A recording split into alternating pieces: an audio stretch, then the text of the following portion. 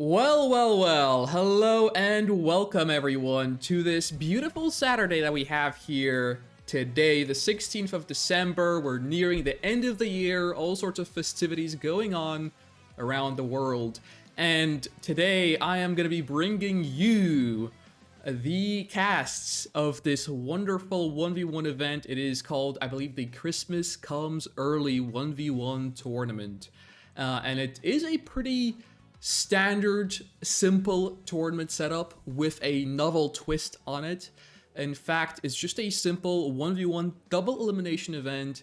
However, the last few contestants, I believe the last 4 players, so the top 4, will actually be playing mini games on custom-made maps for this specific event, which will be happening tomorrow, I believe around the same time. So that will be really a sight to behold, considering we haven't really seen pro players really play something like minigame events too much. So that will definitely be something to look at there. And as for today, we will have, obviously, this stream covering a bunch of the players playing leading up to the qualifiers in the lower brackets, the semifinals in the upper and lower brackets, and obviously the finals, which will all be happening tomorrow. So I welcome you all here today. And also thanks for tuning in, obviously, as I always say before. All right, and also, speaking of the event, by the way, but I think I'll get to that later. Yeah, you know what? First things first, we do the introduction. Hello, Gacius. I do have a friend, so to say, with me today. That will be co-casting, so... Yeah, hello. My name is Gacius. I didn't expect it to actually be here. Kind of like I thought of playing the tournaments, because I saw a lot of people, but I decided that it will be much better if I just this event just sit down with Xads and just co-cast. So I'm just glad I actually got time to do this. I did do this like quite for a few months, actually. Yes, good to have you here, Gacius. Obviously, I always love co-casters, you know, because they cover for me sometimes when I have to clear my throat, or just in general, they save my throat from dying, because talking 5 hours on end, believe it or not, does in fact not help with your vocal cords. And a person here with me, obviously, standing in every once in a while does help with that. Also, obviously bringing in some novel ideas during the cast itself. You know, perhaps I missed something, perhaps I didn't talk about something. That's always welcomed. So yeah, good to have you here, Gacius. No, thank you as well. When did you last co-cast, actually? Yes. Did you get co-cast like maybe last year? That was like last year, or one of the Judge Power tournaments, if I remember. I believe we did do a co-cast then as well, but we actually did a more recent one too. It is still not yet 2024. So, yeah, there's that.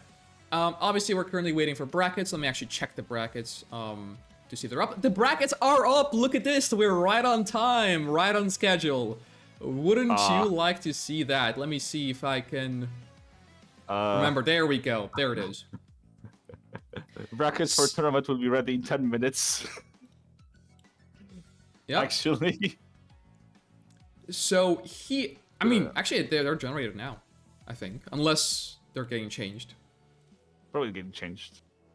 Well, whatever it is, whatever it may be, we have a total of 20 checked-in players for this event. Surprisingly enough, there were only like 12 signups like yesterday. And then today, I look at the signups, and it's like everyone is here. Even Firestorm checked in at the very last second as well. So we have 20 players, which isn't too many, but for Kane's Wrath and overall for the amount of games that will be getting played, this is more than sufficient. I think we're going to have plenty of content here, so nothing to worry about. We're going to be having best of 5s leading up to the quarterfinals as well, and then best of 3s in the lower brackets. So that is awesome. And look at all of these players. Look at it. Let me go through the signups here. So we have Bike Roshons, Desolator Trooper, who some of you may or may not know. Scorpio A has been present in a lot of tournaments as well. Rex, one of the pro players as well, who is rarely actually participating in events. We have Masterleaf, we have Buka, we have Dutch Army, who is a Red Alert 3 expert, so whoever follows Red Alert 3 here might know him. also known as Bleak here in this event. Adri PC, not too sure who that is, but always welcome to see new faces as well. Plan Eden, Affluenza, also known as Cucumbir, also a pretty decent player. Futurama, obviously one more expert. Bart Jones, Lamas, East Trooper, not sure who that is. Senna, Aquatech, Bicycle, also not sure who that is, but yeah. Pennywise, Hulk, and Firestorm, also known as Mooster. He's probably most well known for carrying Bike Rush in a 2v2 event that Judge Power hosted, I think about a year and a half ago or so. I love players. I'm actually excited for this. Like, I also did not completely expect that so many people and so many good names. Actually, so many good names, so many possibilities for like really good match. Maybe even really good long matches. So with a ton of action, ton of ups and downs, comebacks, interesting maps. And didn't you also mention that some of the players, when setting up the match, can also choose to play on a Christmas version of the map, actually? Because in the current map pack for the Christmas event and also for the time of the winter, some of the maps were ported back in to the official map packs as Christmas maps. So we have winter versions of some of the coolest maps, like, for example, Tournament Rift being Snow Rift. Or, if I remember, Tournament Arena having also snow on the map. Yeah, indeed. I don't actually know the specifics of the rules there, but it is very possible that what you're saying might be correct, yes. The only thing with these snow maps, and the only bad thing about them, is they are a little bit blinding. They are, how would I put it, too festive. Because they are so wide, there's so much snow, and it's so reflective that to whoever is gazing upon it from the heavens, which we are, the bird's eye view, obviously, casters, commentators, etc., or players for that matter, because that is how you play KNGRAF, we kind of don't really see anything, or rather we see a lot of white. So that's the only downside there, but it is on theme, you know. Unfortunately, I don't have any Jingle Bells music playing in the background, but that will be probably a bit overkill, to be fair.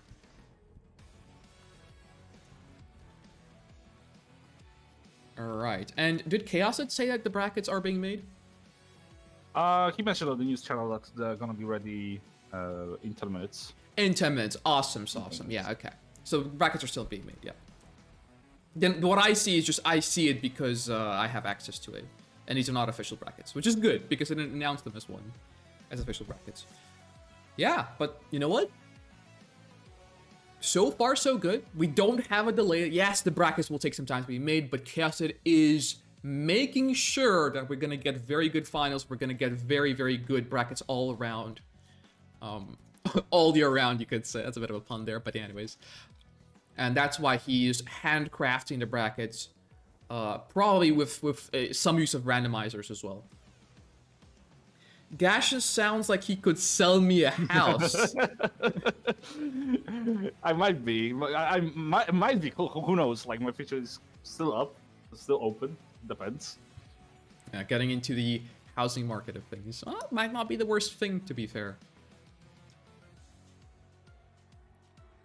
Yeah, we're also not going to be doing any predictions here today. I don't usually do them for tournaments. I think it's not going to be too nice to do them. It's a bit too much of a hassle, to be fair, and a bit too messy. But tomorrow, in tomorrow's stream, which I probably should announce as well, where we're going to be continuing with this event, I will, of course, be doing predictions, because those are going to be the final few rounds being played.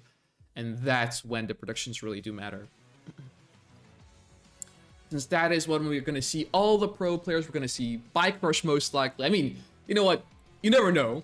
Maybe Max Leaf pops off, kills Bike in the upper brackets, and then Bike meets like Rex in the lower brackets while being frustrated and loses to him or something like that, right? You never know.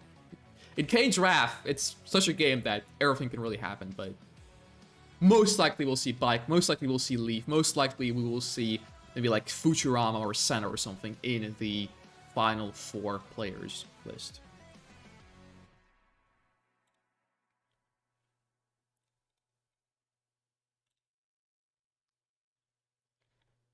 Alright, Chaos is typing. That means brackets might just be live. Which is awesome. And yeah, I must point out though that it's so good that we have everything on time. Everyone checking in on time. Well, not everyone, right? There's still technically what, 2 people or 3 people that didn't check in, but that doesn't really matter, right? We have 20 people. That's already so much better. And it is awesome to see. Hey, look at this, Spike. Hello there. I think the brackets might be up now. Since Spike is fishing for Bart Jones in chat. Yeah, already. Think so. Oh yeah, they are.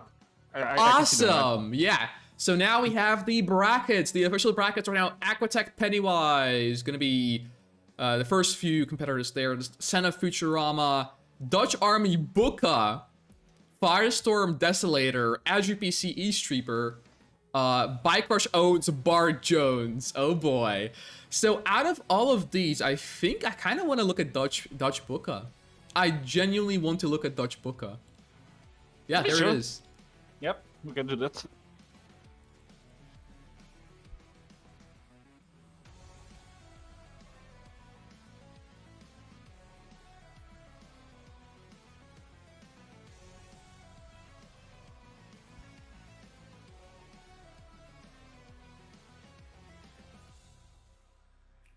Awesome. Let me hide the brackets for now.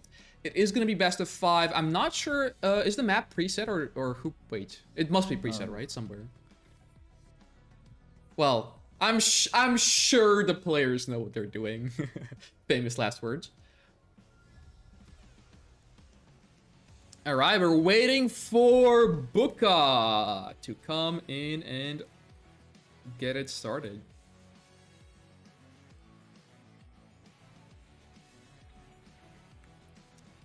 Wait, so what is the first map? Actually, hold on. Let me see. Yeah, could you check that for me? That would be awesome. So this is 1/6. No, is this 1/8, right? Or 1? This right? is gonna be. It's round 2, right? So no.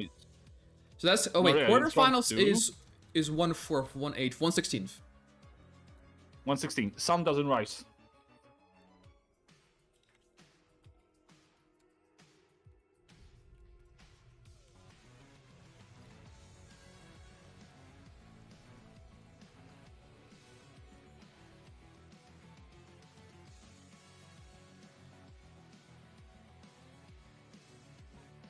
Hey, and we actually have a Russian stream as well on YouTube. Awesome.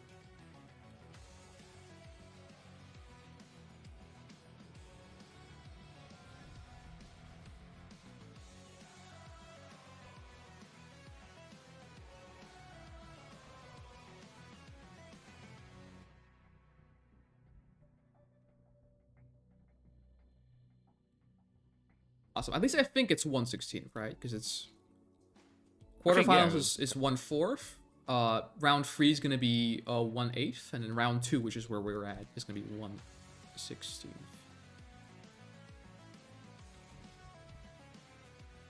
Awesome, awesome. So just a bit of a wait until Buka, and to be fair, you know what? Let me ask you first, Gacius. Since I have you here, might as well go for the opportunity and inquire. What do you think about the matchup of Dutch Army, also known as Bleak, versus Buka, also known as Ohio Poco? That's a good question, actually. Like, of course, like we all know, like as we look at it right now, as this matchups, like first of all, the first thing that comes to the mind is that this matchup is pretty much sided for Buka right now. I think the Buka is gonna be like one of the underdogs. If we look at basically at the whole roster of the players that we right now have, we're gonna have like Buka as an underdog. He isn't that much rated player as he looks like he is. But I have a good faith in him currently because I remember at the time when Buka spent a lot of games versus Shock Trapper versus Futurama when he played practice games a lot. And he proved to be one of the stronger players in current roster of known active Kensra players. After the tournament, if I remember, it was the Mirror Tournament 3, hosted by Gaspari. He did a lot, really, really good versus one of the top players. He was completely unexpected to actually went into like top brackets, in the top like quarterfinals and semifinals. I don't remember if he went to the semifinals, but going to the quarterfinals alone was really, really good for him. So basically, I think he's gonna be like favorite in this complete matchup. But I do not have negative opinions currently about Dutch Army, as he's coming from the Red Alert T3. He's coming as an expert of the Red Alert 3, which is really good to see some of the players coming from the Red Alert 3 with such a knowledge about RTS that you cannot actually put down Dutch Army as a bad player. Okay, he's new player, but he's like climbed the ladder of the Kane's Rap skill really, really fast, and I have good faith in him as well. So my money is on Buka in this matchup, but I will not say any bad thing about the Dutch Army. He's new. He's quite going fast. Hope he's gonna show us a good match with the knowledge that he possesses. And who knows? Who knows? Maybe he will come on top. It's best of 5. Everything can happen, and so let's see. Let's see right now. It starts. And on that note, we will be entering game number 1 between Dutch Army and Buka. On the first map, Sun Doesn't Rise. Let me actually not go to the stream starting screen here. There we go. And we're just loading in. There we go. All right. Starting off in the top left-hand corner, playing as the red GDI, we have Dutch Army. And in the bottom right corner, playing as the blue Black Hand, we have Buka.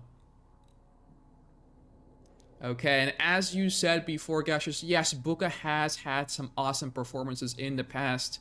He is overall the underdog in the event if we consider Bike Rush owns or Master Leaf, right? But in this scenario, Dutch Army is definitely by far the least experienced and the newer player out of the two. So yeah, it's going to be very difficult for him to do anything, but I have seen some very solid play out of him. He has the micro to back up any sort of thing he goes for. Only problem is perhaps lack of knowledge. So we kind of have a game series between a seasoned veteran, that being Buka playing as Black Hand here, and a more or less newer but potentially more skilled player. Yes, absolutely. Absolutely. GF vs Black Hand. GF vs Black Hand, one of the most popular matchups in recent times of Kane's Wrath, actually. As the patches went on, the Black Hands still going strong, but with all the changes to the other factions, the GDI became more and more popular again.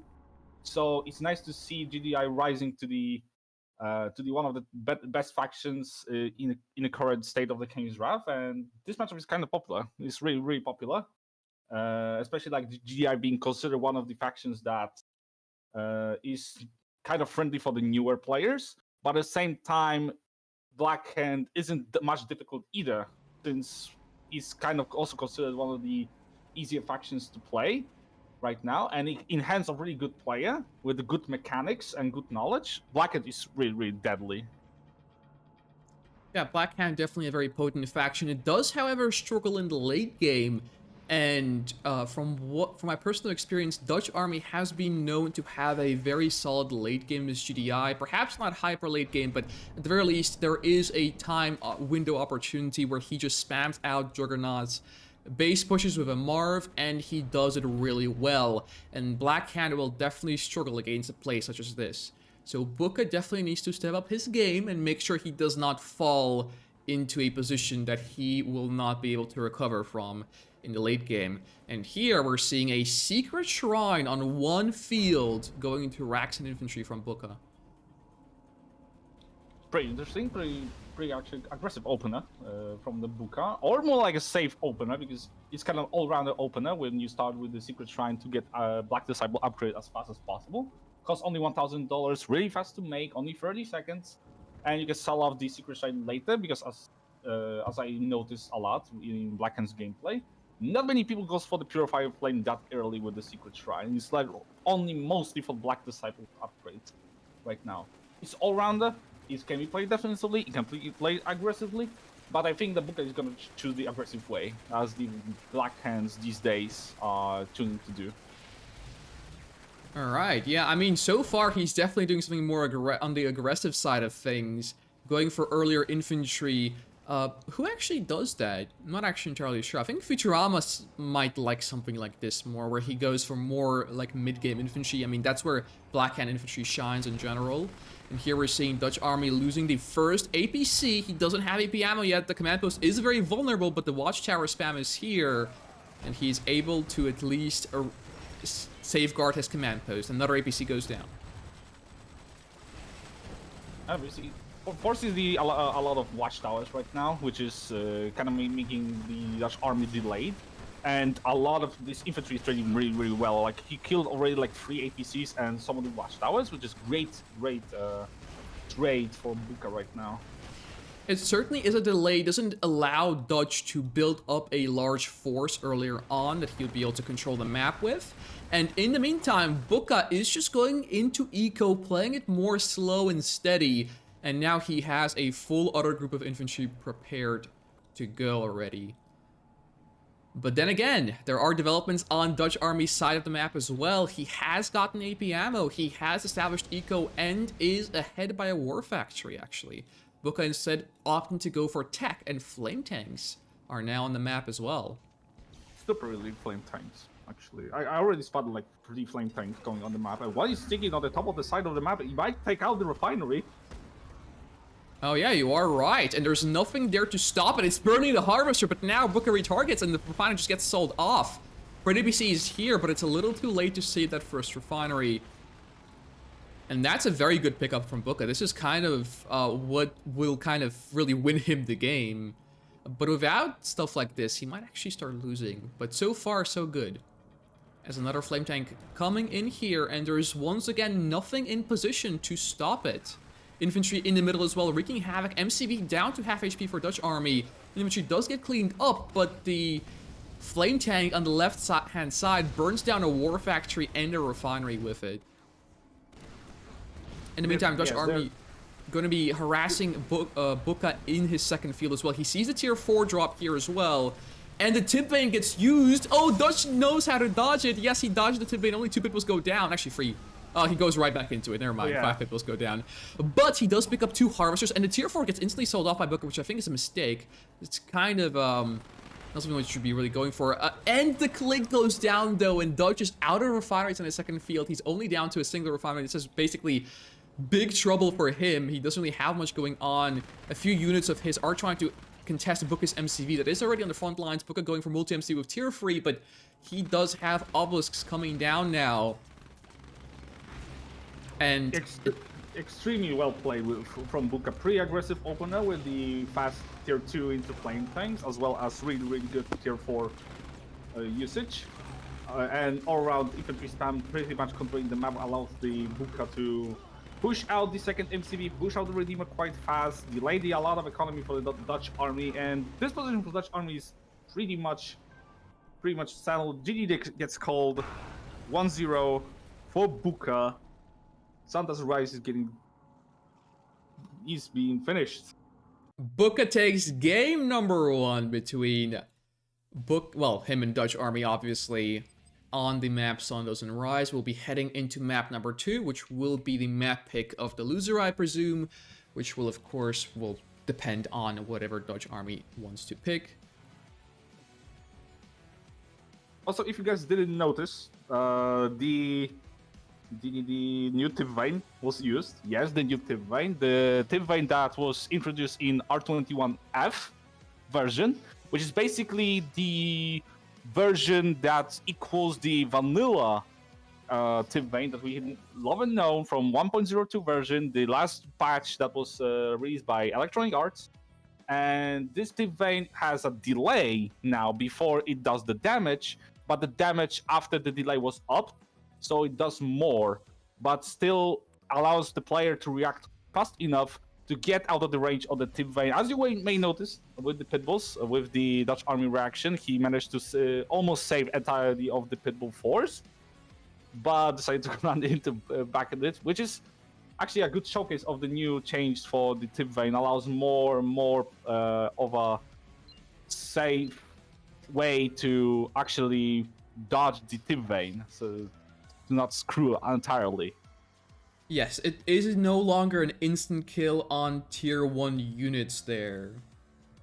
So you can actually run away from it. And in fact, it's kind of the opposite. It's kind of been reworked to be more of a menace to tier 3 armies that are more slower and can't really dodge it, but will take more damage in the end. Anywho, map number 2 in this best of 5.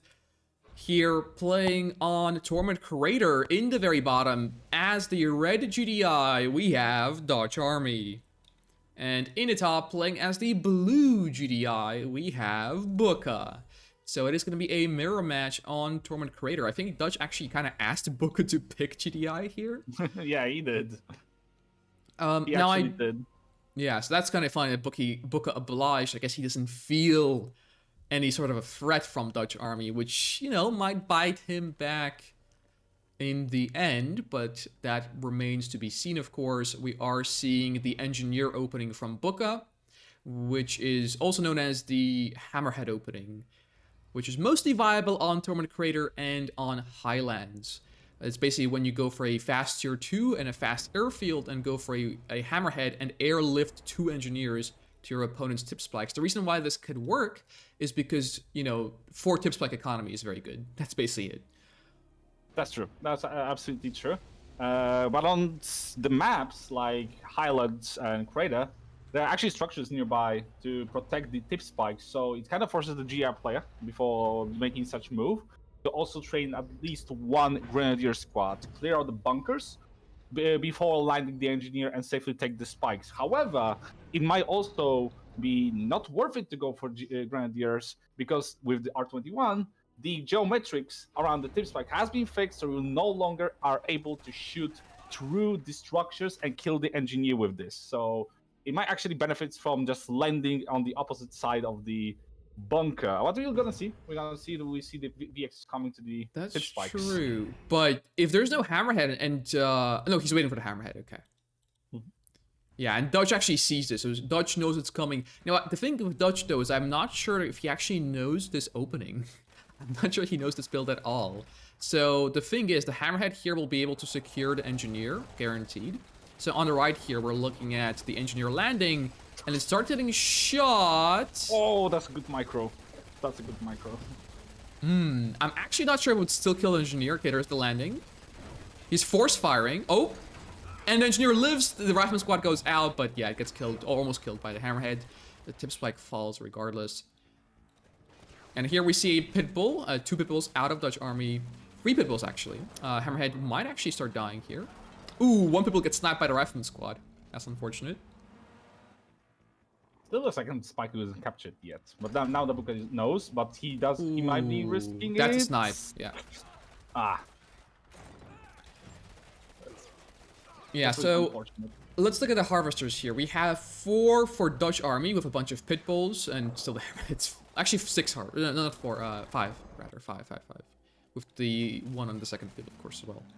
And for Bukka, we have 4, and he doesn't even have a ref yet. So despite Bukka now having 3 tip spikes versus 1, I think Bukka has a way better chance at this game.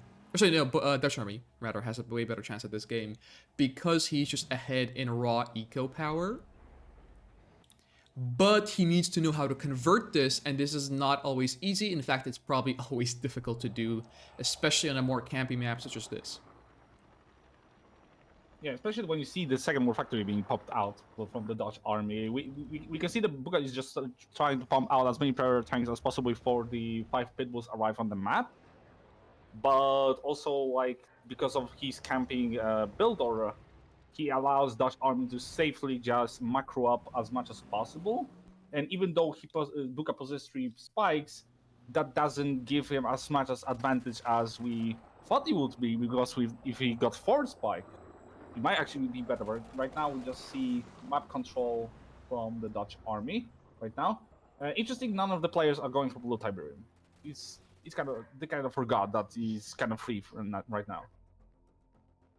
Yes, neither player is opting to go for Blue Tiberium. I guess they're both kind of stressed in their own way. Buka is somewhat behind, and he probably knows that, so he's trying to safeguard his own economy and build it up. Dutch army is trying to capitalize on the situation, and neither one is actually thinking about Blue Tiberium, which would help both of them. The thing is, with Dutch army going for 2 war factories, it's a good play, but it has to prove something that he can do something here. Right, he has to get a lot of harvesters here. 1 harvester falls as we speak for Buka. So that's already pretty good, but I think Dutch army still needs more. Because if he doesn't do enough here, he might let Buka get back into the game. Especially with Free Spike's economy. Another harvester goes down. The orchids from Buka basically die out as well, though. And... ooh, pits in Buka's main base kill another harvester. I think this is actually really good for Dutch. Yeah, that's 3 harvesters for Dutch army. That's a really nice kill count, as well as not allowing the orcas to land back on the airfield with the pit bulls nearby. So this is actually a really good position, especially that we can see that Buka was trying to do some sort of infantry play, but right now he's unable to do so without macro right now, especially when you see the first field is getting really empty soon. And still noble thing being taken, so really good position for Dutch army right now. And the second MCV is on the map as well for him. And he dives for another harvester, and he's gonna get another one, it seems like here. Ooh, no! Wow, barely not. Okay, very close, but still a very good try from him. So yeah, very good value here for Dutch army. He is getting his own Blue Tiberium as well, which is something that Buka forgot about. And Buka has a scouting V35 Ox on the map here as well. Dutch transitioning very well, sells off the back War Factory, sells off the back Refinery, has very good eco on his second field, and has the second MC that you mentioned, of course, as well on the front lines. So this is actually looking very grim for Buka. It is. It really is. I think the Dutch army right now is plans to actually end this game right now with the second MCV prioritizing and some kind of infantry push. He's trying to end the game like all leaning on this one small half-empty field with 2 MCVs right now. Yeah. Or is this a Marth play? Reclamator Hub going down from Dutch army. Buka thinking a harvester that's been stuck in the corner of the map there. That's a bit unfortunate for him. But he actually has another AFK harvester. The one that almost died is actually still AFK. Oh, it's fully loaded. And That's still full blue tib in the bottom, in top right rather. So this is really good for Dutch army. I mean, this is probably the best position he'll be able to get throughout this event. Another AFK harvester from Buka. Wow. And it's going to get picked off as well.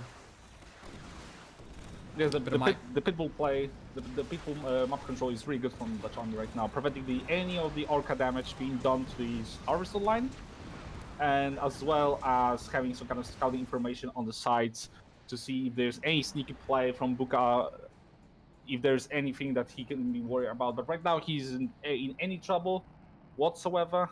His MCV is getting stuck in the main base though. He didn't move. Oh yeah. That's a bit unfortunate there for him as well, but not a big deal. He has a very good front line against Buka. The missile squads from Buka can't really do much against the Sonic Emitter, especially when they're all bunched up. The Marv is literally out. I mean, it's just a second. And here comes the Marv. The Mammoth Armored Reclamation Vehicle, I think, is what this stands for. And he is garrisoning it instantly as well. So Buka, definitely on the back foot. He might be regretting his life choices, picking GTI against Dutch army as per his request. And also at the same time, going for more of a meme opening. Then again, it does work. It can work, but he didn't get it to work. So that engineer getting snapped in the bottom left really kind of cost him a lot in this game. Ooh, the EMP catches the MCV on move. On the right side from Buka. He's gonna go down. Oh yeah, wow. And mortar upgrade as well, purchased by Dutch army. This is just overwhelming for Buka. He doesn't really have much here. Yeah, that was not the second MCV, that was the main MCV. Oh, that was the main MCV as well. That is so terrible for Buka. Yeah, he's down to 1 War Factory racks and airfield production. And he's going to be getting pushed by a full Pred Inf army with Jugs and a Marv here very soon. In fact, he's being pushed right now. Snipers are out for Buka, but it's only a few sniper squads, and they're only going to be able to kill the rifle squads. The Predator tanks and the Juggernauts still have no answer. One lonely Juggernaut for Buka is firing from the right-hand side, but that is simply not nearly enough to do anything here. He loses one of his core refineries that he has to maintain to be able to get the eco, starts losing more harvesters. And even though there are three more jugs in the back of this for Buka, he's just simply too late to the party. Orc is trying to do something as well, but the damage really has already been done. Even if all of this army for Dutch goes down, even if this Marv dies right here, right now, Dutch has 4 field economy versus basically 1. And the game number 2 is going to be going in favor of Dutch army. Pretty interesting. Pretty interesting. I did not expect such play from the Dutch army. I mean, we saw like the Bukas made this kind of risky play with the double engineer drop for the spikes. But I loved how the Dutch army decided not to risk it, just trying to get macro up as much as possible, trying not to screw his advantage, and he kept that advantage entire game. And managed to also do much more damage than we expected with the Spitballs, basically denying any infantry push from the Buka as he planned. So the plan of Buka didn't work out because any plan does not work with the first contact with the opponents whatsoever. Yeah, definitely. And I'm not sure Buka really likes to usually go for stuff like that. He's not really a player that would go for something like that in a sense. So him experimenting and kind of daring his opponent in that sense really did backfire, as I was saying at the start of that game. So that's pretty funny. Odyssey is going to be map number 3. And this is a best of 5, which does mean that they're playing until 3 wins. So whoever wins this game basically will decide the match point. Back to Odyssey it is. Like, whenever you have a tournament, you cannot have the tournament Odyssey made by technique. It's basically the... I think right now, with the tournament Odyssey, like personally, I think this is the synonymous with the King's Wrath right now. Like, when I think about the maps, as I'm the new generation of the players, coming from like late years of the King's Wrath right now, basically the Odyssey just comes down first as a first map in my mind, despite not being the EA map, but the fan-made map actually. Definitely a favorite for Buka as well. And on that note, we're going to be hopping into game number 3 between Buka and Dutch Army on the map Odyssey, playing in the bottom left-hand corner as the blue Steel Talons rule. Had to add that word at the very end there. We have Buka. And in the top right, we have the red GDI, that being Dutch Army.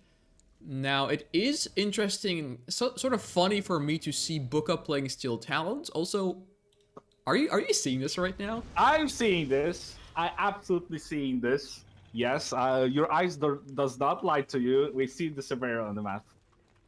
Yeah, I was thinking, I was hallucinating there for a hot second. What in the world is a Surveyor on this map? I think I know where this is going. This is one of the most sneaky way, which is making the proxy war factory in front of the opponent's second field. He wants to spam the Titans. He wants to go for the aggressive play with the Titans, MRTs, and some of the infantry, and trying to force out as much response as possible on the second field, as well as doing as much damage as possible.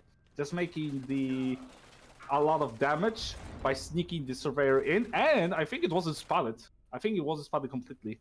Oh no, look at this. Dutch, it wasn't spotted to be fair, but Dutch is actually scouting very aggressively. He's put down a foxhole in front of his second Tiberium field.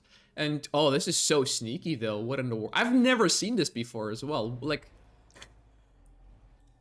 I think Minecraft pulled out these in some of his videos, I think. Really? Huh. Yes, I think I saw it like twice in his Battlefront series of videos. I think this is the inspiration that Buka gets it. And okay. The best part is the Dodge will not scout this whatsoever because he sees the normal economy start, refineries, three harvesters, and might as well get fooled by economy opener, but it's not economy. Oh no, the pitbull. He actually scouted it. That's insane.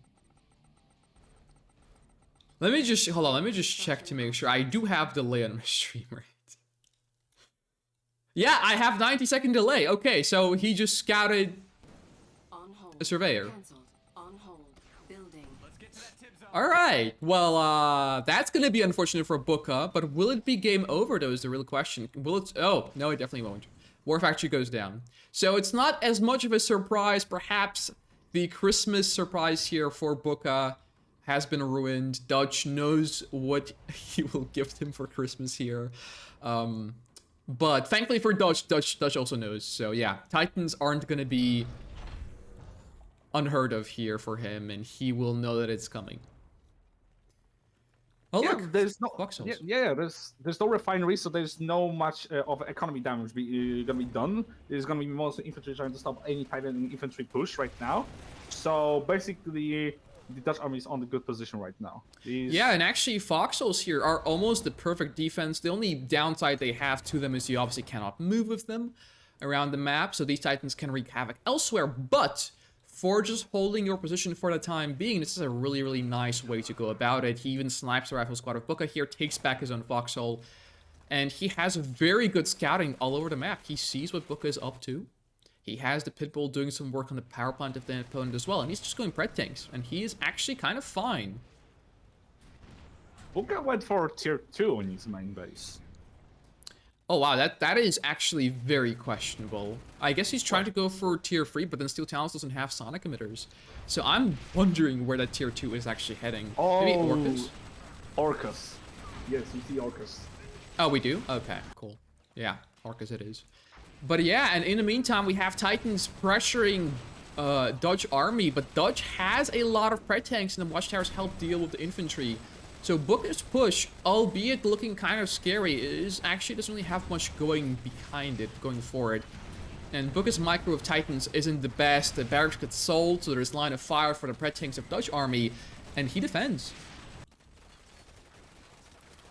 He's officially winning. Yeah. Game number 3. If he didn't winning, second war factory goes down for the Dutch army, but we say, but as a response, Booka doesn't go for refinery. He goes for the second airfield. Yeah, this is something we would expect more from Masterleaf, not Booka. So I am super surprised. I think Dutch might actually see this as well. No, he doesn't. It is outside of his vision radius. So Booka completely stealthily goes for double airfield Orca on one Tiberium field after doing a surveyor play. When do you ever see that in Kane's Rat? Probably never. Like, I never saw Yeah, such thing. definitely never. We see free missile squads here for Dutch. Oh, splash damage on Orcas! Booka has to run. Yeah, one goes down. For 2 preds, that's still a good trade, but they have already been scouted now, so, you know, A batteries will go down and be more anti-Orca, or more anti-air in general. Yeah, Pitbull's being made. So Booka is definitely in a pickle. He's vastly behind in economy. He doesn't have really any battle units to speak of. He did make 2 rigs, which is cool, but not against infantry in foxholes. And you know, Dutch. Yeah, Dutch still has a lot of pred tanks with infantry here, and rigs are just simply not good at stopping it. So 1 harvester will actually go down for Dutch. He did not micro that, but the rigs will start getting chipped on. This whole army from Booka is dead, and in the meantime, the Pitbulls are wreaking havoc in Booka's base as the entire second field line of harvesters gets cleaned up by Dutch army, and the Orcas might be able to do something, but it doesn't look like they will be able to do enough. The Pitbulls do eventually probably will get cleaned up here due to the amount of watchtowers and the Orcas, but yeah, Booka lost his entire force at the top. I like the small splits of the rockets on the Orcas, actually. They split kind of well versus those Pitbulls on the bottom, but as you mentioned, there isn't much on the top to actually stop the pred infantry army right now, as well as the eco has been denied quite a lot, so this is going to be a really, really difficult position to actually come back from. Yeah, Buka going for very questionable plays that he himself probably doesn't really know how to do perfectly. He's more of a solid eco player than any sort of experimenter like that of Master Leaf, like the likes of Master Leaf, obviously. So in this case, I'm surprised he's trying to do something like this in a tournament. I guess he just doesn't think Dutch is that huge of a threat to him. But right now, Dutch is proving to be quite the big one. Orcas are still on the map, but Dutch, actually no, only single MCV I think that is, but even then, he still has a very good economy, he still has a very good amount of units on the map. And he's basically leading the charge here. Buka kind of stabilizing, but he doesn't have many units left. He only basically has those Orcas and that's it. Yeah, that's absolutely true. This is, by the way, it's two MCVs. There's second MCV moving right now on the third field. The last titan up on the top left side on the map has been cleaned up. But the Orcas are a pain in the bandits. They're actually painful to deal with right now. He's trying to catch them on the move. Maybe one go down. Yeah, One goes down. Okay, two Orcas left. One does indeed go down, and Buka is trying to go back into Titans, but he only... Oh, he does build a second War Factory, right? As I was about to say that he only has one. So he does prove me wrong there. It doesn't make me eat my words, but look at this. Dutch army already one expansion ahead. He has multi-MCV going for him as well, and he still has an army to boot. Or, well, maybe not an army, but at least a small force, which Buka does not. Alright, Orcas flying out once again. They're going to try to catch off guard the Pred tanks, maybe get some Harvester kills, but the missile squads here will be a very good remedy to the problem of Orcas that Dutch has right now. Actually, that's an interesting army composition, rifle Orcas. The Orcas are actually doing a lot of damage to the Predator tanks, and the infantry needs to pull out from the range of the rifles. So that was actually interesting engagement. Yeah, Preds did get cleaned up there, but two Orcas were lost as well. We see Pitbulls getting caught out by Titans from Dutch army here. Or, well, Titans from Buka, Pitbulls from Dutch army, obviously. In the bottom right. And I am kind of surprised, despite everything, it seems like Buka is getting an expansion on his third himself, and he's actually starting to come back into this game a little bit. Yes, I actually see the same. Actually, there's no tier 3 still for Dutch army. So it might be the game will even up soon if the Buka catch ups on the macro side of the game. Because we see that another war factory being played by Dutch. And the refinery, so he's fully saturated. It might be a comebackable game for Buka. For sure, I think I see this might be going Buka's way in some sense, especially Dutch losing his first field infrastructure, which isn't that big of a deal, but, you know, later on in the game, if the game lasts for long enough, which it seems like it currently is going to, we might see this actually benefit Buka way more. Titans wreaking havoc in the middle of here as well. They actually killed a few Pred tanks for Dutch. So Buka really putting his units, what little he has, to very good use right now. You know, going from that opening meme stage of the game, Buka is starting to actually throw some punches at Dutch army. Yes, I absolutely agree. And the problem for Dutch army right now is he only have full Tiberian third Tiberian field. Right now, the second and the first one are well, they're mined out. The first one is denied completely, so he needs to recapture it with the MCV or Surveyor. So he's stuck on one base currently with the over 700 harvesters on the third field mining out. So he's also gonna lose a lot of money by the game goes on. Yeah, Buka trying to make the Orcas work here, but AA batteries are coming down here and there, just chasing Orcas with AA batteries is Dutch army. And Orcas will be able to pick off a Pred tank, but I think that's going to be about the most they can do. Maybe kill another Harvester or something. But yeah, another AA battery goes down. That's going to be -1 Orca. And the rest will escape with their lives. Buka trying to kill the tip spikes of Dutch army as well. In the meantime, Dutch is pushing forward, killing the airfield of Buka. And now he will avenge his first field infrastructure by killing Buka's first field infrastructure, it seems like. The Pred infantry army is here. I'm surprised neither player really opting to go for tier 3. Buka, I think, is closest to it. Actually, no, Dutch is already on tier 3, so there is that. But it is very late tech center. No AP ammo Wolverines versus composite armor infantry. This is gonna be difficult without an AP ammo. As I witness right now, the damage output of the Wolverine without AP ammo versus armored infantry isn't the greatest right now. This is gonna be really difficult to stop this push, despite Ibuka having a lot of assets in the middle. So he needs to wait up for AP ammo in order to actually do the damage for versus infantry.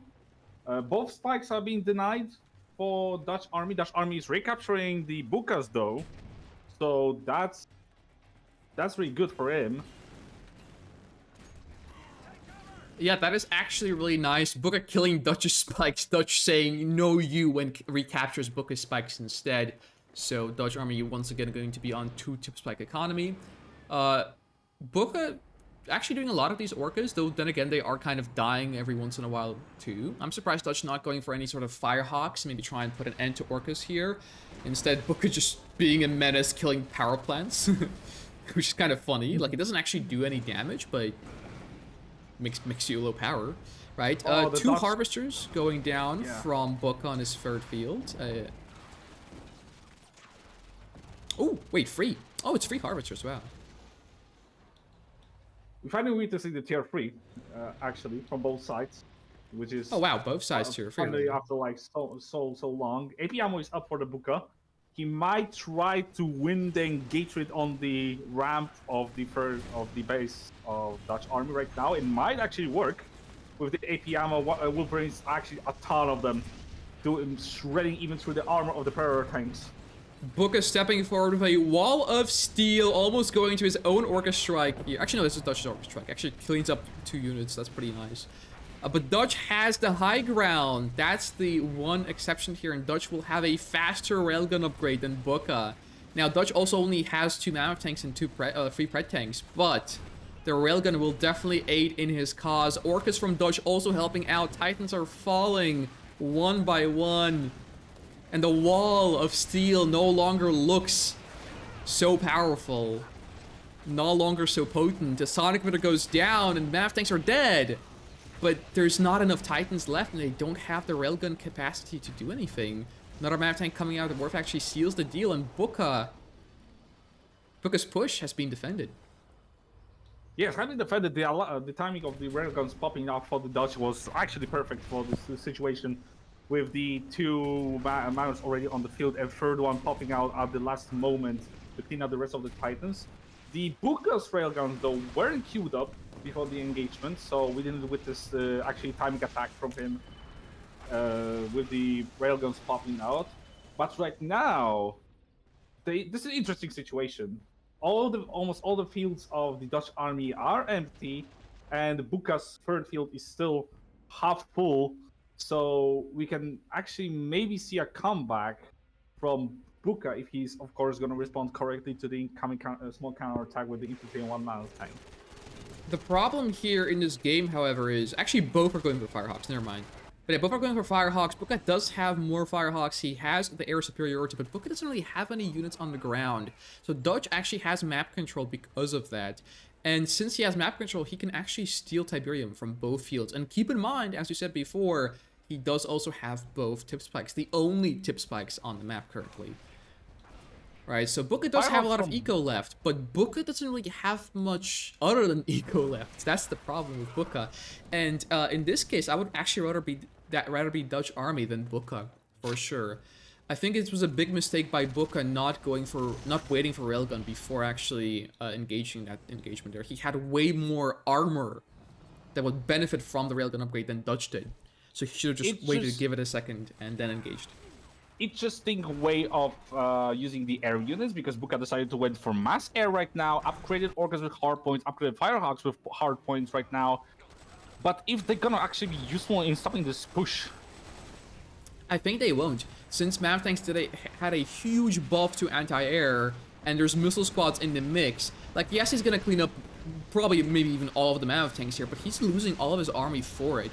And provided with the fact that Dutch army can mine from the Tiberium fields on the map here, this is very bad for Booker. Yeah, 2 Mav tanks going down for his entire army that he's built up over the last few minutes. Or maybe not minutes, but tens of seconds, I guess you could say. And Dodge long distance harvesting the field of Buka and his own potentially here as well.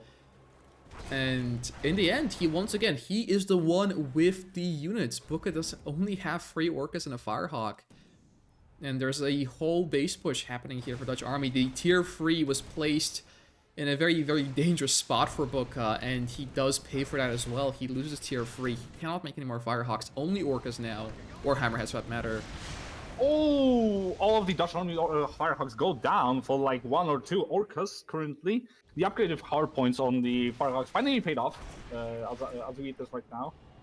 This is an interesting position right now. That's a really good trade, yeah. But is it going to be good enough? I think Dutch Army's biggest problem here, he's not microing harvesters. If he actually microed all his harvests to go in Longton's mine both Tiberium fields here, he would have just won on the spot. Right now, it's not as simple, but even then, he's still seemingly winning. AP ammo is there for Buka, but 1 watchtower against the amount of missile squads will not hold. And now, there's only 4 Orcas left. Firehawks are here for Dutch as well. I think the Firehawks of Buka have been taken out now, yeah. Yeah. And there's nothing stopping this push here. Another healthy Mammoth tank coming in. Another one behind this as well. And there's too much force here for Buka to hold. If he had some Titans here behind the buildings, maybe this would have worked for Buka to be able to hold this position. But unfortunately, he's now out of Tiberium himself. And he's just reduced down to a few Orcas worth of units. And yeah, with the buffed AA damage of these Mammoth tanks, the Orcas aren't going to do anything. Firehawks are also on the map for Dutch Army. And that will be sealing the deal for game number 3 between Dutch Army and Buka. Buka has been defeated. And the person who you would least suspect to come out on top is now leading the best of 5 with a 2-1 score. Dutch Army is actually playing really well, I must say. Yeah, I agree. I absolutely agree. I also did not expect such outcome right now. It's 2-1 for Dutch Army. And now I'm looking at the brackets right now as a witnessing. Pennywise goes 3-0 versus Aquatech, goes further into the tournament. Currently, there's 1-0 score for Futurama versus Senna in favor of Futurama. The 2-1 for Dutch Army, as we said. Rex is leading 2-1 versus Corp right now. And 1-0 for Master Leaf versus Hulk. And Bicycle versus Lamas. The score is 2-2. The score is absolutely right on 2-2. Plant Eater and Cucumber, also known as Affluenza, actually going toe-to-toe 1-1, and Firestorm losing his first game versus Desolator. Then we see Adri PC and East Reaper going 2-1, so not fairly close as well, and Bikers Owens winning both of his games against Bart Jones here. So that is surprising, actually. Yes, that is absolutely surprising to see. Yeah, Dutch doing really, really well. And to be fair, I don't... Also, are you... wait. No. Ask them for a slot, please.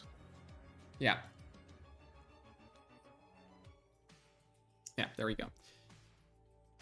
So, that's the thing with Dutch Army and Buka. I think it's not only Dutch Army doing particularly well, it's more of a combination of Buka going for more of mean builds that he perhaps doesn't have much experience with, and Dutch Army playing well. Right, it's not only one of those things. I think Dutch Army playing well alone wouldn't seal the deal here. But, with that said, it is a match point. And if Dutch wins this game, if Buka trolls more, then we might be looking at a swift loss from Buka. And he might just be getting serious now, as in map number 4 played, that being Tip Rift, of course, playing in the bottom right, we have Dutch Army as the red GDI, and his opponent playing as his main faction once again. We have the blue GDI Buka. Absolutely true. Yeah, now funnily enough, the one game that Buka has won this series so far was with Black Hand. Yes, and Black Hand plays like kind of serious right now. We don't see anything like kind of unusual right now from Buka, but Buka opens with the 5 scouts, not the 3 or 2. he opens with 5 scouts, as he wants to deny as much scouting as possible from Dutch army by having the 1-up or 2-up members in his group. So we might actually witness some kind of good anti-scouting, but I doubt right now, as I see how Dutch army is spreading his rifles across the map. Yeah, I mean, actually, Dutch will actually sneak by on the bottom with one rifle squad. He will lose the fight in the top. And Booker will obviously be able to move across the map with his 4 rifle squads, but I mean, you're not anti-scouting 4 rifleman squads in a GDI mirror, unless you go for the hammerhead opening, which you don't really want to go for in this map. Yes, that's absolutely true. Of course, later those rifle squads are gonna be pain for Dutch army because you will be forced out to pull out 1 or 2 watchtowers to clean up the foxholes, as the rifle squad's gonna put down some of the small keep damage, but still damage to Dutch power plant right now. As we're gonna witness right now, maybe. One rifleman squad does go down. Second one will be following as well. And cleans up the third one as well. That's actually really good. Absolutely great opening for the army right now. Yeah, 4 harvesters for him, 3 harvesters for Booker. So Dutch army is once again ahead for the 3rd game in a row. He has an opportunity or a position in which he is better off than his opponent, despite the seemingly uneven, and seeming skill gap and uneven chances of either player winning. Dutch is doing surprisingly well. Right now the economy has got even. Both players are gonna start pumping out some pitbulls on the maps for scouting and map control, maybe trying to deny each other's the access to Bulldog on the middle field. Yes, but look at this, Dutch has better map coverage. He's going for blue tip, he's being daring, but he has better map coverage, he has better scouting, he has a foxhole in Booker's second, right? And he has a rifleman squad foxhole in the middle of the map as well, which is actually pretty huge. Unless you put your pitbulls on a hold fire stance, this foxhole with the rifleman squad inside of it in the middle will just draw fire and really can win you engagements. Booker, on the other hand, is actually not going for blue tip at all. He's instead opting to go for the second field of Gacius. The only thing is he only has 2 pitbulls here, which is not going to be enough to do anything, quite frankly. One watchtower will hold this. Yes. 2 pitbulls already on the side, but as I saw, the Booker delayed his own refinery for rocket APCs. Right, 3 rocket APCs moving across the map. Yes, we see 3 rocket APCs on the map, which is a kind of a weird build. Normally you'd go for 5. I saw Bard and Bike as well, because Bard copies from Bike this specific strategy. Do I think 2-2? I think he like 2 APCs per side with rockets and 2 pitbulls as well with them. Right, or just straight up 5 APCs. Although 5 rocket APC I think is mostly being done against Scrin factions, not GDI, but it is what it is. Right, and we see Dutch actually going for infantry. That's interesting. Kind of an overreaction from Dutch. That was kind of overreaction. We know the rocket APC is kind of powerful right now. It's still powerful to this day. Wasn't nerfed, wasn't any changes. Kind of cost efficient if micro properly, but the reaction with the 2 barracks was actually kind of too much. Delayed him the refinery quite a lot. And we see that Booker is already saturated on both fields correctly, when Dutch is still having 3 harvesters on the top field. Yeah, so only 3 harvesters here for Dutch army. Not the best situation for him. He does have a small group of infantry going through the top, but just 1 or 2 watchtowers hold this fairly easily, so I wouldn't be too worried about that. He does... Oh, maybe he's going for foxholes. Oh, look at this. We're seeing a Bloodhound drop from Booker as well. So Booker definitely taking this push seriously, which I'm kind of surprised by. There's also pits in the bottom. Booker micros his units away to the push of infantry, and he's going to be losing a harvester in the bottom. Oh, that's going to be harsh. That's going to be actually harsh. We're losing this one. Excuse me, 1 harvester to a small group of pitbulls on the bottom. Kind of actually love the multi-pronged attack from the Dutch, baiting a lot of units on the top as well as microing his bottom group of pitbulls to catch up at least 1 harvester. Fixing the saturation for Booker on his second field, removing one of the harvesters there. will of course not help Bukka, but it will help Dutch army. Bloodhounds coming out of him as well. And actually the APC survives. So the Ox Transport gets sniped right in the animation, but the APC survives. Both players actually have a kind of similar idea going for Orcas. Bukka's Orcas are moving to the top, and the Dutch army's Orcas moving also to the middle of the map, trying to catch the maybe alone MCV from the second MCV from Bukka. He might actually see this. When Bukka might not see this. Oh no! Disaster strikes in Bukka town. Such a disaster. Such a disaster for Bukka. Second MCV goes down, denied the map control on the top side. Might also lose one harvester. Yes, he does. Oh wow, even a harvester on top of that. That is terrible for Bukka. He does get a Reclamator hub down, and he, you know, his army is comparable to what Gacius has. So it's not at the end of the world. Or it's not Gacius, Dutch. yeah. Yeah, I mean Dutch, of course. Right, but look at this. Dutch army actually eating the Orcas of Bukka on his second field as well, losing 3 harvesters. So Dutch not too well off himself, but Dutch, of course, does have seemingly an intact game plan. Bukka kind of getting dislodged, so to say, with losing that MCV. At least emotional damage it dealt a lot of that move. Then again, Dutch losing his spread tanks for absolutely no reason here. The combination of Orcas and Pit Bulls with Mortar and APCs just killing 4 pred tanks for basically free. Marv coming out from Bukka as well. Oh, the Dutch missed the MCV move out of the Orcas. Oh, he did. Wow. Bukka taking a slightly different route here, and Dutch does get 2 harvesters, which is really good. But it's not necessarily what he would have wanted to get. He could have gotten MC, but now that is no longer possible. MCV does deploy with laser fence on it. Dutch needs jugs. He needs a lot of jugs. Might as well don't either, because the mortars are actually doing a lot of damage to the MCV at the top. MCV was supposed to do to defense. Might actually lose it. Oh yeah, but Sonic should be going down now. Oh no, it is 1 Sonic emitter. It's low power for Bukka, and MCV goes down. He only has a War Factor, which of course does not give build radius. So his push has been stopped. And now not very good trades for Bukka in the Pitbull department as well. Bukka eating his own Tiberium field. Oh no. This is a big deal, because actually if Bukka doesn't actually Sonic emitter come down from Dutch as well, very good shot from him.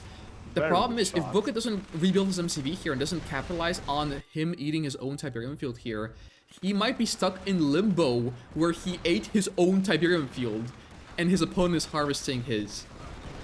So he will... MC does come out. So this is not good enough from Dutch. The push is not good, or counter push, I guess. It's not good enough for Dutch, but the MCV is taking fire from the Sonic emitter. If Dutch actually micros it though, Sonic emitters and base defenses don't naturally shoot enemy buildings unless microed to. There we go, or put, yeah. Juggernaut does come out, but this MCV will be dying. Another Sonic emitter from Bukka going down, but the MCV will die. MC will die. This is actually a pretty tight game right now. But pretty tight game for the both sides. The Orcas from Bukka are still doing still doing absolute amount of damage to the Dutch army's army. Dutch army's army, as fun as it sounds. The Pitbulls are catching us all the Juggernauts, and maybe catch as well some of the Orcas from the Dutch. Ooh, Orcas, actually, you know what? He did lose 2 jugs, which was kind of critical, but the Pitbulls have been cleaned up, so Bukka does not have them anymore. And Commando from Dutch blows up the Juggernaut and goes for the second one. Oh! And he's gonna kill the Sonic emitter as well. And the third Juggernaut coming out as well will also get killed by the Commando. Dutch army utilizing the Commando here. Not something we see every day. Orcas from Bukka trying to clean up a Juggernaut and a Rax there. Yeah, and the Commando does get sniped by a Hammerhead, but it did so much damage already. Great Commando usage. Absolutely enormous damage done by the Commando. I did not expect it myself, actually. And cleaning up the husk of Bukka, I don't think it was a good idea. There's no build radius around. He could actually capture it by his own. Yeah, right Book now. building another MC. No, actually, it's a Juggernaut. Never mind, it's not an MCV, so you can actually kill the Juggernaut, or even just kill the War Factory. Just don't care about the Juggernaut. Kill the War Factory, end the push. And the thing is, Booka only has his Amar for economy now, and he ate his own Tiberium field, and you actually get less income by eating Tiberium with your Marv, so it's, you know, balanced. And because of that, now Dutch Army is basically the only person with a full Tiberium field left to himself. And Booka doesn't even have an MCV now. He only has a Reclamator hub and an airfield. We're gonna realize the situation, scanning the top fields, having gonna have a lot of problem dealing with the remaining pitbulls on the map, losing the power plant, getting denied the eco on the top. Marv needs to move out across the map to do some damage right now. Yeah, Orcus kind of use the Orcus as those bits. Yeah, Orcus taking losses. He mismicros the Harvester as well. Losing that is critical. That was basically his only working Harvester with full load. I mean, he has 2 more long distance harvesting, but not as close. And yeah, the Orcus will be going down. The Marv is making its way over the map, but it has no hard points. There's no infantry inside the Marv.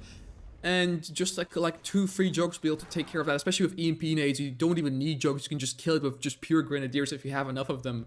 Just like, I don't know, is it like 5 or 7 grenadiers for like perma EMP stun? I'm not actually sure, but I'm not sure either. Actually, something like that. Probably like if Dutch has like 7 grenadiers, I'm sure he can perma EMP stun the Marv and just kill it with grenadiers in like the most humiliating manner possible. Yeah, Zone Trooper's here for Booka trying to do something, but he sold off the Reclamator hub for it. He only is reduced down to an MCV. The airfield dies. Pitbulls will get cleaned up from Dutch Army. In the meantime, the Marv is taking a lot of damage from Orcas, actually, surprisingly enough. And look at this, the eco for Dutch is just overwhelming in this stage of the game. Booka only has a 1 refinery and 2 harvesters, which are working to mine his even then already reduced to basically atoms third field. And he only has a Marv as his unit, his main unit here. In the meantime, Dutch going for mass infantry juggernauts, Orcas as well behind all of this. And Booka is just trying to stay alive, hanging on by a thread. He has no future with this amount of Tiberium left. He even has an AFK Harvester here. He has to go for a War Factory to repair his Marv to have at least a small smidge of a chance of an opportunity to close out this game in his favor. But he doesn't really have any eco. He has to go for refining, but he's going for slingshots to try and save his Marv and his Harvesters from the Orcas of Dutch. And look at the army from Dutch. The only thing is Dutch has to push. If Dutch gives Booka too much time, it might get a little bit sketchy. Then again, Dutch does have the full field. So even if Dutch waits, he might still have a very good opportunity at this game. And he probably will. The only caveat I will mention is that Booka is more experienced. So in a low eco situation, he can perform better in Dutch army. So Dutch might not really want to give him so much time, but it looks like he isn't. Yeah, oh, Marv on the way for Dutch army as well. His eco is just absolutely safe here from Booka. And railguns are being researched as well. Mammoth tank, infantry, juggernaut with a Marv on the way. I don't think he needs the Marv. In fact, he doesn't need the Marv. Booka not even opting to go for eco, going for an airfield. And Dutch is pushing forward. I mean, he could have moved his MCV, right? But probably would have been better. But yeah, he doesn't really need it. Booka digging his own grave by relying on GDI meta too much and getting absolutely bodied. His first MCV getting sniped by those Orcas from Dutch army was really critical here for Booka. He could not afford to do that, you know, with his entire strategy being the multi-MCV GDI meta. Orcas coming out of Booka here as well, but there's so many missile squads from Dutch army. Snipers from Booka are trying to do something, but there are snipers from Dutch. The counter snipe is here. And basically, yeah, all snipers have been cleaned up from Booka. His Marv is red HP. He has nothing left. He has 2 Orcas. And this army is just absolutely flooding in from Dutch army. Yeah, it does sound a bit weird, army from Dutch army. But yeah, GG's gets called by Booka, and Dutch army will be taking the first best of 5 in this tournament. The underdog of the matchup will be winning 3-1 against Booka. Congratulations to Dutch army for that. What an Absolutely amazing insane. performance. Absolutely insane. I also didn't. I completely did not expect such outcome as we witness right now. Of course, I didn't like. Maybe it was caster curse kind of for Buka. Maybe I shouldn't say I was opting for Buka right now in such matchup. But it's a great set of games actually. I actually enjoyed watching this despite being kind of weird to see not like the completely unstandardized play. I think the Orcas were MVP in those matchups. I think Orcas were absolutely MVPs in almost every single game that we witnessed.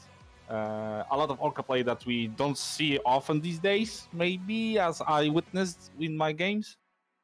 So it's nice to see that they're making some sort of comeback as really good supportive unit, and as Buka tried to do as a main unit in his army composition. So great set of games, actually. Great set of games. That was indeed, as you said, awesome. Definitely an unexpected result with Dutch Army winning. Might have been the caster curse you mentioned, you betting on Buka being the superior player there and being able to secure that best of 5 series. You know, which is a very logical thing to say, I must add. But yeah, it did not prove and did not come to fruition, and now Buka is knocked down to loser brackets along with Bart Jones, who has, of course, lost to Bike Rush Owens here at the very bottom. 3-0 going to Bike Rush Owens. Bike Rush will be advancing to round 3, I think it is. Yeah, round 3. Dutch Army already in round 2 now as well. Or round 3, sorry. And I think Future on Pennywise, I'm not sure if I want to watch that. Master Leaf, we might watch Master Leaf and Rex, actually. That's good. That's actually something. Yes, I think you will have to watch my screen Gacius because Master Leaf will absolutely flip out if he feels even a slightest bit of lag. But it's not a big deal, I don't think, right? No, I don't mind. I actually don't mind. Yeah, so Master Leaf, I think, should be finishing up his series versus Hulk very soon, and then it will be going pronto into the Rex versus Master Leaf best of 5 in round 2, which, probably should, provide for some very good games here. Yeah, and there we go, 3-0, Master Leaf to Hulk. Master Leaf wins and advances to round 2, and yeah, Rex and Leaf is what I assume we will be casting now. Master versus Rex. This is going against Simon, I think. Oh yeah, certainly. Let me change the scoreboard here. There we go. Rex and Leaf do provide some very nice games. The only thing is Leaf doesn't usually like to go for Scrin mirrors, which that's the main faction of Rex is Scrin, and the main faction of Leaf is really, Traveler. Like, let's be honest here. Oops, daisy. It is Traveler. Let's see, Master Leaf. Here we go, and then nick number 2 will be, of course, Rex. How do you even write that? Oh, it has so many R's. Never mind. I'll just write 3 R's. Rex, there we go. Who is Dutch Army? Asked Alpha Zero. Dutch Army is a Red Alert 3 expert player. Or I'm not sure if he's officially expert or not, but he is a pro in Red Alert 3. Let's just put it that way to not have any confusion. He is a pro in Red Alert 3. And he is fairly new to Kane's Wrath. He has played it a long time in the past, but he recently came into actually actively playing in more of the competitive scene, the 1v1 games and stuff like that, I believe about 2 months ago, maybe 1.5 months ago. Time flies.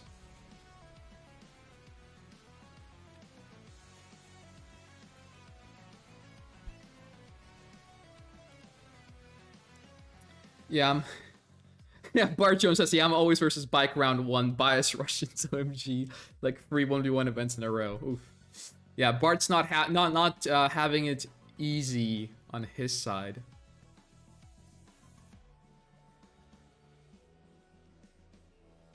So we're waiting for the Leaf, right? Yes, we're waiting for either Relief or Rex. I mean, either of them should host, I would assume.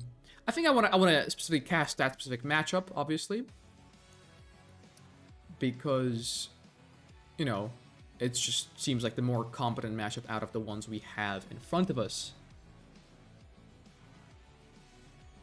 What I'm witnessing right now is like 2-1 score versus Desolator versus Firestone. Desolator is leading 2-1. Yeah, that is surprising. Then again, Firestorm hasn't really been active, and he's really bad when he's rusty, so that might be the reason for it.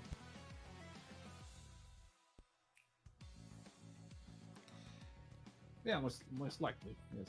Okay, yeah, but the brackets are advancing, which is good to see. It seems like no one is really staying behind, which I'm already playing versus Pennywise here, so we're kind of even just waiting here for Rex and Leaf to get on with host and lobbying and doing that will play versus. I realized who is Bicycle. Who is Bicycle? That's Alpha Zero, and he won 3-2 versus Lamas.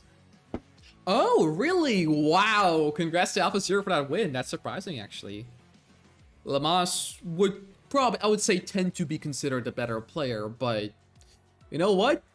As long as you perform when it matters, does it really matter who is better? Maybe, yeah. Ah, so cool. Oh, a good competitive games. 3-2 is actually a really nice score to see. I think we want more of that in events such as these, where we just get more games. Yeah, I think, let's see.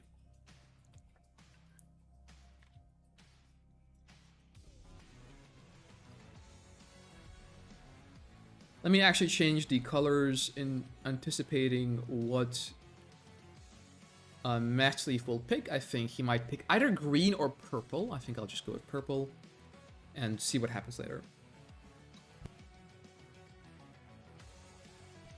Also, Svensson, to clarify, it's not a random bracket. It is pre-seeded, but I assume the way it was pre-seeded in might have random. So I think the last time Chaos did a bracket such as these, he basically, what he did is he actually took all the pro players and he randomized where, like, he spread them out, but then he randomized, like, their order or something. So it's pre-seeded by skill, but it's randomized. So the fact that Bart gets Bike every single time, I think might just be down to bad luck. Or good luck, depending on if you want to play against Bike or not. In this case, probably bad luck more so than anything else.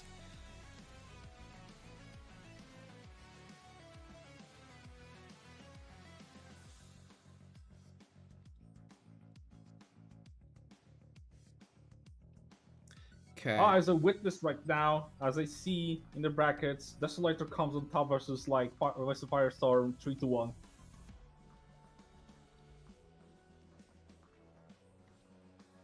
Desolator has come out on top? Yes, 3-1. Oh, wow, that's impressive. Yeah, 3-1 for Desolator. And he's actually going to be playing the winner of Alpha Zero versus Affluenza. And also known as Kukunbit, but I think I'll just call him Affluenza for clarity's sake.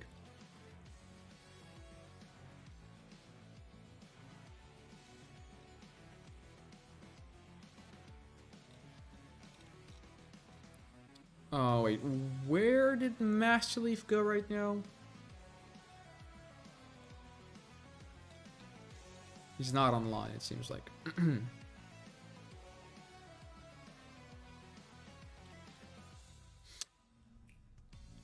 I do want to cast Leaf first. You know what? Maybe we should cast Alpha Zero versus Affluenza. Yeah, we should. Yeah, that's what I'm thinking as well. I'm not sure how long Leaf will take. Also, I think Affluenza has Airco 0. Yeah, same for me. You can just probably write him here.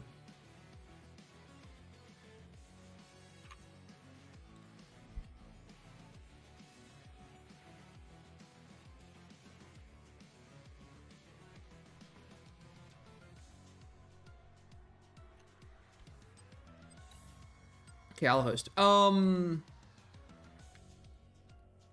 Wenza and Alpha 0. There we go. Could you actually please check the map for me? Well, let me see. Is it round 2 actually? I'm not actually sure. It is round 2. Sorry, it's around. You know, it's the same map. Sun doesn't rise. Yeah. Oh yeah, it is. Awesome. So you can join, Gacius. Let me find the map though. So with that said, I think I might have to change the scoreboard, which I don't like doing, but it is what it is. Tough times require for tough measures. Let's see if I can even find the map. There we go. Sun doesn't rise. And the scoreboard will be changed. Player 1 will, of course, be Alpha 0, I guess, in this case. Order doesn't really matter, obviously, but...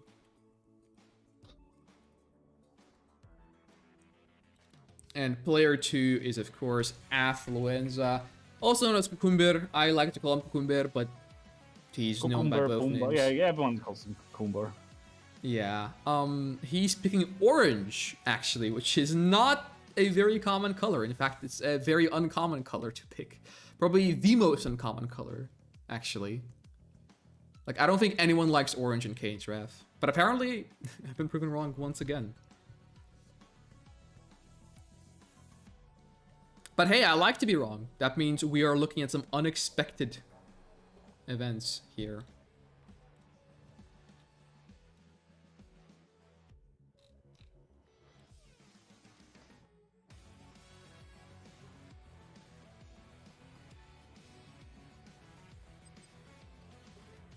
Okay, so we're just waiting for Alpha 0.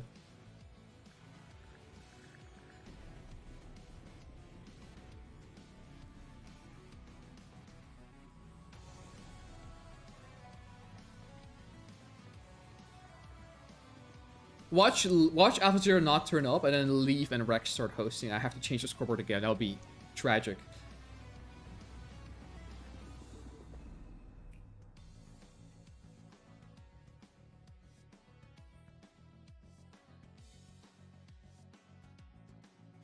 But it looks like we're fine. Who is at VPC? That's a good question, actually. No idea. Some of the players in this event are technically unknown by be it me or other people. Just not well known in general, but that's okay. If it's a new player to the game, that's also fine. There we go. We have Alpha 0.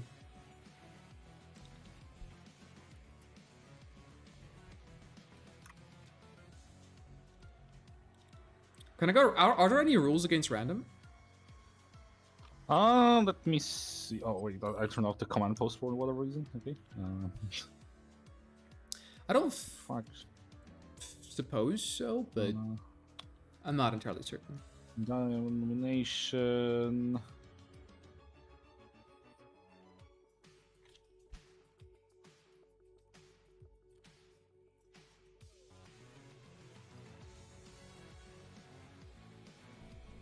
I don't see anything on the command post side.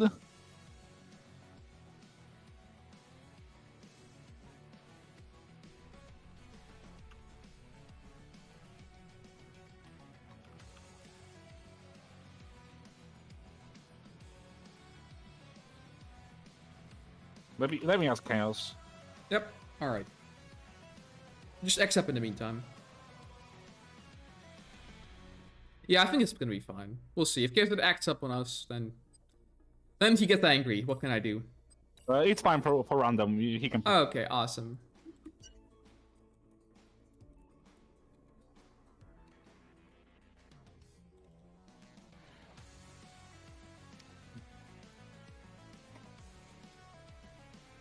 All right, let the connections go through, and there. Oh, almost got a bit too hasty there. Okay. There we go. Let's go. Awesome. Good luck. Have fun. Gets cold. And we'll be hopping into game number 1 in round 2 between Alpha 0 and Affluenza on the map. Once again, Sun does not rise.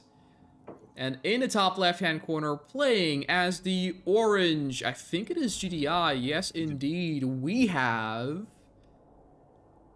Affluenza. And in the bottom right, playing as the yellow random. Did he random his color as well? I guess he might have. Yes. But anyways, yeah, yellow random, full random here. We have the Steel Talons player, Alpha Zero, at least Steel Talons player in this specific game. He's Yeah, not over... Santos run this again. I think we need to talk about this map. This map is like most likely based by the scheme and overall theme on Tiberian Sun maps. Like Tiberian Sun maps with 1998 style of setting atmosphere. I think it's based on that. Made by Desolated Trooper, of course. Awesome map maker right now. One of the better ones these days. And basically, I think he based this on like Tiberian Sun maps, some sort of, because you can witness a lot of like theme, the old structures in the top right corner from Tiberian Sun as well. There's more like tribute to old game from 1998 that so many people actually played back in the day. I think it's kind of tribute. Did you see that was so funny? It's like Cucumber or Affluenza, obviously, right? He saw the enemy rifle squad coming up to him, so he started making a foxhole. So Alpha Zero knew he wasn't going to be in time, so he started moving away, and then Affluenza just stopped making the foxhole and just continued on his merry way. That was very funny. He kind of juked him like that, and we actually see a watchtower here from Alpha Zero. He is trying to anti-scout as much as possible. Affluenza does have Alpha Zero's foxhole in his base right now, but he'll be a little bit faster on the expansion, just a smidge, because of course Alpha Zero went the extra mile to go for a watchtower to anti-scout.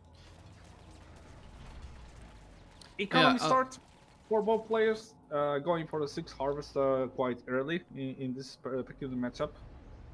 So it's gonna be like more of a passive game, I think. Both of the players going for refinery straight away. Doesn't seem like it's gonna be an aggressive game for both. None of the players go for light vehicles in this particular matchup. There isn't much to contest in this on this map, especially like the blue Tiberian fields are on the side, left and right side of the map. So this isn't much to fight for on this particular map. So you can witness the Predator tanks coming from the Cucumba, Titans from the Alpha Zero. It's gonna be more of a passive game. Yeah, Affluenza does have better economy in the second field, at least a little bit better. Here he does have 3 harvesters compared to 2. Alpha Zero will remedy that, but not entirely instantly, obviously. There is a MRT with a Titan on its way as well for Alpha Zero. And I will ask you that while we're still in the opening stages of the game, which faction would you actually prefer in this map? This is a smaller map, obviously. And here we see the GDI versus Steel Talons matchup. So which faction would you, Gacius, rather play here on this map? I will 100% go for Steel Talons in this particular matchup. Like here, it's 100% gonna be Steel Talons. It's maybe because there isn't much field to play with Marv. I think maybe on the bottom side, but the bottom side can be actually quite fast shut down by the Steel Talon player with enough behemoths and mammoth tanks. So it's more like a favor of more of a play with air, as well as some of the late game mammoth fights, because how open the fields are, how more maneuverable can some of the tier 3 units can be right now. As I mentioned, the airplay with the fast orcas from Alpha Zero. Yeah, the Titan was one step away there from killing the Predator tank for Affluenza, but thankfully he did not live long enough to do that, to make that step. And actually the MRT here for Alpha Zero also kind of going out of his way, just not really keeping with the Titan, kind of out of position, and he kind of suicided that in as well, which didn't help with his push. He has kind of messed that one up, but it's only 2 units, so it's not a big deal here to start the game. We're actually seeing an armory for Affluenza. We're seeing mass infantry, which is very weird. I double airfield as well, so he's actually trying to play kind of on the strengths of GDI compared to Steel Talons. I guess he's going for infantry with upgrades, right? Oh, orcas in the second field. 2 harvesters go down, 3 harvesters gonna go down. Oh, that is massive. There's only 4 there as well, so that's gonna basically practically paralyze the eco of Affluenza. In the meantime, though, we are seeing this push, and there isn't that much here to defend it from Alpha Zero. But I'm not sure about this. Like, I'm mid-game infantry per tank push. That's more crafty. Like, normally the standard gameplay is actually going for more of a relaxed, you know, later game approach, going for eco. But here we're seeing mass hammerhead with hopefully soon AP ammo. Oh, he didn't. Oh, did this he is not? gonna be hard for. Oh no, he has AP ammo. But Yeah. Hard look at all this down, but infantry. the Titans in the buildings. He's gonna be. Yeah, Titans are behind buildings, but not all of them. You have to have them on hold ground stands for them to stay behind the buildings. Look at this, tier 2 goes down. There's no tier 3. Actually, no, there is already a tier 3 go down for Alpha Zero, but look at all this infantry. There's only 1 watchtower to stop it. Orcas aren't gonna do enough, but somehow, some way. Hammerheads are gonna snipe the tier 3. Oh, it was adaptive armor. He didn't queue up railgun. Adaptive armor finished, but he doesn't get a railgun. And there's not enough anti-air here to stop this amount of hammerheads. Alpha Zero completely not ready for the air transition from Affluenza. His Orcas will be able to do a lot more damage to Affluenza's economy, but doesn't really matter at this point. His own economy is dying here on his second field. He's gonna lose basically half his eco here. And with all of that, he got basically a reset in his tech. And he's gonna lose the blue tip harvesters as well. That's actually insane for Affluenza right now. His economy might not be great on the main field, but he's slowly and steady reclaiming the amount of, saturating the second field right now. Denying the refinery, both of the harvesters of the Alpha Zero are being damaged, so they are being way slower than they should be right now. I think he only has 3 harvesters, as I see. Yeah, Affluenza definitely in control of the situation here, but look at this counterattack from Alpha Zero. The Bloodhounds will get intercepted by the Pred tanks, but the Orcas have no answer. And for the 3rd time in this game, they come in to claim the lives of the Harvesters of Affluenza, and he's actually just losing all of them basically here. Wow. Look at this micro from Alpha Zero, though. He's trying to not get hit by the A battery. He still loses an Orca, but it was worth a shot. It's absolutely true, and the Alpha Zero is back on the tier 3, back on the really? tier Wow. 3 instead of the refinery on his field. So we also see the tier 3 from Affluenza as well. Still no peculiar. There's going to be answer from Alpha Zero by making Firehawks versus those Hammerheads actually. A second war factory from Alpha Zero. Wow, I think, yeah, he's playing super safe, but he doesn't really have much opportunity for growth. Affluenza, despite lacking in harvesters, is actually getting all his blue tip now, and he actually has a very good amount of harvesters in the second. That's true. That's true. Some predator tanks on the right side, trying to do some damage versus power plants and base defenses, forcing some of the response from Alpha Zero. And still, the Orcas are being unanswered. Oh, look at this Firehawk, though. Yeah, so Alpha Zero definitely playing the air game, surprisingly enough, despite being Steel Talons. Then again, both factions here, GDI and Steel Talons, have the same exact air. There is virtually no difference, the only difference being you can't put zone troopers or snipers inside the hammerheads of Steel Talons because they don't have any, obviously. But that's not the fault of the air units, it's the fault of the infantry, or lack thereof, rather. Yeah, Alpha Zero, I think the Orcas here are keeping him in the game. I'm surprised with how much action Orcas are getting. I think Orcas are just winning almost every single game today. Exactly. That's they are being MVP right now in this in the games that we cast right now. Like I made the hub for Cucumber. It's always Alpha Zero, Affluenza rather, going for Firehawks of his own here. Yeah, it's almost like we have like a bounty on like going Orcas every game or something. We don't, but like everyone seems to like Orcas for one reason or another. Yeah, Firehawk finds nothing. Affluenza trying to push, but there's adaptive armor Titans despite not having railgun. Neither does Affluenza, so here Titans will definitely be superior, especially with the aid of the Orcas here. We might even see a heroic Orca here in this game, which is surprising. That would be nice to see. But we have Marv on the field. Yes, and it's whose Marv is it? Ooh, hold on. It's Fluenza Marv. And where is it? I actually lost the Marv. In the middle there it of is. the map. Yeah, okay, there we go. We finally, well, I finally found the Marv over here, and that's a bit of a weird spot to place it, to be fair. Usually you'd go for your opponent's Tiberium field for the Marv, but it seems like Affluenza is trying to actually do some damage instead, which might be an interesting choice. His hammerheads will be going down, though. Oh, four hammerheads go down. And his Firehawks were out of position as well, so he is not able to avenge his fallen air units here. And actually, an elite Firehawk and an elite Orca are on the field for Alpha Zero.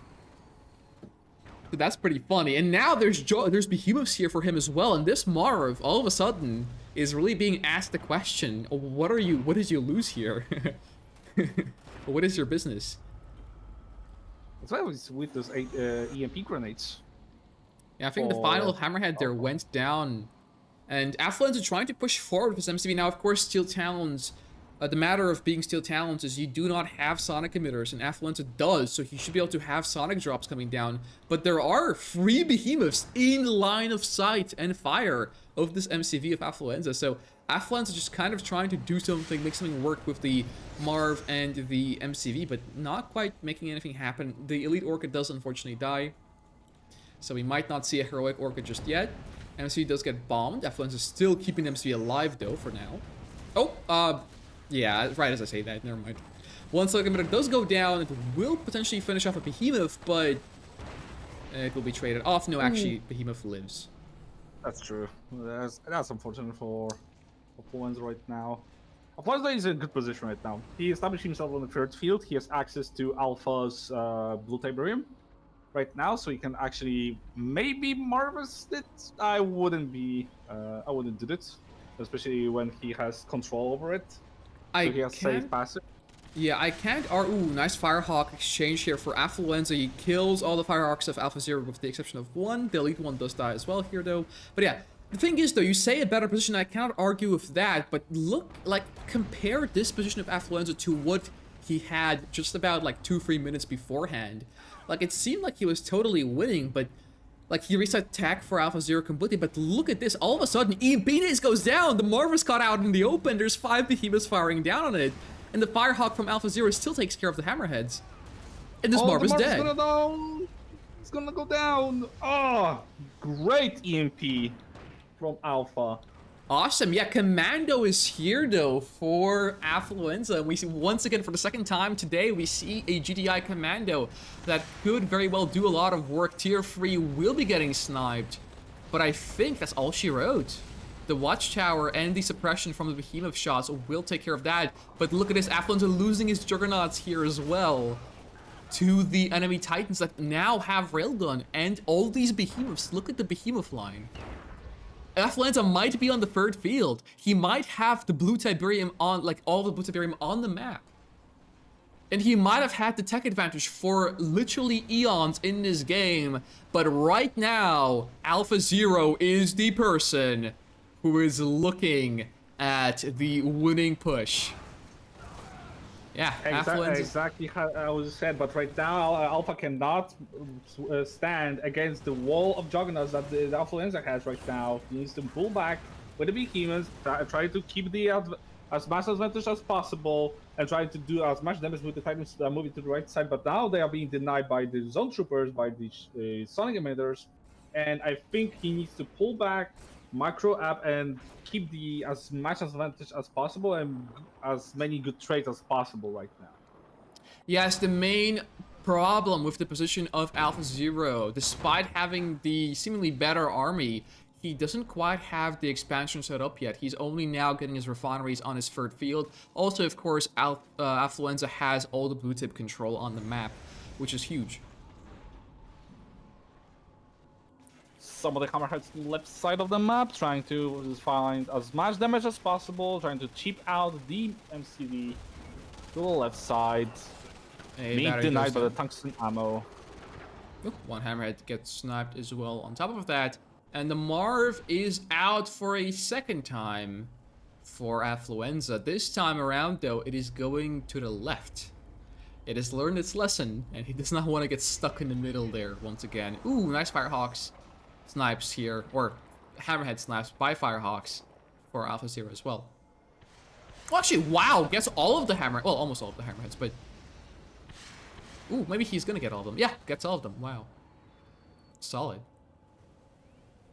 I think Apollo doesn't see that the Alpha captured the EMP center in the middle.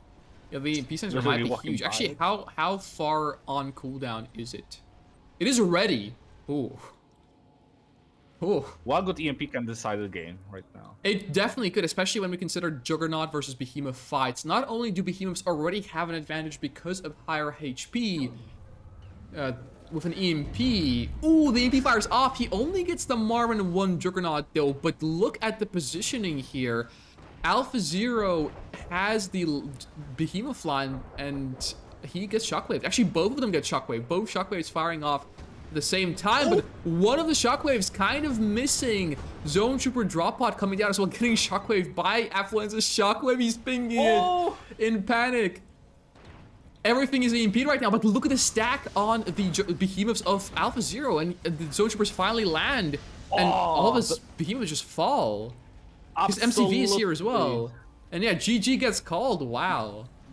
Absolutely great drop behind the Juggernaut, Behemoth line.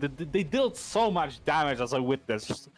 They did so much damage to the Behemoth. The one drop and one Shockwave decided absolutely about this engagement. The bad positioning, the stacking of Behemoths was absolute pain for the Alpha Zero. Great game though.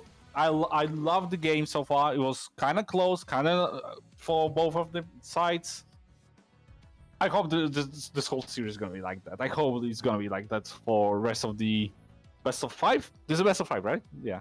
It is, in fact, the best of 5, indeed. That was a pretty nice game right there.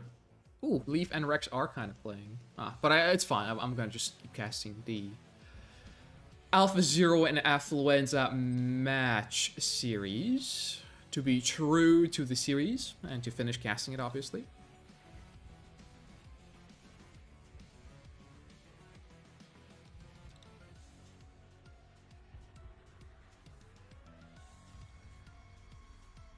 Or is Leaf waiting for me? I'm not sure. Hold on.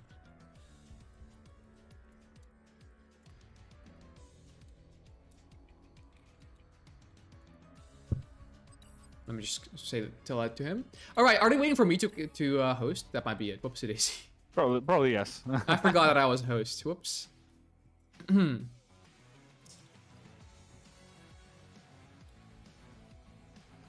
All right, cool. But yeah, in that last game there, great performance. I think the Pumes were Odyssey, cool. Were somewhat out of position, which was the main issue for Alpha Zero. But if that wouldn't be the case, then it was actually looking pretty good. It was looking pretty good for him. He seemingly kind of basically had the advantage in that game. The tier 3 getting sniped, of course, stopped his Behemoth production for some time, but he seemed to be getting very good trades.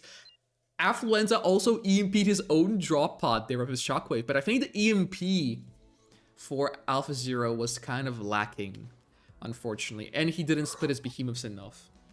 Anyway, hopping into game number 2, not number 3, number 2 on Tournament Odyssey. Playing in the top right-hand corner as the orange Steel Talons, we have Affluenza. And in the bottom, playing as the green Steel Talons. Yes, you heard me right, double Steel Talons. We are seeing Alpha Zero. Wow. I would absolutely love to see Steel Talons mirrors. I absolutely love to see big tier 3 fights, Titan duels, and other plays like this overall. They're kind of rare to see these days. Like still GDI is good. Still GDI possesses all the tools that you need to win the game. But Steel Talons mirrors are absolutely gorgeous to look at. This is super funny though, to be fair. That you said like oh, GDI is coming back into meta, you know, GDI is being used more, and then the very next thing we see is everybody and their mother are picking steel talents instead of GDI, which is very funny. I mean, and for good reason. For good reason. In recent like R20, if I remember, that was R20. The mammoths got buffed quite good with the turret turn speed, the missile damage, and $3,000 railguns for steel talents. That and also with the adaptive and railgun accelerators, they absolutely are coming back to the spotlight of one of the better factions right now. They are playing kind of right now as Reaper 17. A lot of people compare it to this. I don't like compare it to Reaper 17 actually, because the Steel Talents has also a ton of options to do, despite them camping and getting as much tier 3 units as possible. Because they also have Orcas, they also have Firehawk builds. Marv is still good, despite them not having Zone Troopers. Pitbulls, Titans as well. They have ton of stuff to actually not make them play like Reaper 17, but a lot of people start comparing them to this Scream faction just because of the similar way of thinking in the late game. It's more like kind of a more dynamic Reaper 17 rather than Reaper 17 straight away. Interestingly, Alpha Zero captured the defensive tower of Cucumber. Yeah, I was actually wondering here, looking at the harvester counts, why is Alpha Zero just flat out a harvester behind? And I guess that would be the answer here. He went for the defensive tower, which could be very annoying, but being a harvester behind right out of the gate in this game, number 2, that he's lost, or after he's lost the game rather, right, is a little bit risky, a little bit frisky, but that's kind of what we're here for. We're seeing MRT Pitbull from Affluenza. Standard opener forces out the response of the infantry on the Alpha side right now. Alpha kind of now regretting not capturing his own defensive tower, which could stop the whole push, kinda. But right now he's on the defensive side, defensive position right now, utilizing the bunkers inside of the heavy harvesters though. Oh, that's actually kind of interesting. Ingenious. I mean, it's kind of obvious, like that's what they're there for, but actually doing a lot of damage with it as well. It's very nice. But Affluenza not losing a single unit here, it seems like, which is also impressive. Just shows you the power of MRTs and their healing ability. Yeah, Alpha Zero trying to harvest. Finally, the first loss here being on Affluenza's side. He's losing a Pitbull. But Alpha Zero has had his eco delayed, at the very least a little bit, by these MRTs. Yeah, and Affluenza actually has better eco overall. He's a bit faster here on the eco, and actually maybe even faster on tech, despite not actually going for tier 2 too quickly. Force out the Guardian Cannon, which is good for Cucumber, absolutely. We see also fast tier 2 for Alpha, going for way faster AP ammo right now. Which is interesting, but at the same time kind of stalls him out quite a lot. Because I see from the Cucumber side that tier 3 is gonna pop out in a second right now. And I think I know the build that he's going for. Oh, you do? What do you think it is? 3 War Factory Mammoths production. Ooh, okay. I mean, he did pick Steel Talent, so you are right. What if it's 3 War Factory Pits? What if he's ballsy like that? Probably not, though, right? But like, I already see Mammoths being queued up, so I already know. But no railgun though. He didn't queue up railgun yet, so. Oh, that's a mistake. Yeah, it is a mistake. If he's going for Mav tanks, obviously you need railgun, but you never know. Maybe he's just trying to fake it. Fake triple War Factory Mav tank. I don't know why he would do that, but yeah, maybe there is a reason for it. Second War Factory. Is that a third War Factory? Is it actually? He can't actually afford it though, because his first field dried up. He's banking $8,000 right now. That's true. That is true. That is one thing that's true. But he has to expand super quickly here.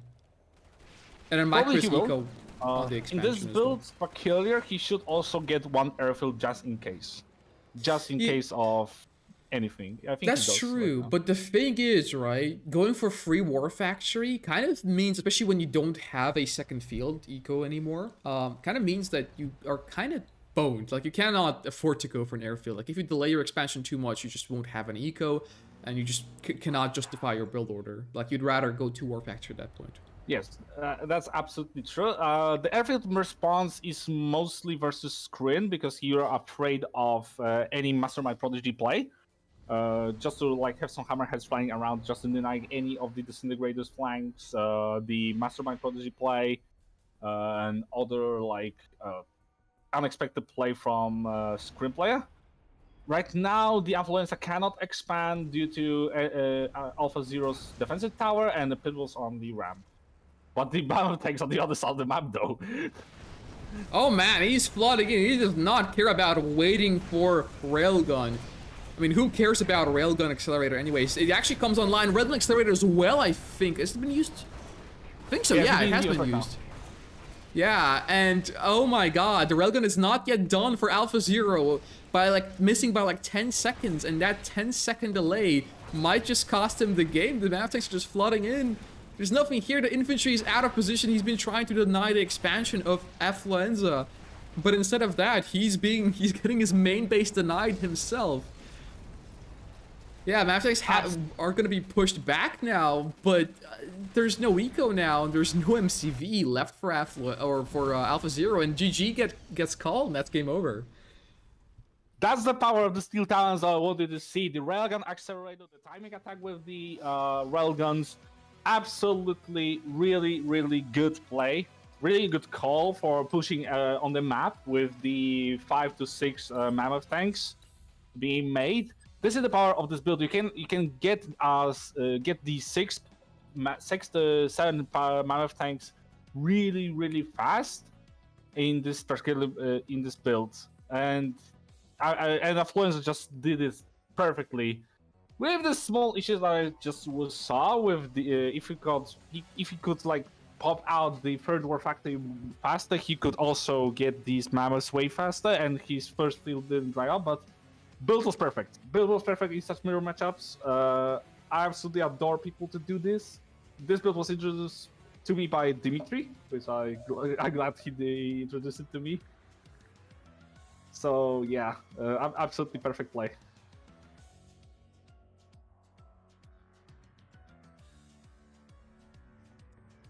Yeah, alright, Crater! Once again, we're actually like cycling through the same exact maps, you know, which is funny. Okay, there we go. We're on Crater for map number 3. So yeah, so far, Affluenza on match point leading with 2-0 against Alpha Zero.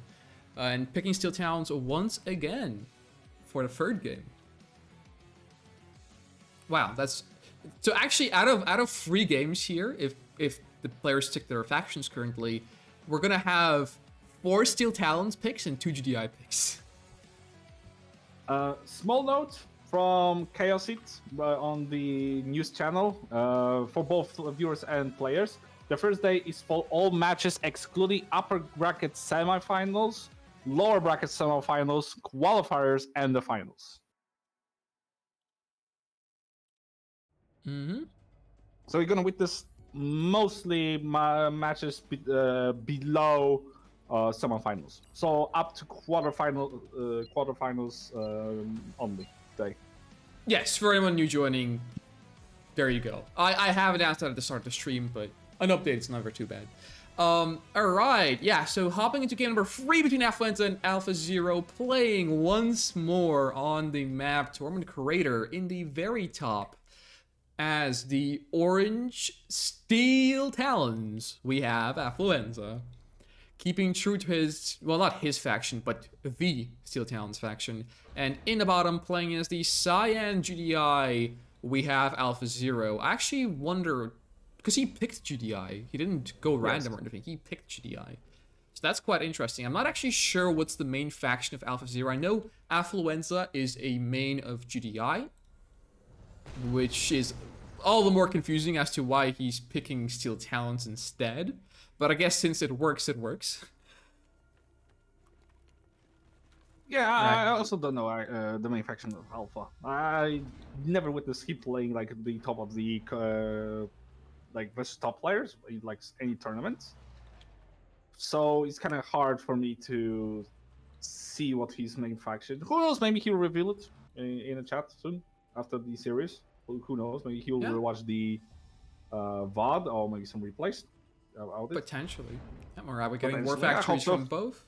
No engineer, no hammerhead openings, like Booka did on this map. Both players notably capturing their EMP centers on this map, which not everybody does. Decide for yourself whether or not it's a mistake or not. I do believe that it depends, right? But I think especially if Yeah. you're Steel Talons, you don't really care about having EMP as much. Because like even if you get EMP'd, usually you're gonna have Titans behind buildings in the early game, or later on you're gonna have adaptive armor, so it's not gonna be as bad. And you can always capture the EMP center in the mid game, for example, right? Which means that your economy is actually gonna be better in the early game. So I think for Steel Talons, in a lot of cases, it might make even more sense on this map to go for the EMP center with a delayed engineer on while being on the second field instead of going for it too early on. I don't think it makes enough of a difference to justify sacrificing eco for it, but that's enough of analysis here. We're just gonna be looking at the game at hand. 5 harvesters for Affluenza. Actually, no, for Alpha Zero. Sorry, 4 for Affluenza. He is a little bit behind.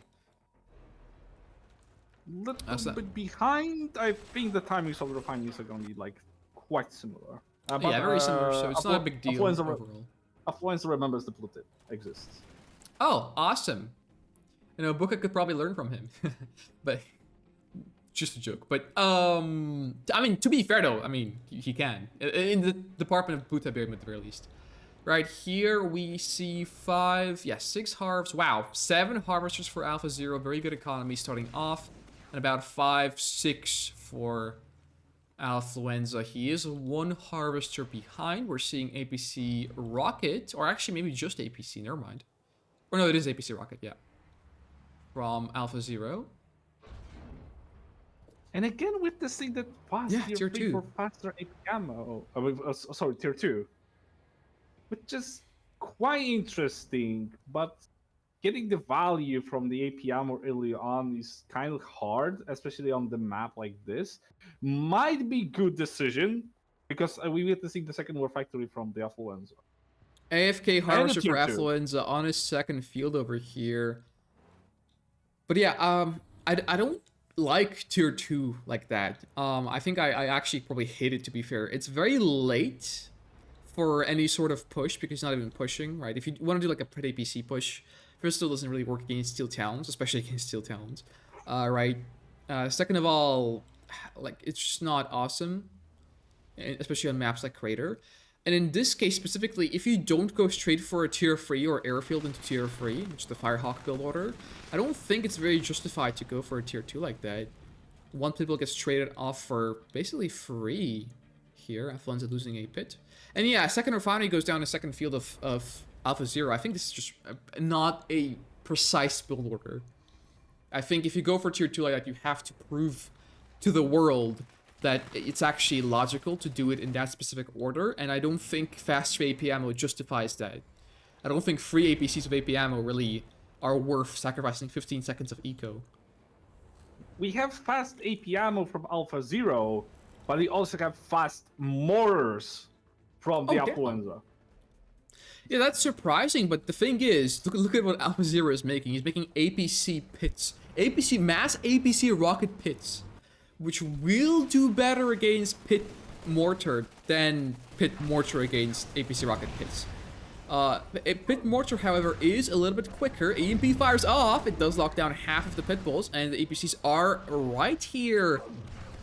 Ooh, counter EMP fires off though. Ooh. But the infantry really still shoots. Yeah, a really good EMP, but this is a counter. But the Alpha Zero literally countered the EMP by putting the rockets inside the APCs. So Affluenza cannot actually push those APCs because they still do damage despite them being EMP'd.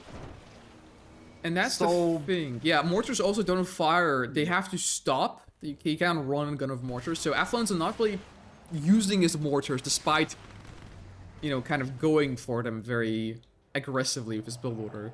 And now we're seeing the push from Alpha Zero. He's bringing in the heat. We see the Hammerhead tanking some shots. And some infantry among the ABC Pitbull coming in hot. And one Harvester goes down already. The second one will follow. And that's a lot of eco from Affluenza already dead.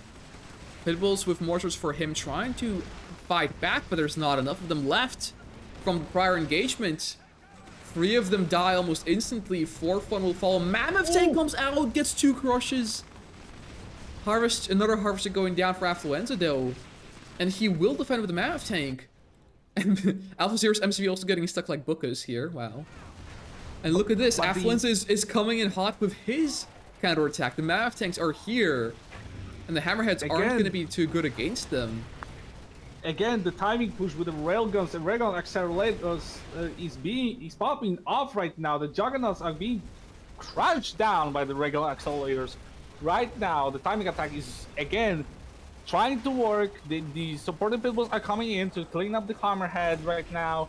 So it might actually be worth a risk moving the mouse across the map like this.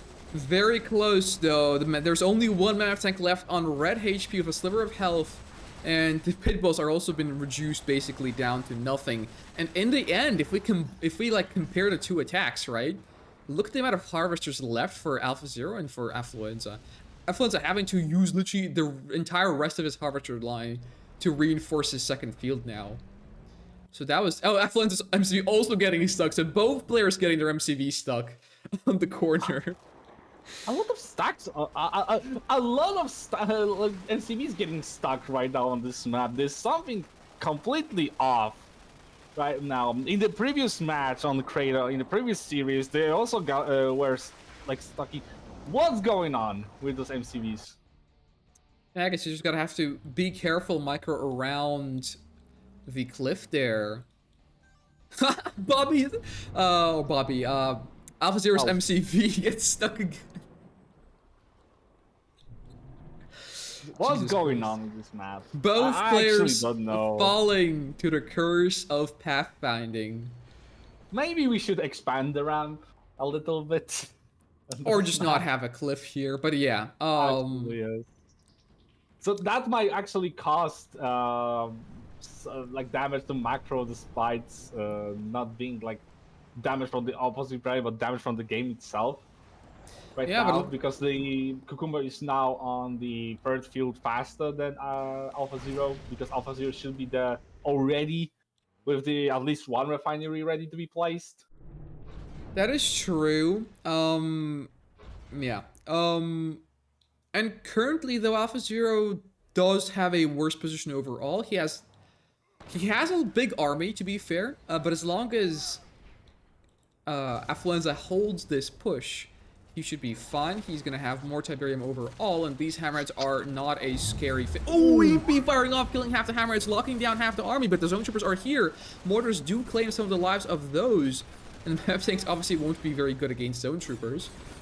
But with enough Watchtowers and praying, this will definitely work out for Affluenza. His MCV getting targeted down by the Juggernauts of Alpha Zero, though. And the Zone Troopers are marching on forward. The mortars are missing. Nice dodge. Watchtower going down. Hammerheads from Alpha Zero are here, but look at the amount of damage mortars are doing. All the Zone Troopers are going down, and the MCV here for Affluenza might die, but it's going to come at a cost of the entire army of Alpha Zero. Absolutely insane damage from the mortars. That was actually really, really good. And now position has been even, but might lose the... Yeah, Affluenza might lose the MCV as Pitbull's out of position. He loses the MCV with no expansion. Actually, Alpha Zero will have the faster expansion. Affluenza down to a few units, but same for his opponent. Wow, okay. And keep in mind, though, the EMP for Alpha Zero does no longer exist. So it's only Affluenza that has the EMP center. And I believe he is also the Steel Talons player. So that might be proving a problem for Alpha Zero later down the line. But yeah, currently no expansion for Affluenza. Wow. He gets an MCV. Oh no, yeah, it does come out. I see he's being rebuilt. And so in his the game meantime, is just stabilized kind of now. But yeah, I mean, funnily enough, both sides kind of traded off all of their units, so neither one has anything to push with. And currently, I think if anything, Alpha Zero might be on top here. Then again, there is some blue tip for Affluenza in the top right, but you might call this too early because the people are coming in to clean up all the barracks, so the Mountain can push forward to clean up all the economy. There's no defense. GG gets called by Alpha. He doesn't have anything to stop the Pitbull Mortars. The Pitbull Mortars absolutely paid off. Absolutely paid off for Kukumba in this game. This is really insane. 2-1. Alpha Zero going for the War Factory, not really respecting that single math tank enough, and in the end, that cost him the game. Game number 3 going in favor of Affluenza, and it's actually a 3-0 despite all games being very close. Well, I guess the second one wasn't that close in Odyssey, but at least 2 of the games were fairly close. He did close out the series in a 3-0 situation here. Absolutely. It's really good Steel Island play. I really love this to see this. Yeah. Let's see the brackets. Let's see the brackets always good right to now. see some Steel Talons. Anyways, yeah, the brackets currently are looking as if we have Future Armor winning against Pennywise here. Dutch Army is still waiting for the winner of Rex versus Leaf, but Leaf actually losing 2-1. Not all hope is lost for Master Leaf, but it's definitely not looking awesome for him. And then Affluenza will be playing against Desolator Bikers, already waiting in the quarterfinals for his opponent. I suppose in this case scenario, and actually Fudama is also waiting. So in this case scenario, we might either look at the lower brackets, which currently don't have very good matchups going on. So I guess we might follow Affluenza here on his path to victory and look at his games versus Desolator. Currently, Desolator is busy right now, so we need to wait kind of for him right now. So he is busy, okay. Yeah, I see you in the chat right now. I'm following the info.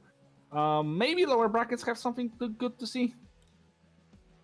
Pennywise versus Aquatech, he's already finished. Buka is still waiting for his opponent.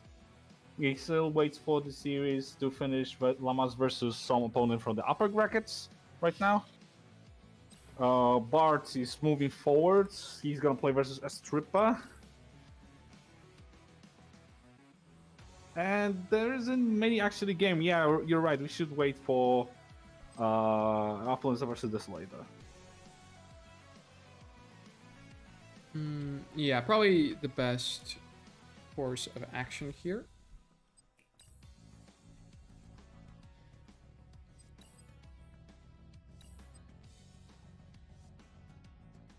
Hey, I managed to get in. I think you might not be able to join anymore because Drive was here as well. But I was able to infiltrate the lobby of Rex and Master Leaf. Master Leaf was so kind as to give me a slot here. So I do have the stream working, right? Yeah, I see.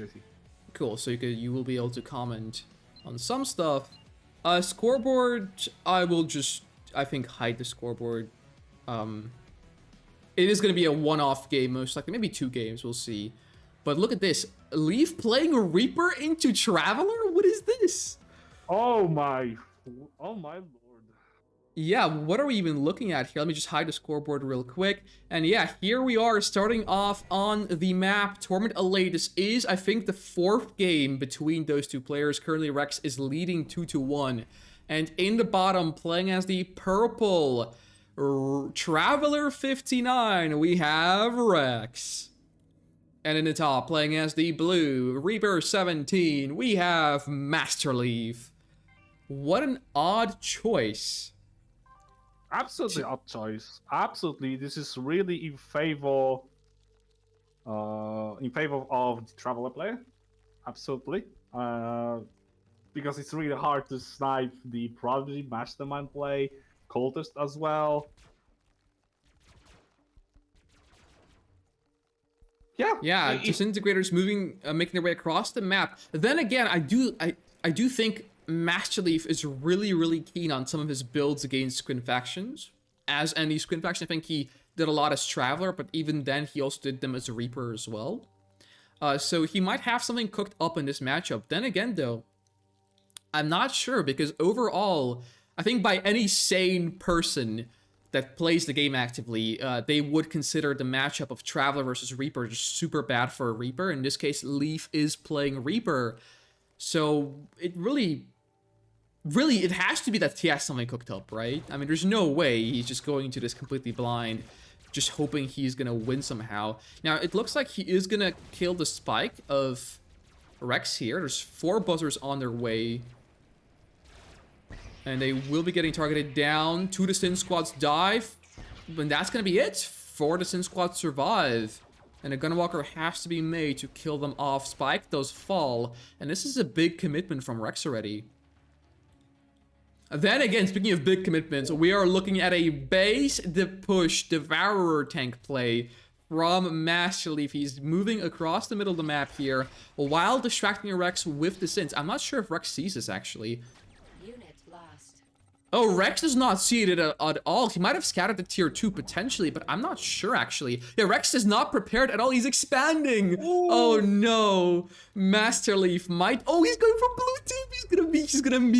He's gonna scout the enemy MCV with his Harvester going to blue tip. Rex instantly turns around as he's getting shot down by a Devourer tank, but there are more charged Devourer tanks on the way with Corruptors as well. And this might just be all she wrote for poor Rex. He did not scout the base push until he saw the MCV in his base. Yeah, wow. This is great play from Leaf. Good, no scouting from Rex. Ideal build for ideal mappers. This is absolutely gonna be really hard to hold from the Rex. Yeah, Photon Cannon is here, but look at the micro of Corruptors. Lightning Spike goes down as well, but the micro is there. Third Corruptor reinforcing the back. We are seeing a little bit of frame drops, but it should not change the outcome of this position. The second Photon Cannon going down, but look at the amount of eco. Now Leaf and Rex have about the same economy, only 2 Harvesters working for either side, but here we see another Photon Cannon going down. The Gunwalkers have almost all been killed now. And now is the turn of Photon Cannons, but yeah, oh, it's actually Leaf's Photon Cannon, I see. And yeah, Rex has been defeated. He froze in the towel, completely unprepared for the push from Master Leaf. Great play. And the score is 2-2, right? The score will now be 2-2. Yeah, let me see. Oh, error code 0. I think Master Leaf will have to host this time around. Yeah. Once again. So yeah, let me change the score here. And I'm not sure if I'm going to rewrite the scoreboard completely. But I might do that. Here we have Master Leaf and Rex.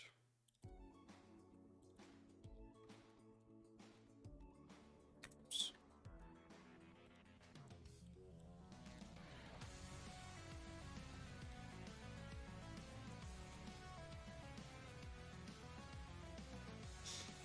Looks like Master Leaf is not in the best of moods right now. The release score is, of course, going to be 2-2, so I will change that. Did I guess the color correctly? No, actually, Rex is purple, so Rex stole purple here.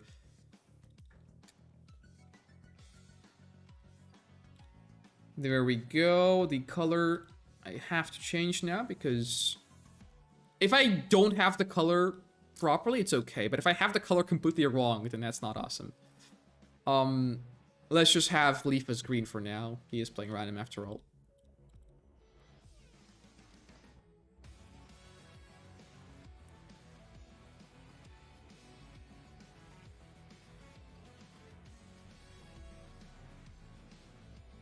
Alright, I was wondering why Drive is here. He's actually casting in Russian. That's what it was. Yeah. That's why he's here. Right, that makes more sense. Alright, so now this will be, I guess, the last game of the series. Unfortunately, we didn't get to see the entire series, but we might get to see the last few games here. And this is, of course, going to be decider. So actually one of the few series that actually have a decider match so far in this tournament, which is cool.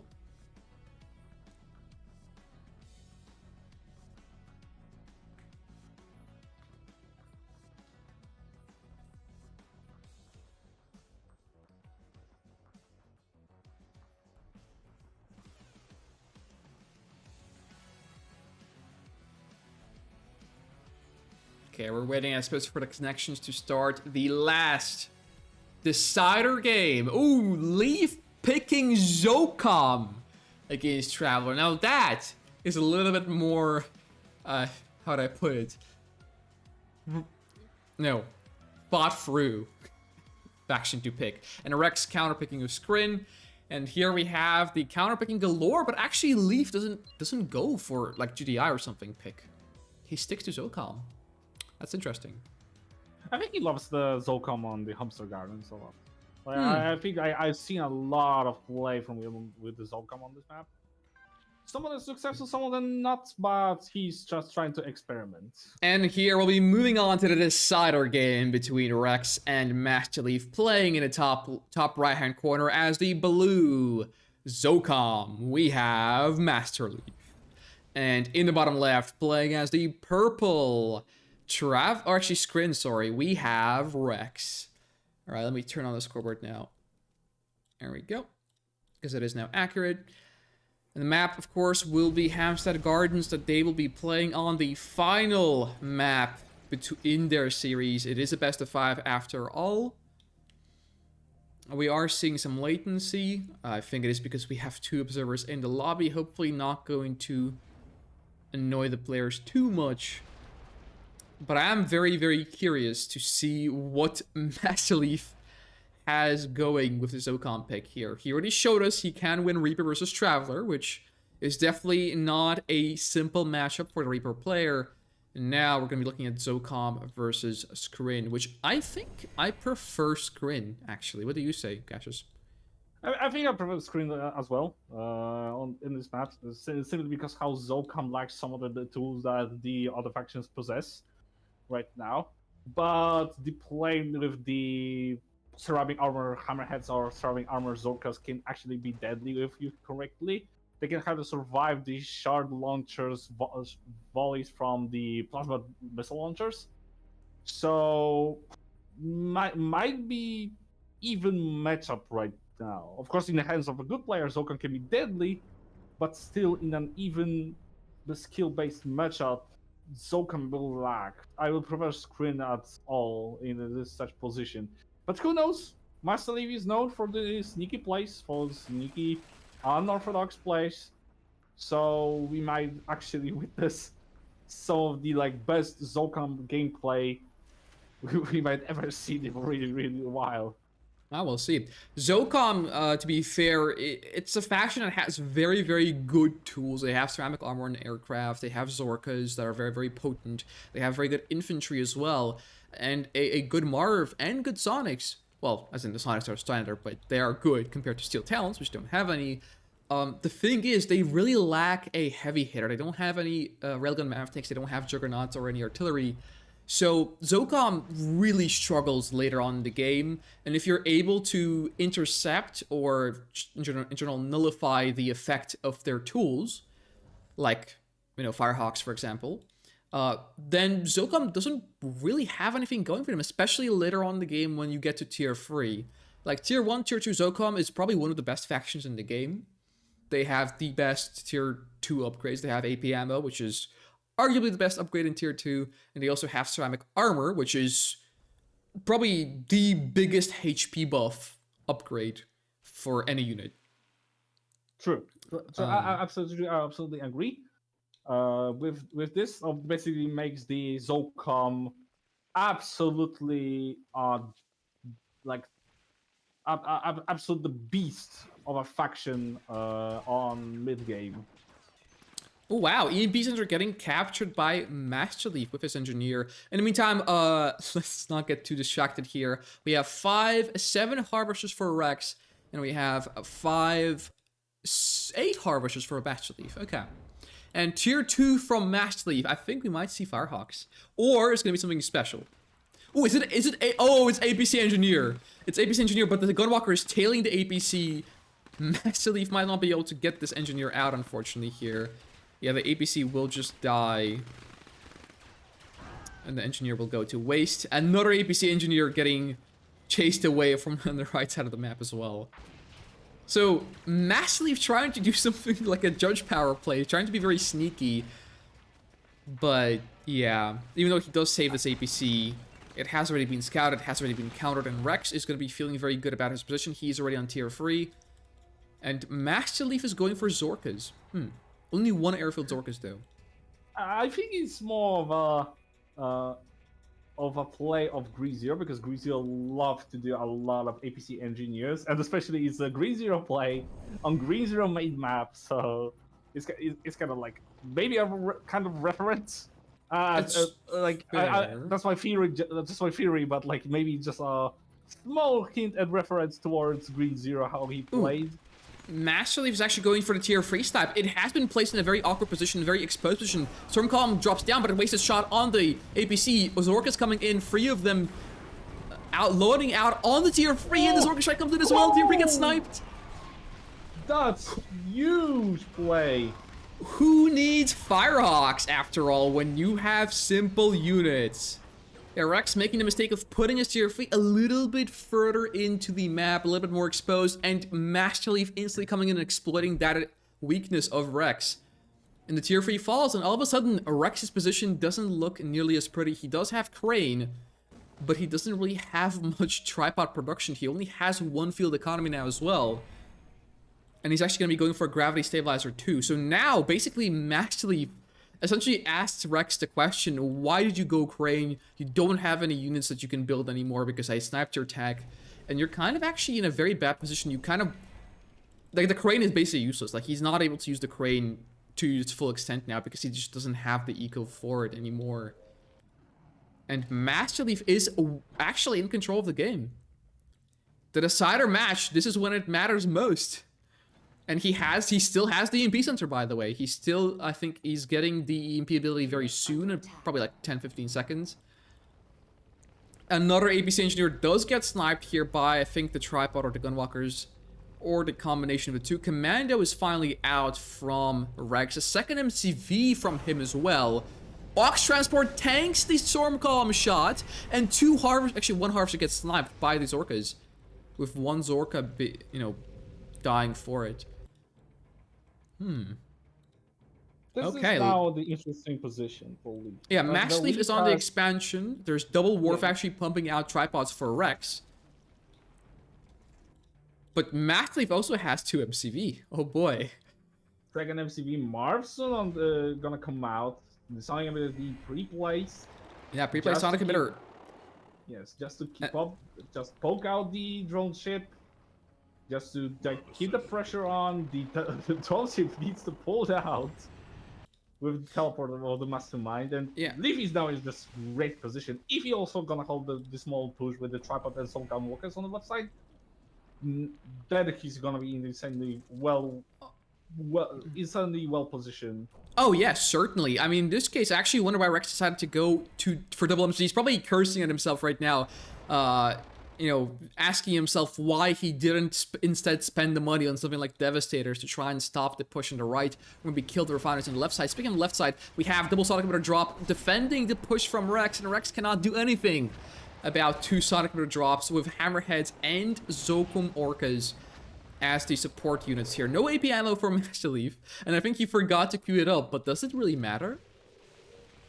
I think it's gonna matter a lot, especially like even though we have a lot of HP on the Hammerhead. EMP fires off, the tripods are stacked, they have no shields, and the Zorkas are able to deliver 2 tripods going down. Husks are on the map, but the Zorka strike is called in as well, and the Husks will be getting cleaned up. Masterfully done by Master Leaf. Rex trying to pick out a Harvester one by one. The third tripod getting severely critically damaged. But look at this, Master Leaf harvesting the field of Rex. And Rex only has this third field of Leaf to look forward to now. And look at this, mass infantry. Commando comes out, Zone Raiders are on the map. And EMP Grenadiers will be coming as well. insanely good composition, but an insanely well-established Master Leaf. The only way right now for Rex to survive is wait for Hexapod. Yeah, Zorka's getting sniped. And the thing is, if Rex had a solid, solid play in this game, if he had a lot of tripods, if he had a lot of Devastators, this wouldn't have been a problem. But now that Master Leaf was in control of the game the entire time, he hasn't let Rex get a breath in this manner. And look at this, MC pushes forward, more Sonic Inhibitors going down. The infantry is doing a bunch of damage here. Commando is here for Rex, and Leaf misses the Commando. MC gets packed up, doesn't get killed. But yeah, it does get teleported back and will be getting killed off now. Yeah, sold off now by Rex. So this push has been temporarily delayed. But that is definitely not all she wrote for Master Leaf in this case. Rex still having no economy, basically. And Master Leaf still has this infantry army. There's basically no anti-infantry here for Rex. Yeah, Hammerheads dive in with, even without AP ammo, they finish off the Mastermind in style. One Hammerhead does go down for that, but it doesn't even matter. There's only 4 tripods, a Gunwalker, and a Hexapod left for Rex. His Harvesters are taking damage from Master Leaf, and Master Leaf still has the Marv on the side as well. Look at the amount of Zone Raiders on the map. When do we ever see that? There's no Buzzer Hives, no money for Buzzer Hives for Rex. No Devastators. Buzzard Swarm gets called in, but it does get cleaned up fairly quickly. And there's simply no anti-infantry here. The units step forward, but the micro is on point from Master Leaf. His EMP nades will be coming down in a second as they lock down 2 tripods, Hexapod as well, and it's nothing but carnage in favor of Master Leaf. The tripods are stacked, they don't know what they're doing, they're disoriented, they're getting overwhelmed, and there's not much going here for Rex. He simply doesn't have the eco, he does not have the funds, he does not have the capacity to win this game as he's selling off. And game number 5, the deciding match, will be not yet going to Master Leaf. Actually, Rex is not giving up. Wow, look at this. You would think with such a insane pushback from Master Leaf, the insane commitment here from him, and the brilliant defense, Rex would be giving up. But Rex actually trying to still stay in this game, trying to recapture the EMP center. But the Rifleman squad is still alive and it's gonna snipe the Engineer. And Zone Raiders are here as well to snipe it out. Yep. The EMP center is still there for Master Leaf. It's actually ready on the cooldown already. Wow. Gunwalkers are cleaning some of the Zone Raiders up, but the Commando is here. And this is so many Zone Raiders. Leaf just securing his advantage, marching on forward. And Rex getting his tripods caught out in the open once again.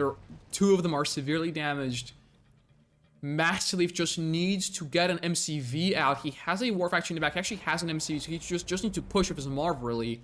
And he should be able to close out the game. There's some buzzers here made by Rex. Rex probably trying to kill these Zone Raiders with Buzzer Gunwalker, which might work. We'll see, though. Yeah, Zone Raiders doing a lot of splash damage. 2 Gunwalkers going down. Tripods moving in. EMP nades aren't that good, but they're good enough. Commando checks off 2 tripods, and the Mastermind is not enough.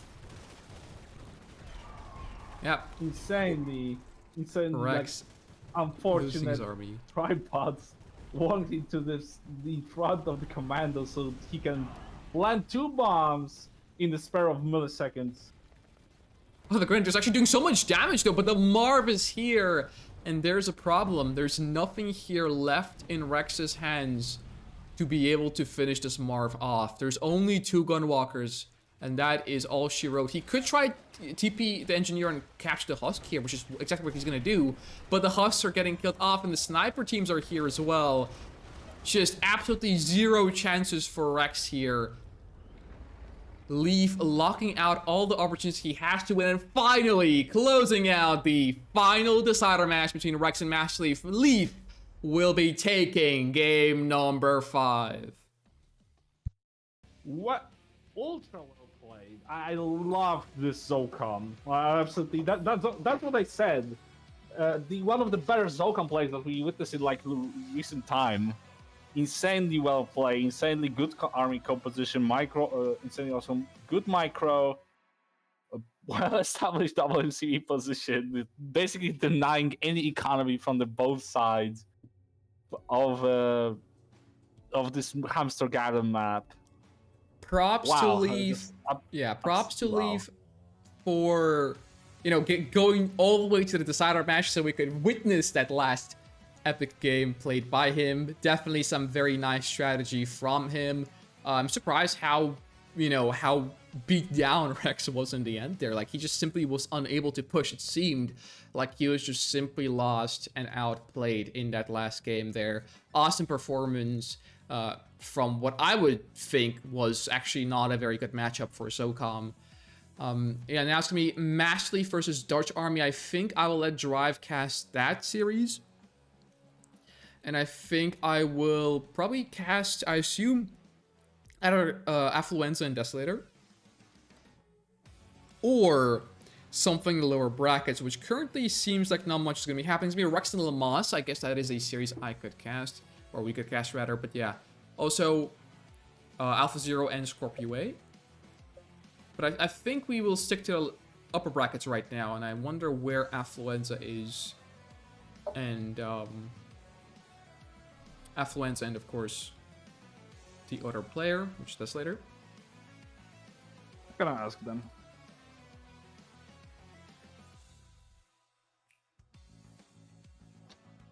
I think Desolator's actually playing right now. Yes, Desolator is playing his first game. They might be on the VPN. If they are not... No, he's playing on Revora.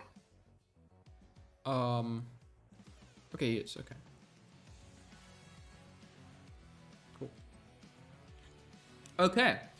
Then we could either hop into a lower brackets series like Rex versus Lamas, or wait. You know what? No, I want the full series. Let's go Rex versus Lamas. Oh, error code 0. Whoops, it is. Yeah.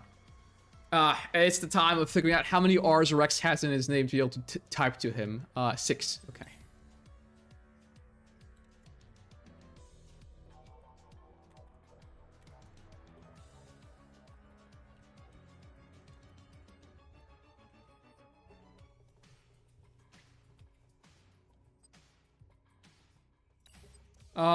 Let me host. You can probably join now as well. Rex. Versus, I think Lamas, was it, right? Yeah. Could you check the map as well?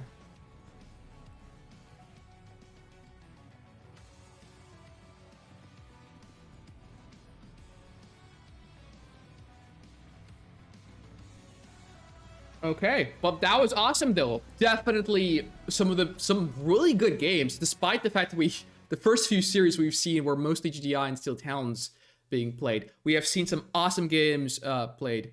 So what would be the next map, or the first map rather, Gacius? Let me see on the CP.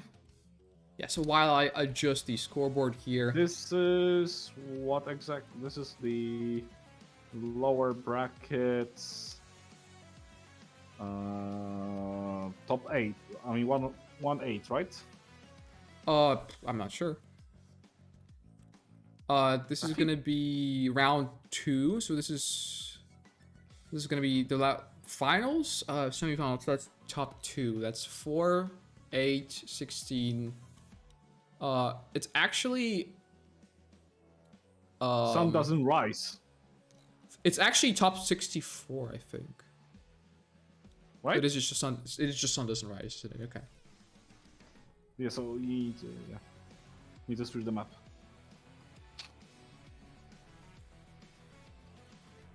Double Traveler pick? No way.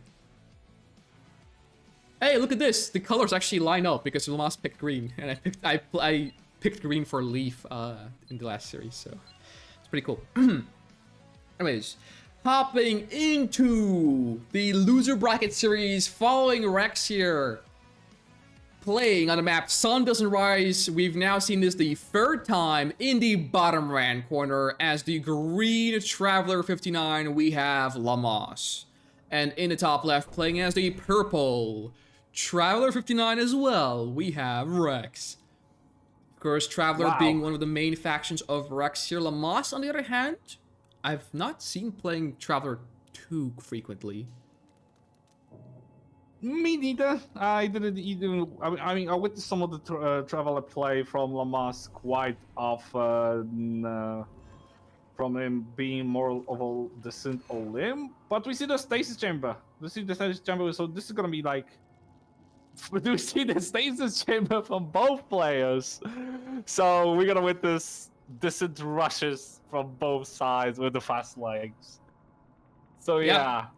I mean, it is mostly a standard play if you consider Traveler Mirrors. It's actually fairly meta, I would say, to go for double fast leg descents. The only thing is, Traveler Mirrors aren't usually liked to be played.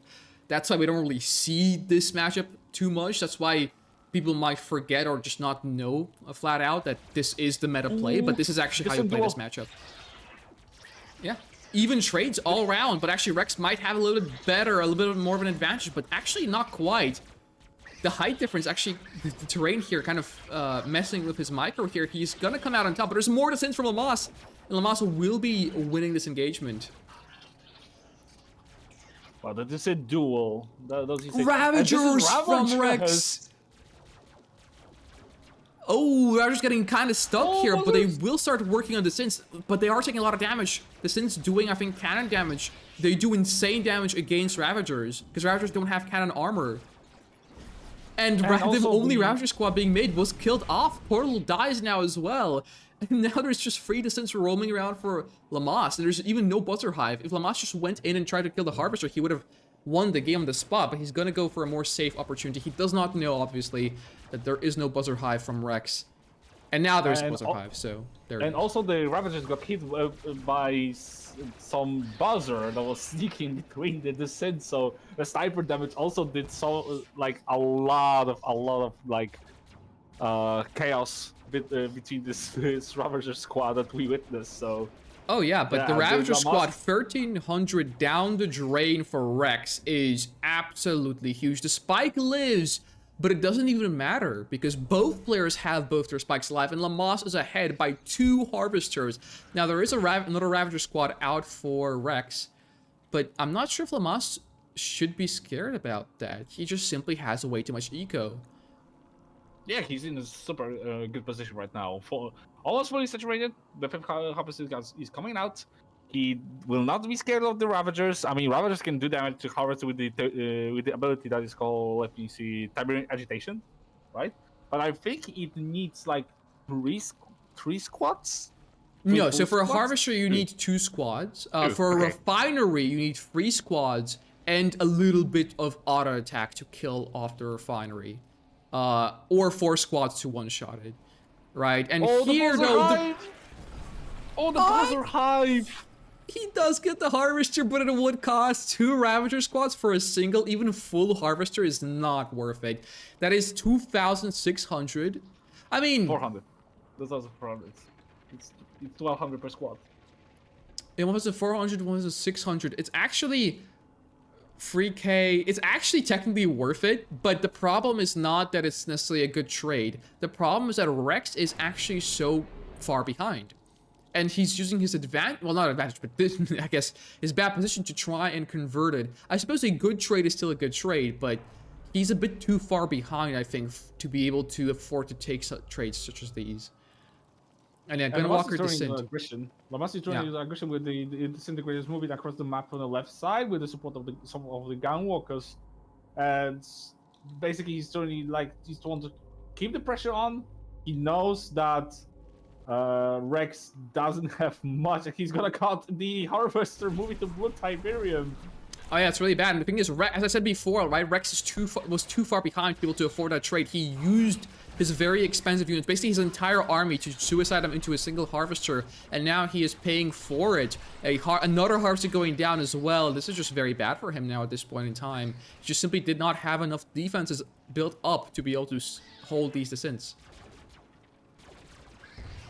Yeah, absolutely. I also witnessed that he used the Buzzer Swarm ability way off the Disintegrator squads. Not on top of them, not next to them, but like really far off to the left side. And yeah, Rex's MCV and expansion with it is really delayed. We see Lamas already on a refinery, probably getting another refinery or tier 3 out on his second field, whereas Rex only now going for a refinery, the first one on his second field, and that also getting scouted by Lamas as well. So despite the fact that Rex, seemingly the better player here, it seems like him going for Ravagers and kind of suiciding them in just simply wasn't the right choice. If he went for Ravagers, he had to have better micro. Tip Spike for him also falls. He did not repair it before. And now the Gunwalkers are getting targeted by the Disintegrators of Lamas as well. 3 Gunwalkers do die to those Disins. And Lamas now coming in hot with his Gunwalkers. And this is just looking super bad for Rex. He's getting overrun.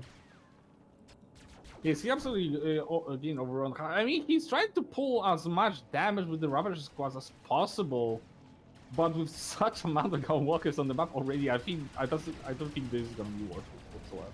Now Lamas literally camping in Rex's base with his entire army here. And Rex, despite having an expansion, he's just so far behind. Even though his 2 Ravagers claiming a Harvester's life here, it just doesn't matter. Tier 3, double ref already out for Lamas. And Rex has none of that. In fact, what he has is a bunch of Gunwalkers of his opponent in his base. And the tier 2 is going to get targeted down by Lamas. Very good targeting here by him. Very good decision to go for it. And the tier 3 doesn't even go down from Rex. Mechapedes are already here from Lamas. And Rex is running out of money. He's running out of money. He's running out of time. He did not get any blue tip this game because his Harvester has gotten sniped. And his expansion now also going to be falling to Corruptor segment Mechapedes. Or Toxin segment Mechapedes, rather. Wow, look at that. Interesting plan with the Ravager play, but overall it was just too much. I think after the first 2 Ravager squads, Rex should have stopped using them. Yeah, Refiner gets sniped. Back to macro game. Yeah, and the mech pieces are just simply too much. The thing is, right, with Rex and Ravage, I'll comment about that at the end of the game once it's done. And yeah, the MCV from Rex getting targeted down by the Mechapedes, the Toxin segments. The once-in-a-lifetime opportunity for you guys to witness something like this being used in a game. But it actually works. Speaking of working, Cultists are here to recapture the Toxin segment's Mechapedes. But the thing is, Toxin segment Mechapedes aren't good at killing each other, but they are good at... Wait, what? Wait, what? Well, these Cultists are tanking more than I thought they would. Yeah. I will say that. Buzzstorm does get called in, 1 squad does get sniped, 1 Mechapede does get reclaimed back. The problem is, there is something out on the map that Rex cannot recapture with Cultists, and that is a Hexapod of Lamas. The Ravagers are still being a menace. And it's almost slipping for Lamas as most of his army of Mechapedes has gotten recaptured. But I still think this is far from enough here for Rex. He does not have his expansion. In fact, Rex doesn't even have his MCV. Actually, does he? Wait. No, he doesn't. Ah, he doesn't. So Rex is basically in a do-or-die situation here. He has to close out the game, or at least maybe remove all the build opportunities for Lamas as well, so they're in the same boat together. Then again, Lamas is already on the expansion. Toxin segment Mechapedes are making their way into Lamas's base now. His own units boomeranging right back into his base. There are Ravagers though that he's making, and his own Mechapedes are coming in here as well. Yeah, and this is just simply not going to be enough. I mean, the Ravagers and the Mechapedes, like everything that Lamas makes, except the Hexapod, can get recaptured. But that is the key word here, except the Hexapod. The Hexapod alone can really close out this game in a fairly simple and straightforward fashion. And Lamas is still seriously ahead. I mean, if these Corruptors die and these Descents, they can kill the Hexapod, I guess, but... yeah, we'll see. That's the thing as well. Rex needs to make a miracle happen to be able to back him up into this game. Lamas trying to catch the Hexapod. Yeah, it's actually gonna kill it. Oh, FaZe goes down though, and the Hexapod turns around. Not today, says Lamas, and the Hexapod lives. I don't think we also see the Prodigy from the Lamas on the map. He will not like save it on time. maybe to pop out soon. No, I don't think so. He does. He's still popping out the Ravagers, so there's no Prodigy on the map. He doesn't know. He doesn't have anything to save the Hexapod. I mean, yeah, Hexapod will die. It actually will most likely die. However, Lamas still, despite this small setback, he's still in a fairly commanding position. He has the expansion. Rex does not. And Rex... Ooh, Hexapod actually did get some kills at least before dying off. But yes, heroic sin squad is granted to Rex. But yeah, Rex is down to like a single harvest. Actually, no. 5 harvesters, long distance harvesting, not getting any blue tip, mind you. And 2 portals and a warp sphere. And not even tier 2, he's just down to tier 1.5. He can only build basically the Sins, or well, buzzers, I guess, as well, but who does that? Those are his last cultists. If he loses them, he loses the game, essentially. Yeah, so it will require a huge amount of micro, and also avoiding any of the buzzers from the room eventually drop on top of those cultists. Ooh, Commandos TPing in here from Lamas did not get their mind control on cultists because you obviously can't control them. Right, Hexapod is once again on its way. Lamas loses a tip spike, which shouldn't really matter at this point in the game, at least for Lamas. Right, the mechas now, the more traditional shard segments are also here for Lamas as well, and he's just gonna go for the base trade. Wow. Absolutely savage, cold and calculated, just moving his commando and his Hexapod towards Rex's base, knowing he cannot really defend it. Yeah, despite this army from Rex looking a little scary, I think it's just going to be over. It's just going to be a base trade. Almost coming in hot here, going to be capturing the portal. Loses the commando, it doesn't even sell the portal though. Oh, that's a problem. That's some problem. The Lamas is actually kind of losing the first main base with all the Mechapies are still like avoiding any contact with the cultists, but Rex is pulling out. He knows he needs to kill the Hexapod. He knows there's no Prodigy on the map. The Prodigy is gonna be a lot of delay because there's no power in the Lamas base. Lamas is still pumping out the Ravagers. He's trying to also make some interesting. The problem is that if this portal falls, actually 2 of these portals fall, if both of them fall, Rex will have no more energy production whatsoever. But look at the Descent swarming in, and Hexapod just has no chance. It does kill a portal though. It's kind of pity portal kill before dying. Look at this army though, wow. Yeah. 2 mechas leading the charge with a bunch of Descents in the back, but look at this. Ravagers, Mechapies, and Buzzer Hives are here for Lamas. He is ready to take on the challenge that Rex is providing him with. And yeah, Rex has to reposition, has to get his army to the right side of the map to try and make this work. Ravagers kind of getting caught out by the Disintegrator squads. There is a single Shock Trooper squad in the back. Oh, the Buzzers! But yeah, look at the Buzzer Hives. Absolutely massacring all these Disintegrator squads. Commando is back again for Lamas. Doesn't really control anything though, but it's something at least, I suppose. Yes, he wasted all the area mind control on the cultists, trying to catch the cultists, but you cannot mind control something that is mind controlling itself, so it's kind of wasted of an ability right now. Yeah, but he whittled down the army of Rex, and even despite having an elite Ravager, Rex does not have the units anymore to actually be able to contest Lamas's force. And in the meantime, he's still forced to long distance harvest, still cannot rebuild, and Lamas doesn't even do anything, he's just chilling, he still has Tiberium. Oh, the Mechapies are going down! Ooh, nice captures from Rex. Gets 2 free Mechapies, but it's not enough. The cultists are off cooldown, or on cooldown, and there's only 1 cultist squad remaining now, and this is not going to be enough to kill these Mechapies. The last remaining weapon for Rex to kill Mechapies is basically reduced to only 1 squad. Only 1 squad of cultists remains. Ooh, wow, what the hell? That Mechapede died to the distant squad. That Buzzer Swarm, the $600 Buzzer Swarm, just killed a ton of the Disintegrators that was literally trying to kill as many Mechapies as possible. But this is the trade that Lamas wants to get here. He has good economy, he has the production, so he can absolutely take all the trades he can get for all but none of this matters, unfortunately, because Rex is down to a single portal. Only one portal remains as the operational building for Rex. If he loses it, it's going to be game over. He's trying to once again swarm with the Sins. Do something that has worked in the past once again. But once again, the Hexapod claims the portal's life, and this time it will be the last. Lammas winning game number 1 between him and Rex in his best of, I think, 3. Actually, this is a best of 3. Let me see. Lower brackets. It's the best of 3, yeah. Yeah, so it's gonna be match point. Super good game. I love this. Like, despite Rex doing kind of really bad in the start with his cheeky play with the Ravagers, he still almost managed to pull it off.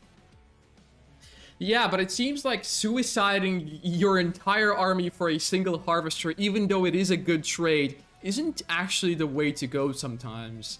At least that is what we learned here. Pipeline Nightmare, or Pipeline Problems is the map. There we go.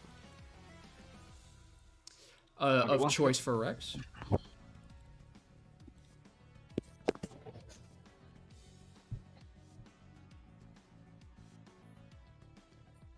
Alright.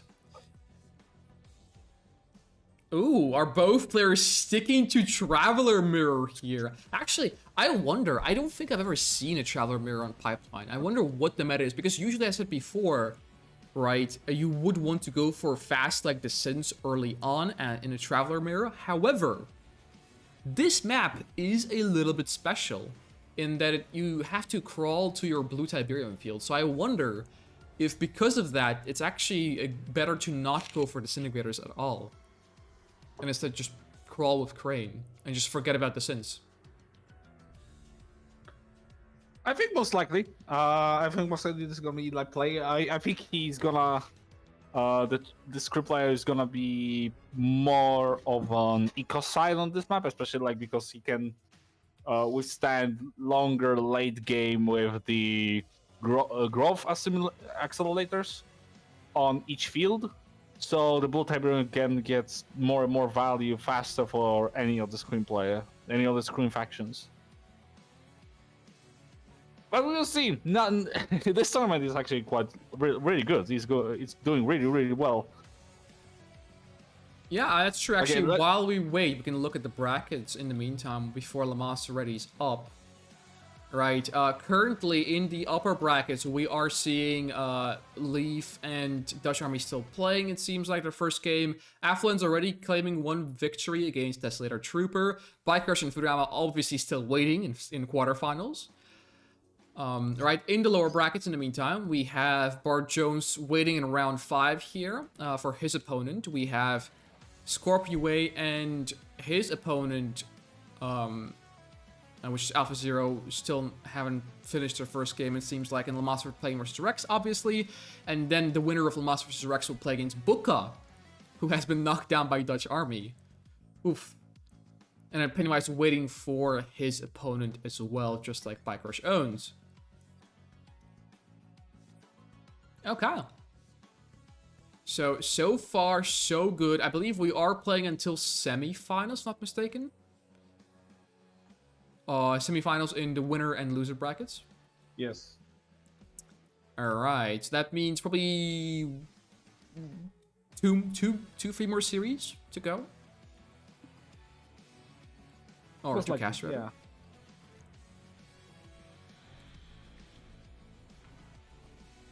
yeah. Alright, Rex sussing out the stream.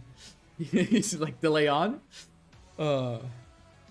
Rex just could not believe it that he lost to Lammas that game.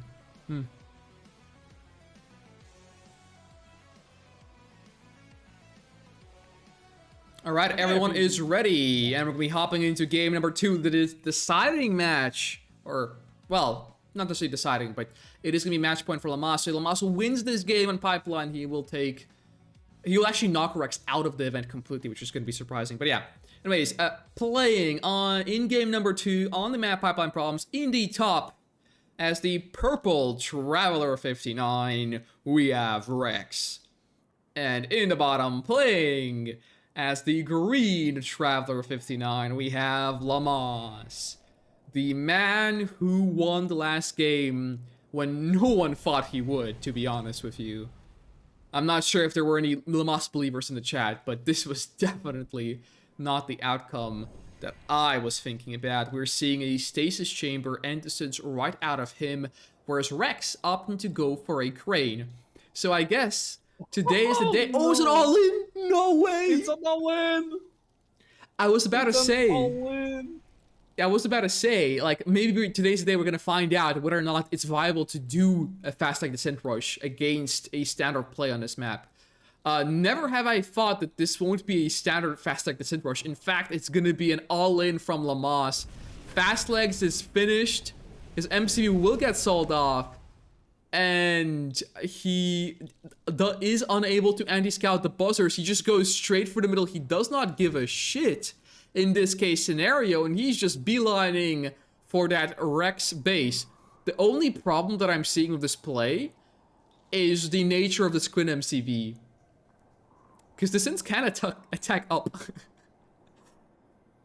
And there was one precedent with this already before. I will mention that later. But yeah, currently we see the Sins rolling in here for Lamas. One buzzer hive is here, but the buzzers were out of position. Nice dodge from Lamas, but more and more Descents are on its way. If he gets complacent though, he might lose too many Descents. 4 squads going down. Both buzzer squads or buzzer hives goes down. Another buzzer hive going down as well. More buzzers being pumped out of the portal for Rex. He's trying to desperately keep it together, but his MCV now getting targeted by the Descents of Lamas. One buzzer hive doing so much damage though. Look at the buzzers. One Descent squad falling after another, but the MCV gets sniped. But there's not a lot of Descents left anymore. The crane is very vulnerable, but will he be able to kill the crane here?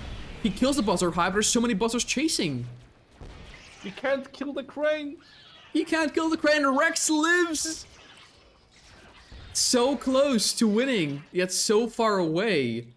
Then again, there is another group of Descents, but it's not actually going for the crane. It's reinforcing the secondary group of Descents here instead to try and fend off the buzzers. And actually, very good micro from the Lamas, but not amazing now. Ooh, he dodges the buzzers though. He goes around. He's going for the crane. Can Rex get out more buildings in time? Can he actually come back this game? Keep in mind, Rex is on Blue Tiberium here. The longer this lasts, the better for him. And it looks like Lamas is backing off, and this will spell the end for Lamas here. He could not afford to back off here. Even if the crane dies now, there's just simply too much here for Rex. Yeah, second refinery actually, wow. Insanely good hold. Lamas has been defeated. We'll be going to a decider match between Rex and Lamas. Wow. Really good hold. I love this hold. Absolutely. Yeah.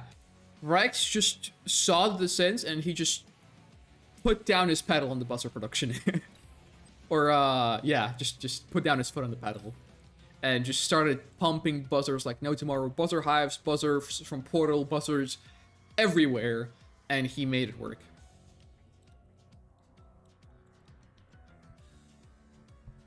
So no, the all-in does not, in fact, work too well, at least, in this case scenario. Maybe he had a chance. Maybe he could have microed a bit better. Maybe kept some of his Descents alive. Maybe had some of them kill the crane instead, but... And perhaps going for the MC wasn't the best plane either. Desert or... Oh. Desert? Desert Arena? I don't know if that's a map.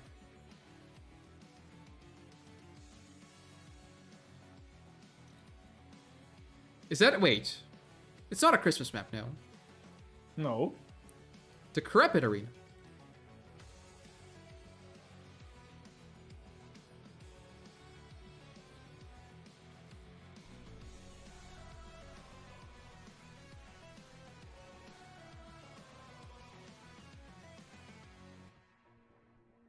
I don't... There's no Desert Arena.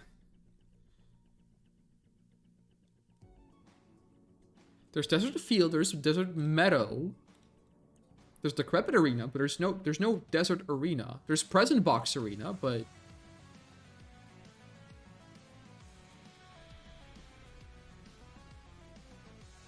Maybe Desert Rush. No, but I picked Desert Rush and I asked, and he said no. I don't know what's the map he's looking for. It's definitely something very specific, though. It is of course a. Okay, let's see. Oh well, Oh no, it's Desert Rush. Oh, I'm stupid. Never mind then. I didn't pick Desert Rush. I picked Desert Field.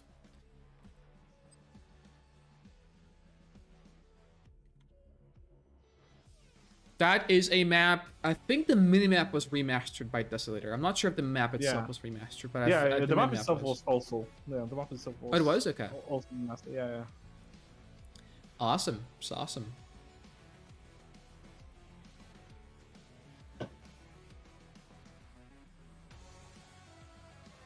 Hey, look at this. Black hand pick from Rex? What is this? Is it just, wait, wasn't Lamas the Black Hand main over here? Oh, there we go. Rex switches to Scrin, but like... But wasn't Lamas the Black Hand main? Yeah, what was that? Rex just picking Black Hand out of the blue like that. Anywho, enough of that. Heading into the third and final decider game between Rex and Lamas on the map Desert Rush. We are kind of went Yoda style there, but it doesn't even matter, as playing in the top right corner as the main faction of his as well, purple screen, we have Rex. And in the bottom left, playing as the green GDI, we have Lamas.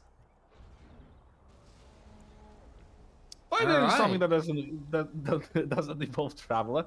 It's nice to. Hey, yeah, you know what? Going straight out of two Traveler mirrors, this is a refreshing matchup. We have a pretty vanilla GDI versus pretty vanilla Scrin. Alright, actually I wonder what changed about the map. Now, this map wasn't all too popular. There's actually a Tiberium field here in the bottom and the top, I think. I'm actually not sure if it's a full-on field. It's not grown. Yeah, it's not grown, but I wonder if you can use Tib bait on it. That's what I'm wondering, really. No, I think it's just the aesthetic aspect. Might very well be the case. And we have the huge free refinery expansion field, of course, here, as well as two blue fields that are, I guess, somewhat contested. They're kind of in the middle of things, but they're not, like, usually at the start, one is closer than the other. Right? Yeah. Okay, 3 buzzers scouting here for Rex. You should be able to anti-scout any rifle squad here, but a watchtower in rifle squad is a different story. 1 buzzer does fall. And the scout won't be good here for Rex. Yeah, he has to retreat. So overall, for what the changes is the hills in the middle of the map to the left and right side of EP Center. There was actually no passage between them. The passages were added on this map. I think there's also more open area around the blue Tiberium fields, if I remember. Yeah, going back to Torment Creator with the pathing problems, I'm sure some players here today are going to have flashbacks and PTSD from that. It is probably a good change to have this map a little bit flatter, a little bit easier to navigate for the not so new Kane's Wrath pathing AI. Rex is going very, very early Blue Tiberium. Yeah, he is greedy just like that, but that might be what he needs to win this game. So far, 1-1 is the score, and the series is all tied up, which is surprising. Ooh. Look at the aggressive placement of the MCV from Lamas. Wait, where? Oh, yeah, what the hell? Lamas said, who needs a third Tiberium field when you can just claim the center? He's literally playing King of the Hill. Ooh. And his second War Factory goes down. Ooh, Devour Tanks, look at this. Rex has seen through it. Gravity Stabilizer Devour Tanks are out from Rex. I think he might have scouted this MCV play. And even though there are double War Factory Pred Tanks coming out, there's already a charged dev waiting on the front porch of Rex for the push that is upcoming. Double click Gravity Stabilizer as an answer. Drone ship is gonna go up and move forward. Wait, did Rex? No, he's okay. So he's changing directions. He's changing directions. Yeah, look at this. Barracks block by Lamas. He builds blocks the Devourer tank with a barracks. Second Devourer tank is already out here. Stormriders are flying into the match here. There are 4 Preds. Look at this damage on the first Dev tank. But it's not going to be enough. 1, 2 Predator tanks will be falling. And trade out for Devourer tank. Ooh, Corruptor will also be going down, it seems like here. Actually, no, Corruptor survives. Both players only on 2 refinery economy here. Rex will have the better blue tip, but I think both actually getting blue tip as well. And these Stormriders might prove to be a problem for Lamas, but they don't do a lot of damage. So far, only a couple Predator tanks are going to die from Stormriders. And that's a very big investment here from Rex. He only has 2 dev tanks here on the map. Ooh, all in from Lamas as well. Yeah, it's Pred APC is the name of the game here. He might try and capture Rex's MCV here with his engineer. That might be quite the play as well. I'm not sure Rex sees this coming. He should, provided he has health bars on. He should spot the engineer. Corruptor is going to it. Lightning Spike goes down, but Lightning Spike misses. Lightning Spike is shooting different units here. The engineer is still alive. Stormers flying in, one of them goes down. Engineer not being microed by Lamas though, unfortunately. There we go now, he's targeting the MCV. Rex still shooting the tanks with his Lightning Spike. MCV does get packed up, but the APCs are here. Despite not having AP ammo, they do a lot of damage still to a packed up MCV. But the Devourer tanks are now growing in number. 4 of them are out in the field. There's only APCs out for Mas. He doesn't have any Pred tanks. Only 2 in the back. And I think somehow, some way, holding on by a thread, Rex might just have this game in the bag. It's definitely not the end yet, but Lamas definitely overcommitted on APCs here in this game. Yeah, they're getting picked off one by one now as well. One of the war factories will get targeted down, which are the only production facilities of Lamas. And nice micro from Rex. Look at the micro here. Perfect micro with dev tanks. He might even lose them, but it doesn't even matter. Stasis goes down. Wow. What a game from Rex. Both players going for basically what is an all-in. Effectively, Rex didn't sell his MCV. But yeah, now there's simply not enough units here to withstand the force of all of these charged dev tanks. Stasis wears off, but the army of Rex is here. It's ranking up as it's feasting on the corpses of Lamas' units. And this will be closing out the series between Rex and Lamas. Game number 3, ending in a victory for Rex. Lamas will be knocked out of the event, and Rex will continue on to try and go back to the winner brackets. Wow, well played by both players. I love the answers, the answer to these push with the Stormriders. I absolutely love this, forcing out a lot of APCs. There was too many APCs for it, and allowed the Rex to safely pump out as many Devourer tanks as possible just to stop the rest of the Pred APC force. Absolute lovely answer. Yeah, no, it was pretty awesome. I loved some of these games. Despite 2 of them being Traveler Mirrors, we had a very unexpected result in the first one. We had a very scary looking all-in from Lamas in the second one that Rex masterfully held with buzzers and nothing but buzzers. Well, maybe some distance as well, but we're gonna talk about that. Right, and then the third one was just a all-out mess. Lamas going Pred APC all into the middle of the map. Rex going for double gravity stabilizer on tier 2 with dev tanks in the back. Whew. What are these? These players are unsheathing some very radical build orders here, I must say. And in the meantime, looking... yeah, very much so. In the meantime, looking at the brackets currently, I'm not sure if Dutch Army and Leaf are playing. I think they should be. Let me take the stream of Leaf because he's doing also stream on Twitch. That is true. Hopefully they are playing. Affluenza taking a second game off Desolator. They are? Yes, they do. Cool. I guess they just have a very long first game. Right? And yeah, and Biker's still waiting, obviously. Food is still waiting, obviously. And in the meantime, in the lower brackets, Bart and Pennywise still waiting, but now we have Rex and Booka, and I think that will be the matchup that we're gonna look at. We're kind of following Rex here throughout this event, but so far I must say we have not been disappointed by the games we have witnessed. You mind actually hosting yourself, Gacius? Just type Rex versus Booka in the title of the lobby. And it will of course be, let me check real quick.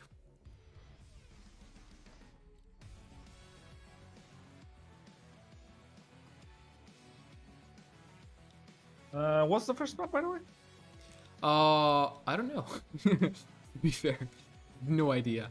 This is the. But yeah, so in lower brackets, it's gonna be 1-8? best of 3. 1/8, right? Or 1/4. In lower brackets right now, qualifiers is semi, so it's 1-2, 1-4, 1-8, 1-16, 1-32. It's 1-64, I think, or 1-32 or something like that.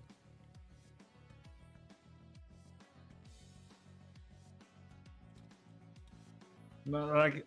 1, 2, It's round 3, 3 4, for 5, lower 6, 7, 8. brackets. As I see. Yeah, I don't actually know how it works with lower brackets. Maybe it is 1/8. Maybe it is 1/8. Yeah, might be. So it's tournament wasteland. Wasteland. Okay. Okay. Map hosted, but I'm gonna be right back. All right. Cool. Cool. Cool.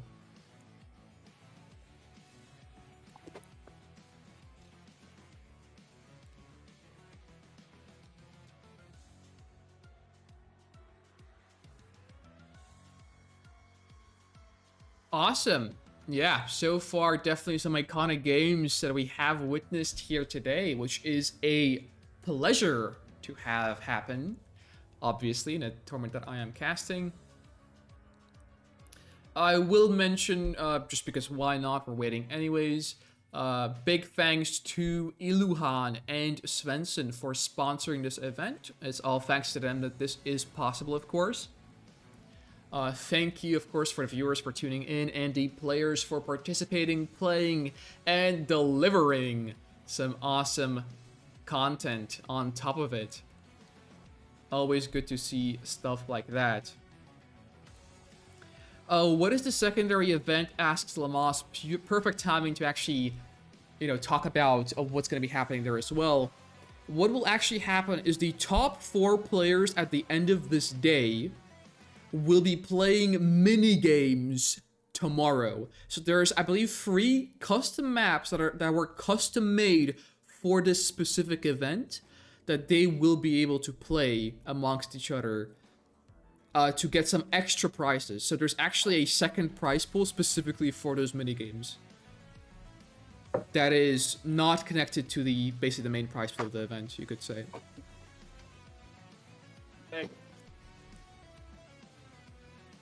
So that is a secondary event. We're gonna see some pros play some quirky maps to maybe get some more, win some more cash rather, you could say, is the basic way of putting it.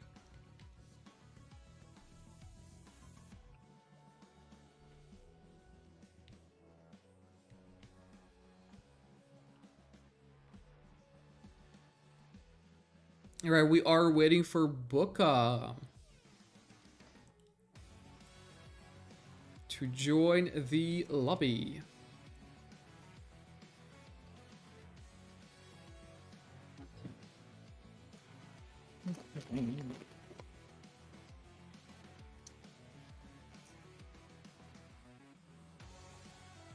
Yeah, check news channel says reminder.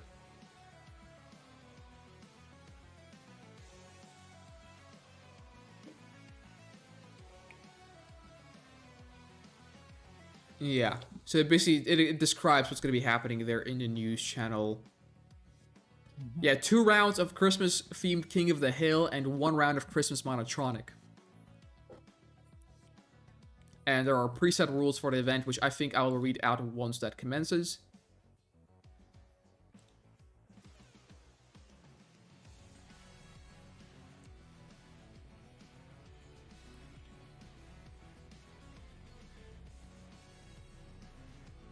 Anyways, while we wait, of course, I probably should change the leaderboard or the scoreboard. Rather, there we go. Score 0, score 0. And the colors I will keep the same. Nick of the player number 1 will be Bukuha. There we go. And I'll just keep the colors the same for the time being. Awesome. So yeah, while we wait, we can look at the brackets once again to see if something changed. So far, the matches that we have casted and witnessed were, of course, Dutch Army versus Bukka, 3-1. Actually, kind of funnily enough, we're coming back to Bukka and Rex. So we've casted both Bukka's and Rex's matches before. Now we're coming back to Bukka and Rex. So yeah, Dutch knocking Bukka down to the lower brackets. Leaf winning first game against Dutch, by the way. But yeah, we've also casted Rex versus Leaf. A little bit of that, just the very end. We've also casted Affluenza versus Alpha Zero here. Him winning 3-0. And now we're in the lower brackets where we have witnessed Rex versus Lamas 2-1. And now we're looking forward to Rex versus Bukka to then advance the lower brackets.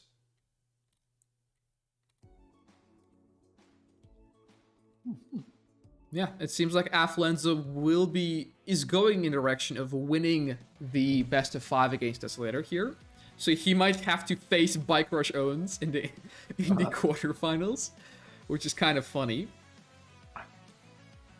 It is actually really funny. Wow, yeah. And yeah, Master Leaf playing against Dutch. So nice over there.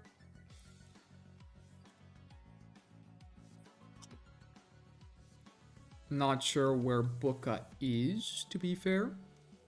He didn't respond to me yet. Yes, I can see that. Yes, next will be Bukka versus Rex. In fact, indeed, yeah. As you can see in the top right, the scoreboard.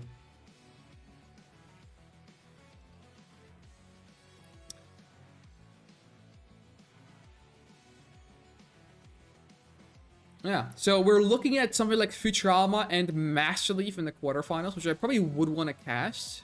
We might actually get through Bukka versus Rex fast enough for that to happen.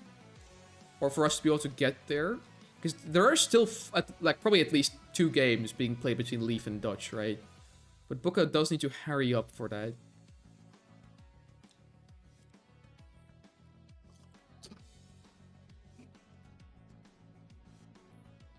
Alright, let me hide the scoreboard.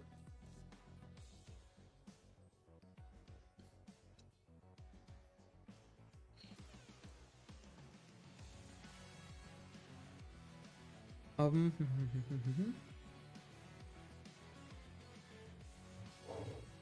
me check if to make sure that Bukka is not hosting his own lobby. No, he's not. And he's not playing either. Which it is what it is. Let me go ahead and actually ask Bukka where he is. I will be right back in just a moment.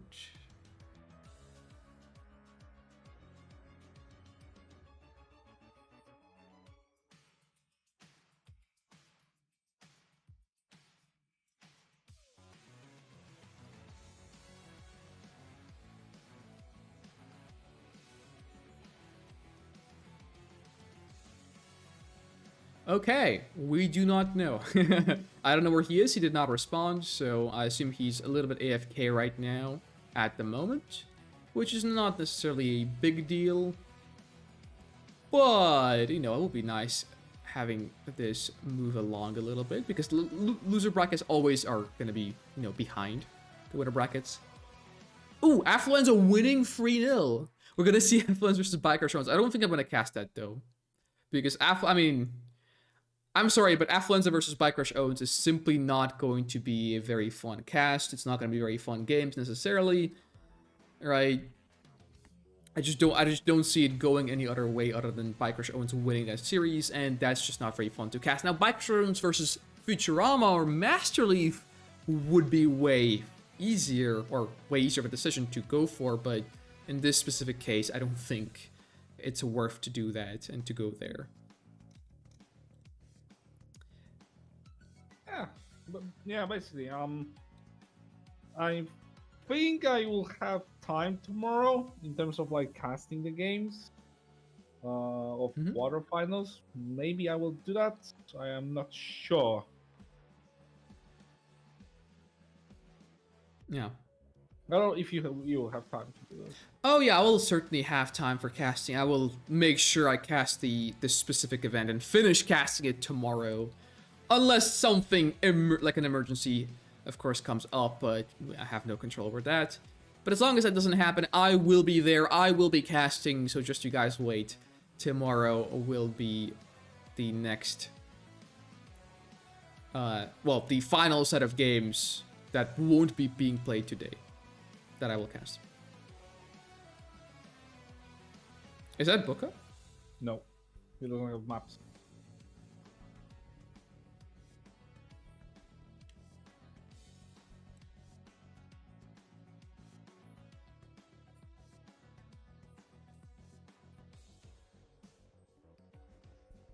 Let me once again peek at the brackets real quick. So I don't want to cast more Master Leaf games because I thought Drive was casting those. Drive is in fact casting. I'm not actually sure if he's casting in Russian or in English, but he's casting. Somehow, some way he is casting these games. I'm gonna see the Booker is alive. Yeah, I checked up on him already. He wasn't at the time, but we'll see.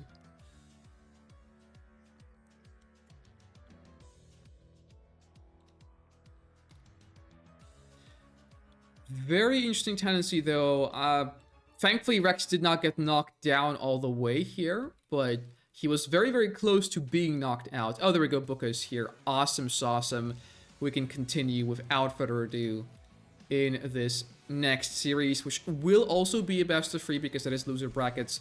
Ooh, he picks green. Awesome. I don't know how, but I guess green just works.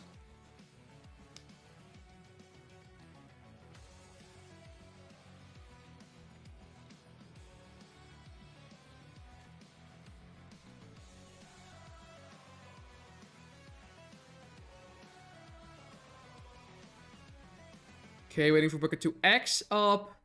So we can get rolling with game number 1 of... I'm not actually sure, like, this is quarterfinals, what finals this is. It's not finals, I know that much, right? Like 1/8 or something into the bracket, or 1/16 for whatnot. But anyways, the map will be determined Wasteland. And yeah, we're going to be starting up with the first game between Booker and Rex.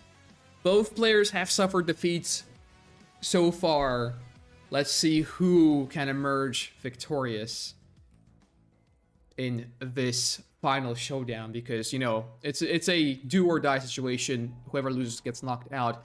Anyway, starting off game number 1, playing in the top right hand corner as the purple screen, we have Rex. And in the bottom left, playing as the green GDI, we have Booker. GDI screen is being played a ton of this in this tournament. We didn't notice any nod or like only one black hand game. Oh yeah, certainly. Which was the black hand game that I believe Booker won against Dutch Army before getting knocked down by Dutch Army into the lower brackets. So yeah, that was something, I suppose. This map... the Rex opened with the ref first. Yeah. He actually tends to do that on certain maps, like even Odyssey sometimes. Personally, I don't like it. I will just say that on Blue Tiberium, a ref first makes a lot of sense. And if it's a single safe spike, ref first on Green Tiberium, it also makes sense. The problem is when it is Green Tiberium and 2 spikes, I think it's not worth it. I think the opportunity of getting spikes earlier is way better than a green Tiberium load that you're going to get earlier. So I wouldn't call it a straight up misplay, but I think it's not a very accurate way to going about playing the game. Then again, Rex is the superior player here, at least he should be. Hence, you know, Booker can really use anything he can get now to try and win the series. Yeah. So it's a good thing probably that Rex is doing that stuff. In fact, experimental builds and things is exactly how Booker lost versus Dutch Army in the first place. So perhaps we might see an Uno reverse card Booker winning against experimental builds instead. But that will depend on whether or not Rex can or will look down upon his opponent, so to say. I don't think he will. I don't think he will make a same mistake again. Overall, I mean, we are now witnessing the standard opener from him with opening with the Pitbull and then later on following up with the APC for mostly anti-scouting purposes. Pitbull for obviously scouting purposes, as he doesn't know what's going on the other side of the map, as none of the scouts actually came through. So we're gonna actually see more of a passive game again. Yeah, also can I just point out the beauty of this map after Desolator remastered it? I think there are certain concerns about some pathing around some things, but other than that, just the sheer picturesque quality of the map is actually pretty insane. We are seeing these like icebergs of Tiberium located, you know, throughout the map, just sprinkled in here and there, and they look absolutely gorgeous with what Leaf did to the 4K mod. They're nice and glowing. We're actually seeing these crystals in the middle here as well. Also actually pulse with light here, which is awesome. What I actually see is Crane from Rex. Wait, what? Oh my god. Rex going for Crane on Free Refinery into tier 2, probably going tier 3 now as well. We're seeing a Seeker push out of him, but Booker is prepared. Is it Firehawks? It's Firehawks, isn't it? Most likely. Wait, no, but he's not queuing up any tier 3. Oh, those are Orcas. Oh, they're Orcas? Versus Skrin? Versus the position Gunwalkers on the field. Speaking of no tier 3, Rex doesn't have a tier 3 either. In fact, he was going for a Refinery, not a tier 3. Wow. It's gonna be difficult to pull this out. Absolutely difficult. I mean, Rex trying to get some scouting, I guess, done with the Seekers. I don't think he expects to get anything with these Seekers other than scouting, to be fair, because like there's no way, there's only 3 of them. It's super late for a Seeker push now. They will just not hold up against the opponent's forces at all. AP ammo is up and running for Bucano now. Oh. And he does get the scout off. He sees the tech center for Rex. He sees the crane. Ooh, tier 2 gets stasis by Rex. Booker doesn't get his tier 3 out. Oh no. But the problem is again, he didn't even queue up the tier 3. Yeah, but look at these Orcas. The tripod is still producing. And look at the Orca Strike coming in as well, bombing the Harvester. APCs are slotting in as well. 3 Harvesters dead already. Great timing attack. Yeah, and a third one will go down, and Rex having to use phase, not having that in his arsenal any longer, and also now basically losing all of his eco on his second field. Also not getting any blue tip really. Actually, no, only now getting blue tip. Booker was on top of blue tip, I think, a bit longer than Rex was. And despite getting his tier 3 cancelled, Rex already wasted stasis. He wasted phase. And he's even gonna lose the tripod. He's even gonna lose the harvesters. No way. The lightning spike comes down. A panic lightning spike comes down from Rex, but it's not enough. The second tripod marches forward, but another harvester goes down. Booker just needs to finish off this husk, and he will be absolutely golden. More Orcas flying in as well. He goes for the tripod. Doesn't actually finish it off, but Bloodhounds are actually here. Booker opting to go for the kill and tripod, actually doesn't de-garrison in time, loses the heroic rifles or missile squad. The other husk will get recaptured, didn't get killed off by Booker, which was a mistake, but he does kill the second tripod. He might be able to kill the husk now, doesn't repeat the same mistake again. Booka is just coming in hot. He's trying to make something work. Rex already actually on the expansion on his third field, but his only tripod once again getting sniped by Pred tanks this time around. Yeah, and his tripod, he has no tripods. There is no tripod. Booka kills this Husk. Rex will have no tripods on the map. No, but Booka doesn't go for the Husk. Huge mistake, leaving both Husks alive both times. Will allow Rex to get back into this game to recapture the Husk. Booka also not having any APCs anymore will make sure his Pred tanks are getting killed off by the Disintegrator squads.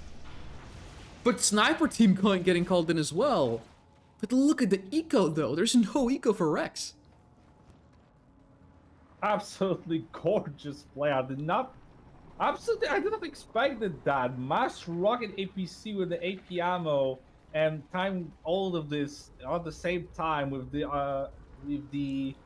Orcas arriving on the other side of the map and literally killed almost entirely of the economy for Rex. I mean, Rex is still pretty much well established on all the bases here. The thing is, Rex is just taking a breather right now, and he will be able to kill the Orcas and ward them off with the Shard AA. The thing is, Rex is just taking a breather. He has a few harvesters working, but look at the force. The absolute sheer armor coming down from the left-hand side. Booka is pounding. He's not knocking. He is absolutely pounding, breaking down Rex's front door and saying hello with these 3 Mammoth tanks leading the charge with a bunch of Pred APC with a Sniper Team in the back. The Commando won't be effective with a Sniper Team and APCs here, and Booka is just going to be pushing forward inch by inch with MCV. Phase gets used once more, but that Phase won't be doing much. He can't really crush too much with Mammoth tanks blocking the path forward. And the Watchtowers are just coming down non-stop from Booka. Yeah, 2 free tripods are down, but there's no shield upgrade for Rex. He forgot to queue it up. There's no shield upgrade. And even though this tripod with Phase is trying to stall, trying to draw some fire, and it is working, it's definitely not enough. Even Booka losing another Mammoth tank as well to the Commando. But look at this push. Booka just needs to move his MCV a bit further forward, and he will have this in the bag. The panic descents coming out from Rex, but look at the amount of Watchtowers. These descents are just running into a meat grinder. And the tripod in the back now finally dies off. Commando is still alive for Rex. He's going for a hexapod. Yeah, more now Watchtowers is on the clock. If the hexapod can come out, he's gonna have a really hard time pulling like any damage because of the hexapod trying to getting all the shots, soaking all the shots. The amount of the tripods, the 4 tripods, despite being outnumbered by the amount of tanks on the map. He's still, the Mastermind captures the MCV and sells it. And MCV gets sold off, and Rex is not actually looking all that bad anymore. His Commando is half HP, but it's all he needs. And now he has shields up. He's gotten enough time, and Booka, despite having that onslaught, he paused for just a smidge. He paused. He, laid down his gun for a second. And that second was more than enough time for Rex to get back into this game. The hexapod is now on the map. And it's now Rex that has his third field and Booka, who does not. Yeah, right now the 4 tripods that were standing there. I was about to say that, but well-positioned tripods will dealing ton of damage amount of things. They cannot do any damage to them back because of the range. And now the hexapod is on the map. 5 tripods is already on the map as well. The Mastermind is coming out in just a second. The drone ship is moving forward. And now the all-in that was supposed to work.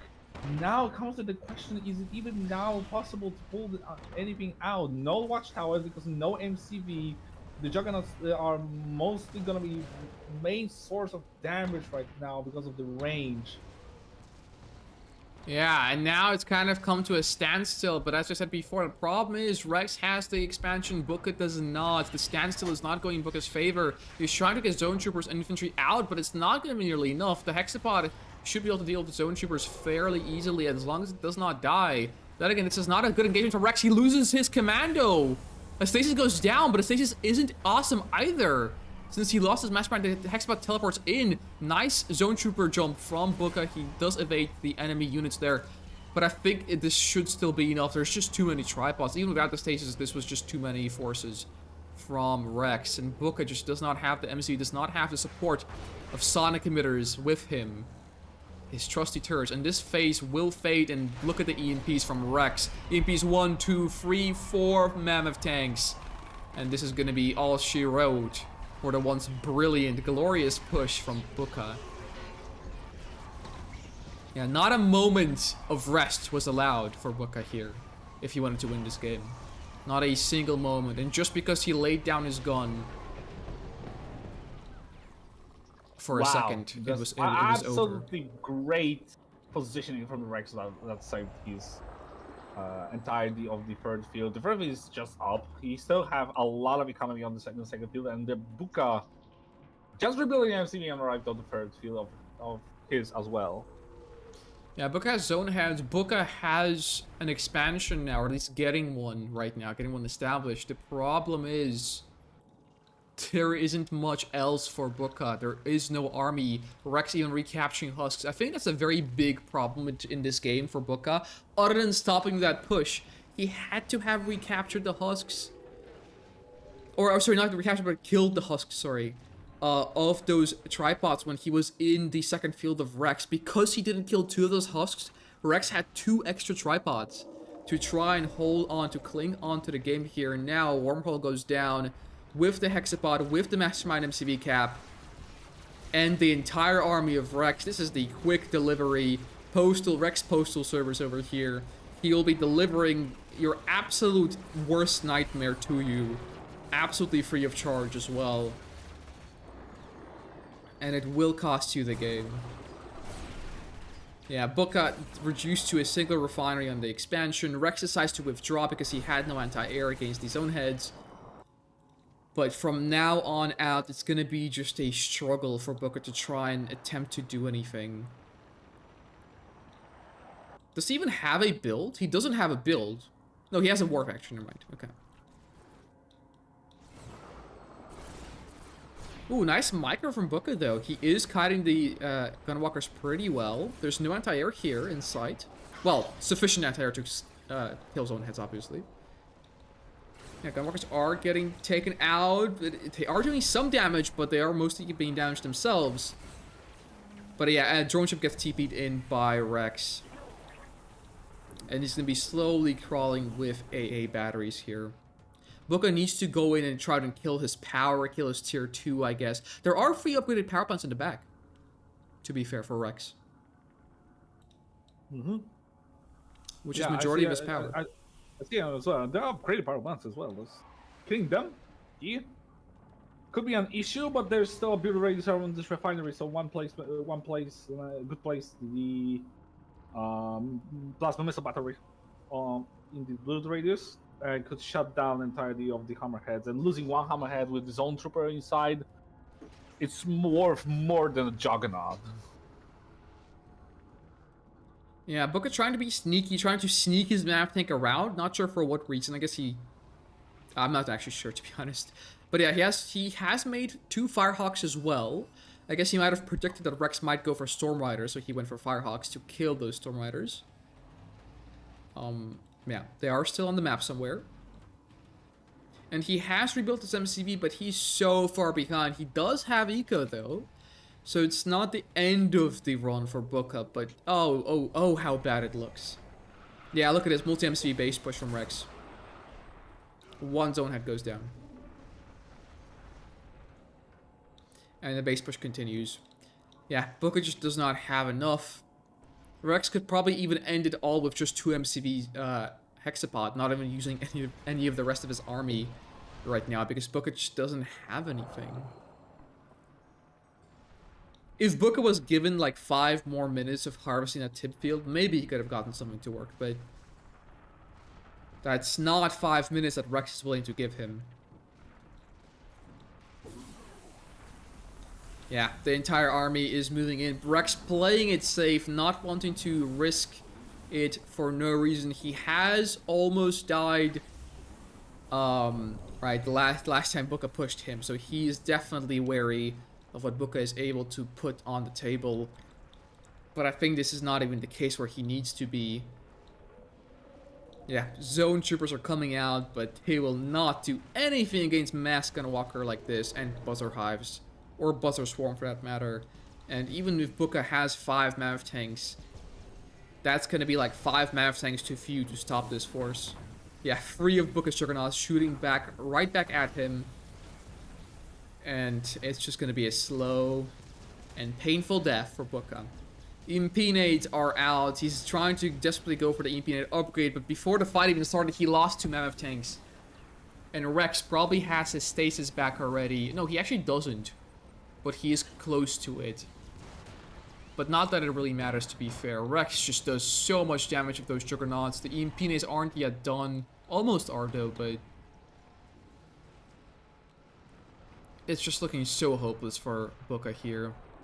He's trying to make something work with zone heads, but they're not even doing much damage against the Hexapod, let alone the remainder of the army guarded by the AA batteries. Oh, the sneaky one Mammoth tank sniped one of the Juggernauts. Ha, that's pretty cool. Oh, it did? Oh yeah, it did. Yeah. Where did the bottom Mammoth tank go to? Do we know? I think it moved across the map.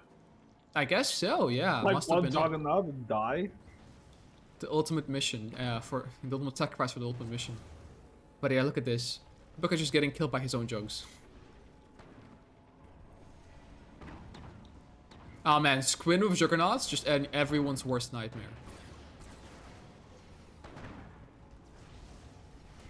Yeah, slowly but surely, this game is grinding to a halt for Booker. He's making a last-ditch effort, full frontal assault, zone trooper spam is coming in hot. Rex also throwing all he got at it, Devastators, Gunwalkers, Commando, Hexapod, AA batteries. But yeah, it's just not enough here. Nice no, and actually, yeah, Booker EMPs the Hexapod of Rex, but it's not gonna matter. The Tripod will die. And that's it. Booker cannot hold. Booker cannot win. And game number 1 gonna be going to Rex.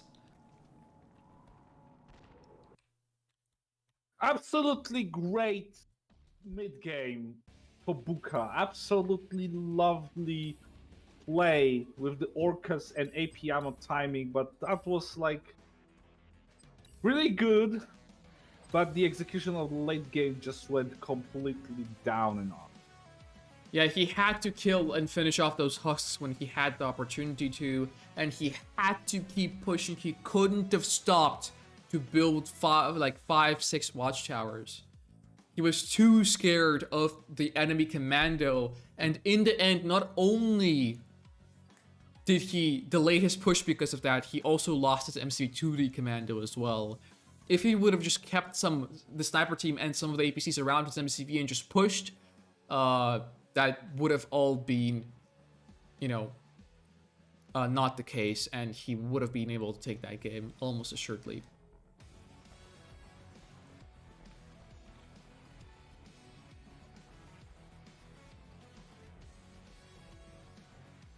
Back to Odyssey it is.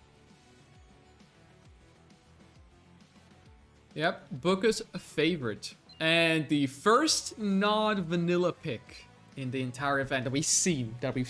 Probably other people played non-vanilla, obviously, but... Alright, heading into game number 2, the match point. Also, I think I changed the scoring correctly. Playing in the bottom left-hand corner as the purple screen, we have Rex. And in the top right, playing as the green non-vanilla, we have Booker. Of course, the score is slightly incorrect. Rex did win the last game.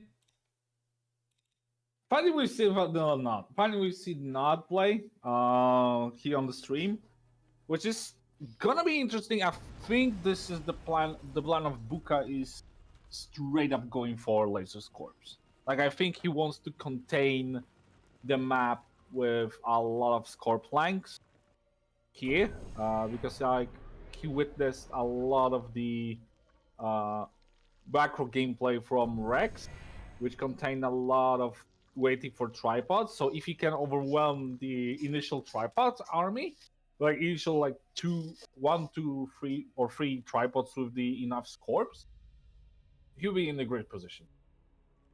I think that's the plan in his head. Well, I guess we're gonna find out. Currently, we are seeing Rex do his refinery first, double engineer later play once again on this map. I already outlined why I don't like it in the previous game. I don't like it on this map for just the same reasons. I think it's a bad build order. I mean, we could actually take a look at the amount of harvesters for both players. Keep in mind, of course, not harvesters are way worse than Scrin. Probably the worst harvester in the game compared to the best. But even then, I think Buka should have the economic advantage, provided he does not stall. Which he does not seem to stall. Yeah, 4 harvs for Buka, 4 harvs for Rex, so it's not too terrible. Right, but keep in mind, Buka did get his tip spikes captured earlier than Rex did, so he had more free money, quote-unquote, from those tip spikes. So in the end... Yeah. Rex is keeping the 5th harvester for a lot of light units early on. Gunwalker for scouting, probably gonna also pull out like 3, 4, 5 Seekers moving across the map straight away. Yeah, this right here is the classic Futurama Seeker push, the 1 Gunwalker, 3 Seekers. He might go for more, he's actually gonna go for Disintegrators on top of it as well. So it's definitely a modified variation, more heavy variation for that matter. But look at what Buka is doing. This is a blind counter to Rex's play. Double War Factory right off the bat. Yeah, this is gonna be good. It's gonna be good because, like, remember the Seekers doesn't have like a lot of gun armor, so they are most vulnerable to the Raider buggy fire. Oh yeah, if you spam Raider buggies right now as Buka to make like, I don't know, like 8 of them and then make bikes and more buggies, then like all these descents and Seeker tanks are just dead from buggies, and then the bikes can sweep in and kill the harvester as well. It looks like Rex recognizes that there probably is something fishy going on with Buka over here, and he is bringing his forces back to his base to try and defend from the supposed double war factory, which it very much is a double war factory here. Yeah, Buka getting a scout off. He noticed the lack of the MCV, he noticed the lack of the refinery and the harvester on a second field, so he moved back to defend initial attack from the bikes that are coming from the right side. And yeah, look at this, Buka splitting the bikes and the buggies, which I kind of do like. What I don't like is his lack of buggies. But then again, look at this. The sheer burst damage of these bikes just snipes 2 harps and he just leaves. Yeah. And a Gunwalker. Force out the photon cannon, force out the response, barely loses a bike there. And I like how he did that by baiting out enough forces to the left side because of the movement of the Raider buggies. So he baited out the Rex, thinking that this is the initial attack to the left side, but real attack with the 9 to 10 bikes, moves on the right, snipes the harvesters, and lead.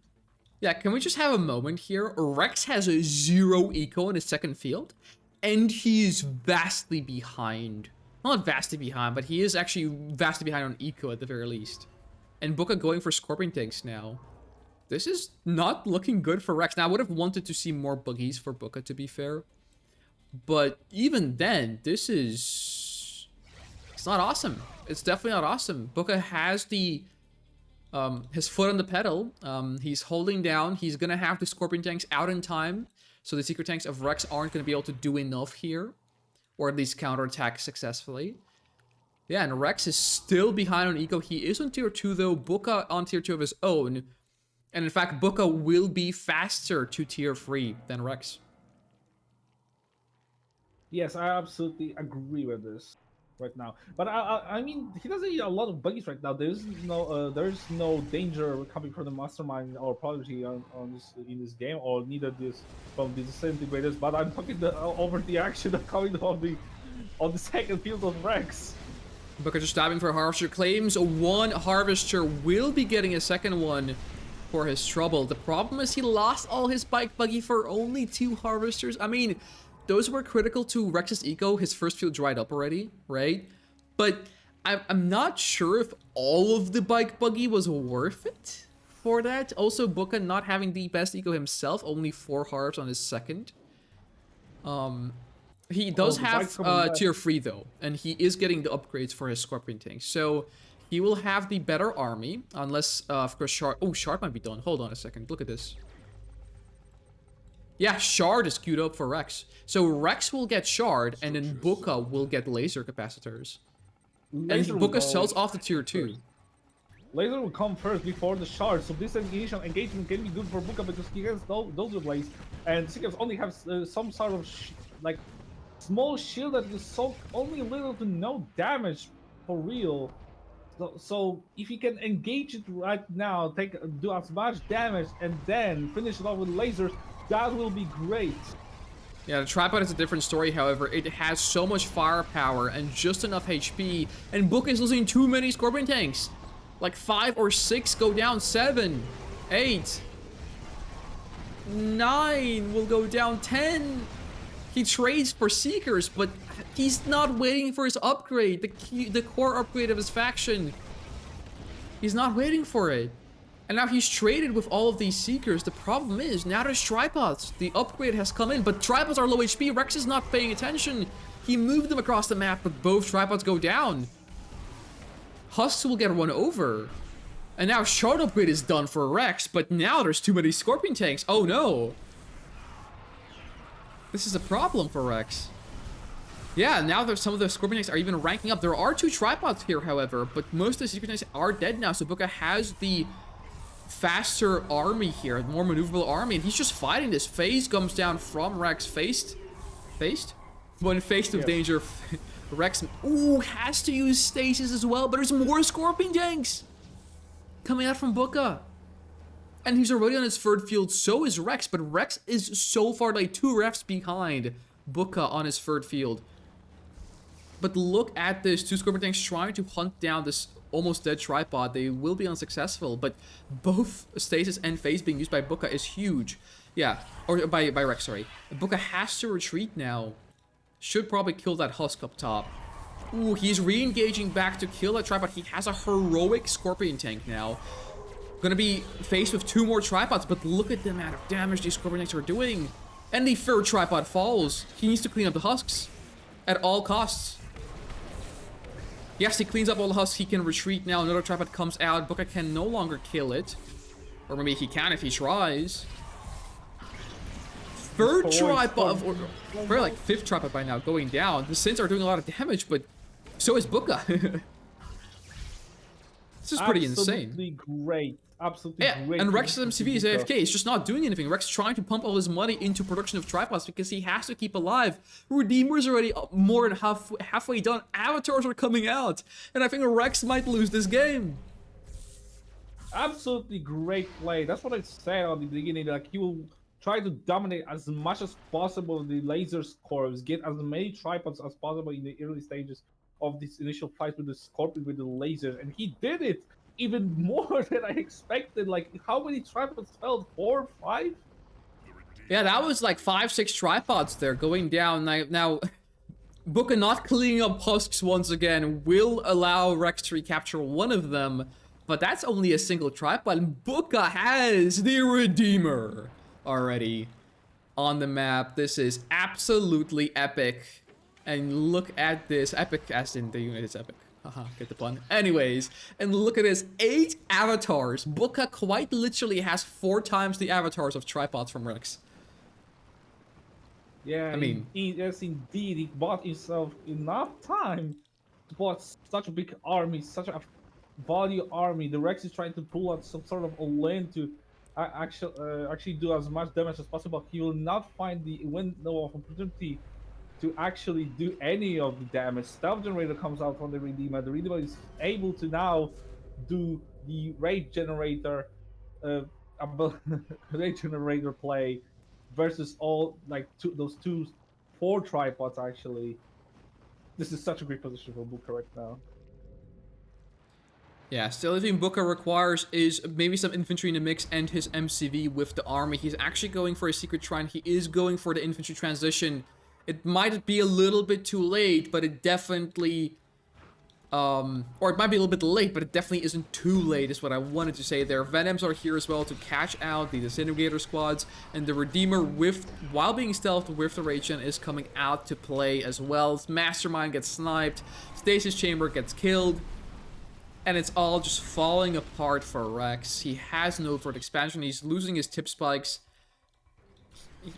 and he's now going to be losing his tripods to just simply Venoms. There's no anti-air here for Rex. 2 Secret Tanks reinforcing, but it won't be enough as Booker just moving with his entire army here, and his MCV as well. Tripods walking in, waltzing into the base of Booker, but look at the amount of Venoms here.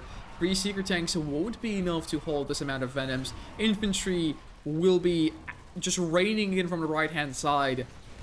And only one Gunwalker is here to do anything. Rage-Gen fires off, the tripods cannot be controlled, and the avatars show themselves, and Booker will be taking game number 2 versus Rex. And we're back to an even 1-1 best-of-3 show match. The decider match is what it's all come to. With Rex versus Booker. Wow.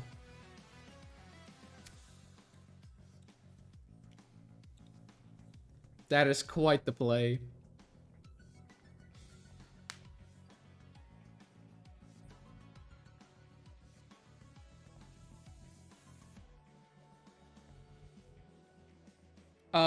Guess do you want to host?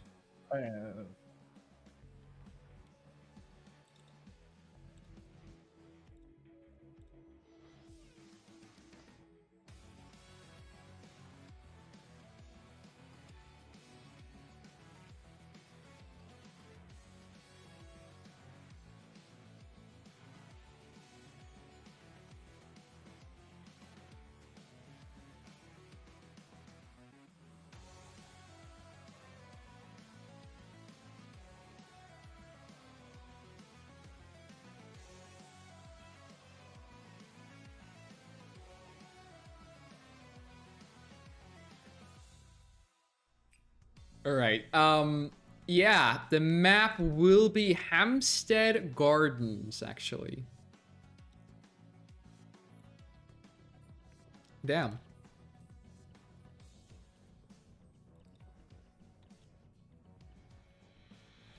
Rex really likes Hampstead Gardens for some weird reason. I mean, basically straightforward map.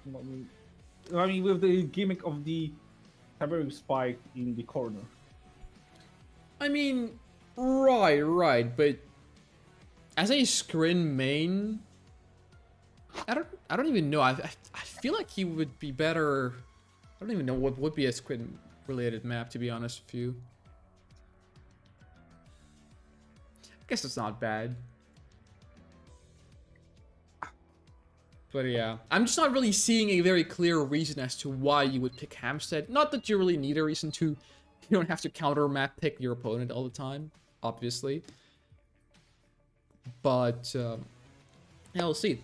Alright, the third and final match between Rex and Booker being played on the map Hampstead Gardens in the bottom left, playing as the green Marked of Cain. We have Booker. And his opponent playing as the purple Scrin. We have Rex in the top right. I think the pick of the Mark of Cain on this map is purely for late game purposes. I think Booker will not play cheeky that much. Maybe the Tower Factory actually might be pulled out to actually put the pressure on the second field, but I think it's mostly for the late game purposes. With this, all the stealth, with a lot of EMP from Enlightened squads, because the Enlightened squads are really good. They are just underrated, underused. Yeah, but this is basically for pure late game. That's kind of a problem then for Booker, because so far the first game that he has lost, he had the advantage in the mid game, but he actually lost it because of the late game. That was the main problem for Book, and I think the second game, despite, or the one that we just looked at, which is the second game, despite looking very good for Booker, like he was basically winning, but he was mostly winning. His main advantage came from the mid game as well.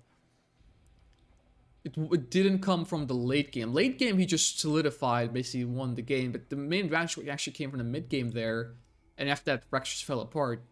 So I'm not sure if Booker banking for the late game plays here with March of Cain pick is a very sound idea versus Rex. Then again, if Booker knocks Rex out of the event, that would be kind of funny. Yeah, we're seeing free harvesters for Rex, and we're seeing free for Booker, so the eco is fairly even. Since the second tip spike on this map is far away, you of course get a little bit delayed on the eco department. You kind of have to go a bit more slowly. EMP goes down on the Gunwalker, Power Plant, and Warp Sphere for Rex. Yeah, 5-second delay is kind of huge, especially the 5-second delay on the Seeker, because like and now Scout Vulcan knows what's going on. Yep, delay and Scout certainly is going to be proving very nice for Booker. Now the thing is, he isn't really going. He's not going Scorpion tanks, which is how you would normally defend something like this, is go for Scorpion tanks early on. Or maybe like the War Factory like he did last game. Or just build a lot of bikes and then just draft some Mark of Cain squads and then just call it a day. Yeah. Right, which is probably how I would defend it. But, I mean, he does have 2 Scorpion tanks coming out, so it's not terrible. Yeah, it's going to be fine for Booker. Unless there's a tier 2 lightning spike with repair drones, I think Booker has this in the bag. And there won't be because Rex is going for a refinery.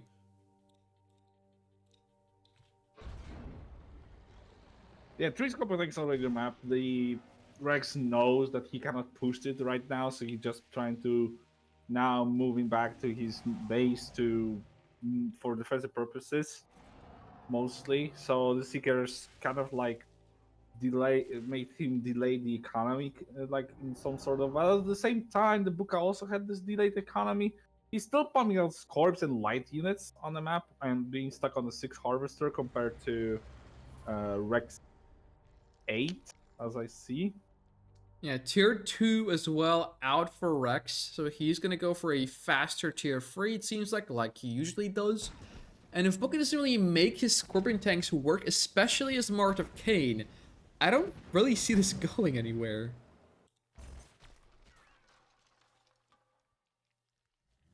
Yeah, Booker missed kind of this movement of the Seekers to the right, but answer with fast awakened squad and forces the Rex to pull back from this play. Wow, Devour Tank coming out of Rex. We see a first switch up. He does go for tier 3 though, regardless. So despite going for a Devour Tank, he still goes tier 3. Booker has good eco, better than Rex temporarily at the very least. And he's going for a Tip Trooper? That's quite interesting. Tip Trooper? In the meantime, we are seeing the Scorpion tanks from Booker trying to make their way over the map. They're already on the other side of the map, but there's no Dozer Blades. Despite Rex having a shield upgrade himself, there's no Dozer Blades. Booker trying to go for the tier 3, but he doesn't really have enough units to kill this. If he had a bit more... Yeah, if he had a bit more Scorpion tanks here, he would have definitely gotten it. And the Engineer gets ran over here, but it doesn't really matter. Just not enough. If he had like maybe like 7, 8 more tanks here, this would have been fine, but... I mean, some of the tanks were actually decoy. Yeah, I think a 1 or 2, or maybe 2 or 3. Oh, I guess the Tip Trooper was to de-garrison the Buster in the bottom, but like, that's interesting. You kind of have to go fast leg upgrade for Tip Troopers, to be fair, as Mark of Cain. Because they're so floating 10k in the bank, but tier 4 is on the map. Stealth tanks as well. He's gonna try to like put some of the damage with the catalyst as well as the bikes on the top. The bikes are kind of just probably scouting, I assume. Yeah, there's the catalyst going down. I would have liked to see him click the other ref and then kill the harvest on the closer to the bikes one, but I guess this works as well. Nice scouting that he's getting, but look at the tripods now marching over the map here. 3 tripods on their way to make Booka's day not so great. Or to sour Booka's day. Yeah, tier 4 for Rex as well. He gets the EMP, he captured the EMP center as well. Booka going for infantry now. But this might be a bit late, as 2 tripods are already right in front of his Tiberium field here. Fast legs for Booka is coming up, but I don't think he does see the wormhole play that is gonna soon be with this. Yeah, Obelisk comes down, the Troop Trooper is here, but the Troop Trooper doesn't really do anything versus tripods. Also, at least damage-wise. Yeah, and the Obelisk is just out of position to stop the tripods from hitting on that ref. And I do not mean in a romantic way. Ooh, something snipes tier 4, and in the meantime, one of them might get captured, but look at the EMP going down. 2 tripods getting locked down. Phase gets called by Rex. Both tanks escape alive. And 2 Gunwalkers are going to be able to work down these Venoms. Oh, what is this lag?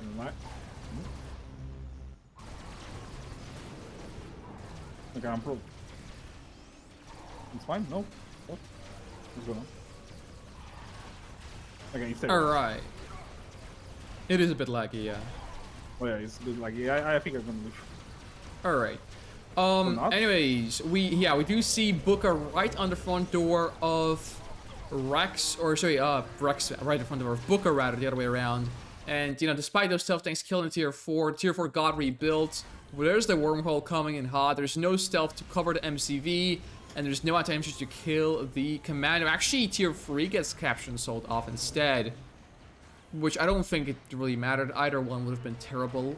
Ooh, nice mine drop though. Will actually win the engagement for Rex, or for Booka. Sorry, I really want to say Rex for some reason. Actually, I never witnessed that you can EMP the mines. Yeah, apparently you can.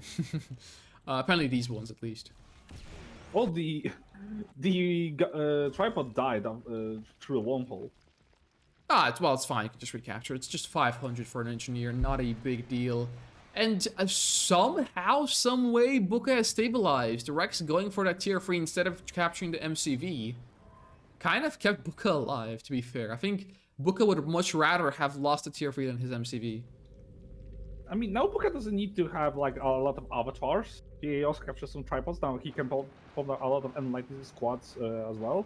Oh, definitely. Yeah, he shouldn't build avatars, in fact. He should just go for a Redeemer, or expand first, obviously. Go for a Redeemer, and maybe try to make something work with these units. And some of the Venoms, of course, as well. So I think Booka pushing Rex right now actually might be very good. There's only 3 tripods out right now. And Booka has 2 tripods. Well, there's technically 5 tripods out. 2 of those Booka has. And then he also has 3 avatars. And he has Enlightened. And he has Venoms. And he has multi-MCV. If Booka just pushed, this would have been so good. But look at the EMP center. We've almost forgot about it. But it's off cooldown. It hasn't been used yet. Rex did not reveal his trump card yet. Yeah, some buzzers getting cleaned up on the right-hand side. Was it buzzers or was it... Ooh, nice mine drop from Booka as well. Gonna be very annoying for Rex to deal with. Some of his harvesters getting constant damage here from these mines. The longer Booka waits, though, the more tripods will come out, and the more of a late-game position this will be. Which might be good, but only if he really knows how to play this well. Ooh, Commando is out of position for Rex, but Booka is not paying attention. Storm Column goes down. And with it, so do the Venoms. Or 2 of them at least. Will Booka realize there's an EMP center that's captured in the middle of the map? I mean, he's standing on top of it. Yeah, I know, right? You'd think so. But you never know. Now, yeah, he realizes. Yeah, okay, now he does. Okay. The MCV from the main didn't move up. Which is okay. You don't necessarily have to base push all the time. Although, no, well, if you have your army there, then maybe you should. Never mind. Now Booka needs to wait. He doesn't want to lose any of the high tier units because the Redeemer is on the way. Oh, but he will. Those. Oh wait, is that a decoy army? Oh no! Wait. Decoy army? Oh, is that decoy army? No way! And did you see that Rex also used its repair drones there as well? Oh, Book a good bait. baits the decoy army and the EMP from Rex with a decoy army. Rex is gonna be pissy about that one, that's for sure.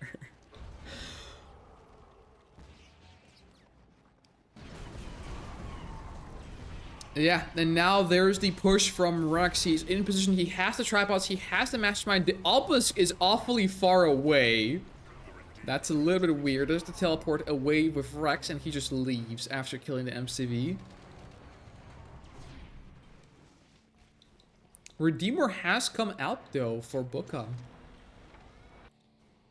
He's moving to the top. And if the Redeemer was in position here, this would have been so over. A bit more Enlightened Squads, a bit more Venoms, and this is such a good position for Booker, but he does really need to make it work. He cannot allow his MCV to get captured by the Mastermind again, like what happened with the first game. And look at this, Mastermind picks off an Avatar. Yeah. Buzzer Swarm. He's getting used on one Enlightened Squad. I don't think that's a good thing.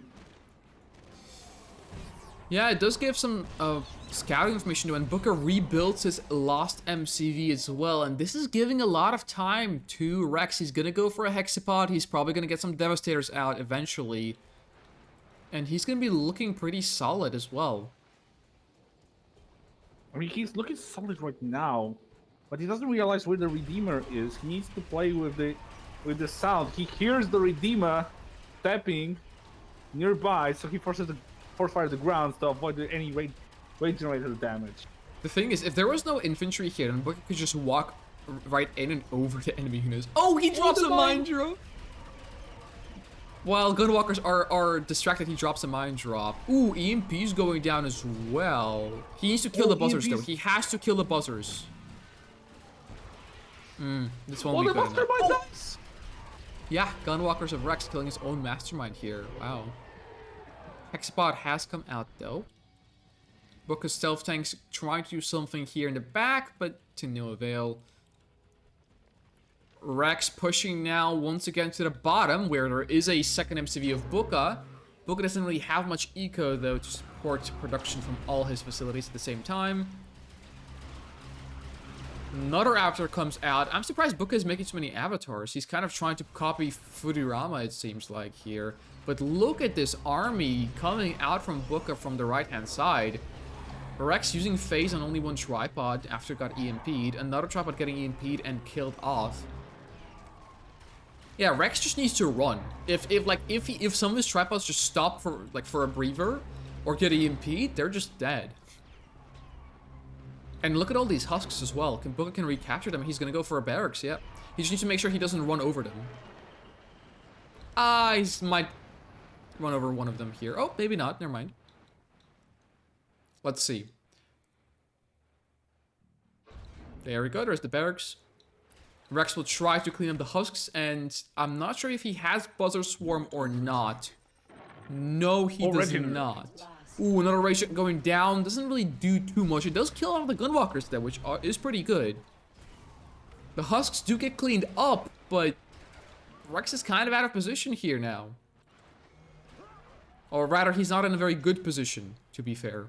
To describe it a bit better here. I wonder where the Hexapod is. Oh, it's with the arm. That's right.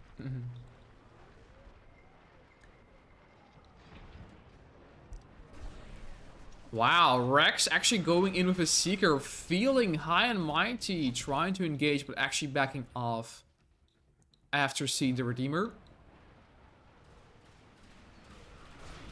The Venoms from Booker do get sniped by the Gunwalkers. And now both players are out of eco. So this is going to be basically the final roster for both sides here.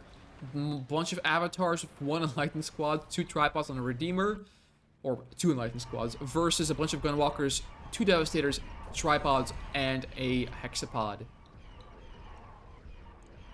The Rex knows where the Redeemer stands. He knows where he actually stands. He cannot he cannot move his units right now. That's the thing. Rex kind of stacking his units though, and look at these EMPs. He does lose 2 Enlightened squads for that though, and these EMPs don't actually do too much if you do not commit to the push or something. And Raging fires. Oh, but the tripods are force firing still. Yeah, Mind Drop goes down, but it's not enough. And so far, Booker trying to poke Rex here is in... Well, doesn't really do anything.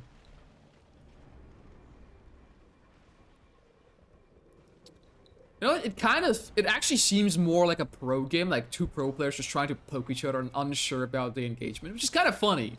Right, this is kind of more like a stalemate position. Booker trying some stuff, trying to get it to work. Maybe Rex might try something soon, which is what he is doing. He's moving his units down to the bottom of the map where he doesn't see much happening, but he could potentially get some of the blue, not blue, green Tiberium, obviously. Bart says just phase, Hex, and GG.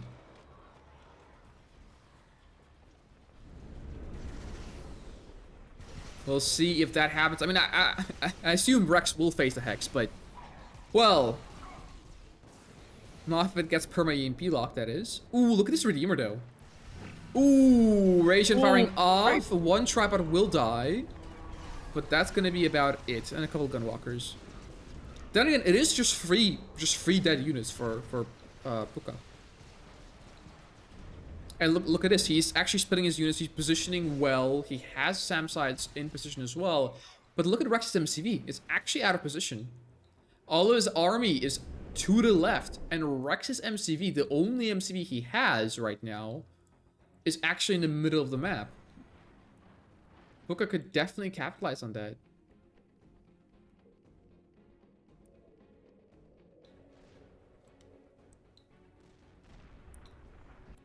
Yeah, Booker kind of hiding his MCV under the stealth tower here. That's placed in the side to the side here, which is kind of funny. Oh, there goes the MCV. Drone ship gets teleported away.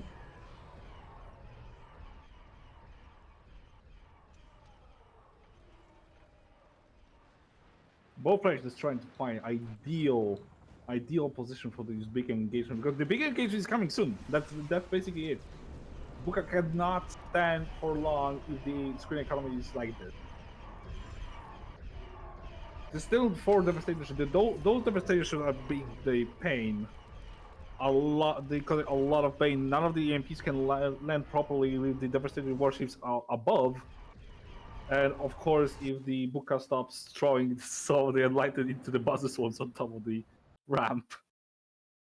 Yeah. Yeah, that's the thing. I like Rex's position more now, despite the fact that beforehand I would have preferred Booker's position. But look at this, he's gonna lose an MCV now. Yeah, he just sells it off right away. The Venoms are out of position, they're just not even going for the Mastermind. Now he goes for it, he loses all Venoms, he does get the Mastermind though. But he has to use this opportunity, he has to go in and do something. But he's just losing more and more infrastructure, he's just losing his positions. And not really doing much. Like, avatars aren't that good against tripods. As long as Rex just spams more tripods out, he will be fine. There's basically no enlightened left as well. Redeemer gets scouted, the ration fires off, but it doesn't really do anything again. Oh, the MCV does take some damage, but it shouldn't die. It will not, yeah. That was too close. Yeah, now the Redeemer's gonna take damage. Now Rex finds an opportunity, TP's in a tripod, and Buka out of position now trying to close in on the engagement, but his Redeemer will die before anything else happens. And Rex TP's in the hexapod, stasis it, phases it, and this game is over. Yeah, ideal engagement for Rex. Basically cutting the Redeemer off guard in the middle of nowhere with no supporting units to actually kill the tripod that EMP. Stasis was ready, phase was ready, the entire economy was for Rex just to use all the abilities he needs, and now Buka is in the complete trouble. All the descents, killing all the awakened squads. He doesn't have enough EMPs to stop the hexapod. The hexapod is still phased, doesn't take any damage from the mines that were left over, And now BK gets in between the tripods and the avatars. The avatars are still out of position. They cannot fire on the move. And the Hexagon is jumping on top of them because the face armor has ended, and this is basically over. Yeah, it's just, he needed all the EMPs he could get. He just didn't have, I don't think, even a single Enlightened Squad, Booker that is. And that's just going to be all she wrote for him. And this will be closing out the series between Rex and Booker in the final game number 3, as Booker loses Conyard and quits out of the game. Congratulations to Rex for advancing in the loser brackets, and sad to see Booker go, but he had to go here, losing first to Dutch Army, then to Rex. He will be out of, he's now going to be out of this event, or falling out of this event rather. As we'll be looking for some of the future games that we could cast. Let me change the score one last time. 2-1 in favor of Rex. Very nice games though. And let's take a quick look-see at the brackets right now. We're seeing Futurama and Master Leaf that might be playing. I think they're in their first game already, unfortunately. So we kind of missed game number 1 there. It is, of course, a best of 7 as well. And Bike Rush winning 4-0 against Affluenza, also known as Kumber. Now going to be waiting in the semifinals for tomorrow and tomorrow's games. Dostatic Scorpio going kind of toe-to-toe. And Rex will be fighting Pennywise. So I think we could just wait until... We could probably just cast the Master Leaf games, I think. Because then, wait, we're going to be seeing both quarterfinals and quarters and round of 5, I think, played in the loser brackets. So it's going to be Cucumber versus probably Bart Jones, I would assume. Or Affluenza, sorry.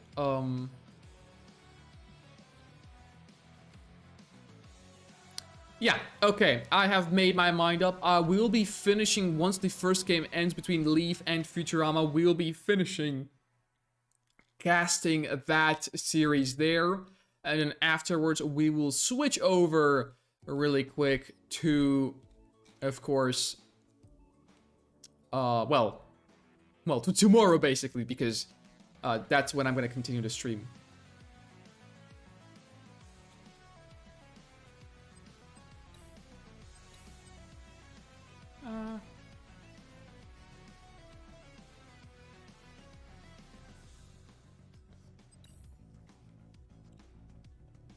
Is Drive casting that one? I think Drive is casting. Well, it's fine. I'll cast it as well. Not ideal. Okay, Futurama versus Booka. I'm gonna have to reset the scoreboard real quick. This is a best of 7. I'm not sure who won game number 1. Can you actually check that, Gacius?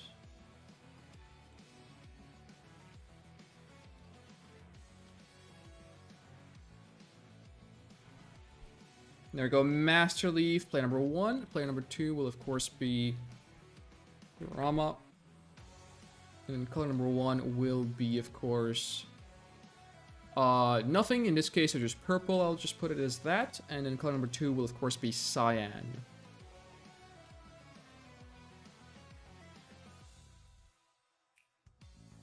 Awesome.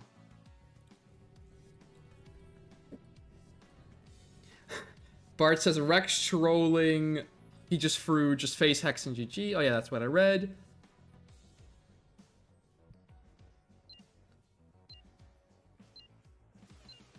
Alright.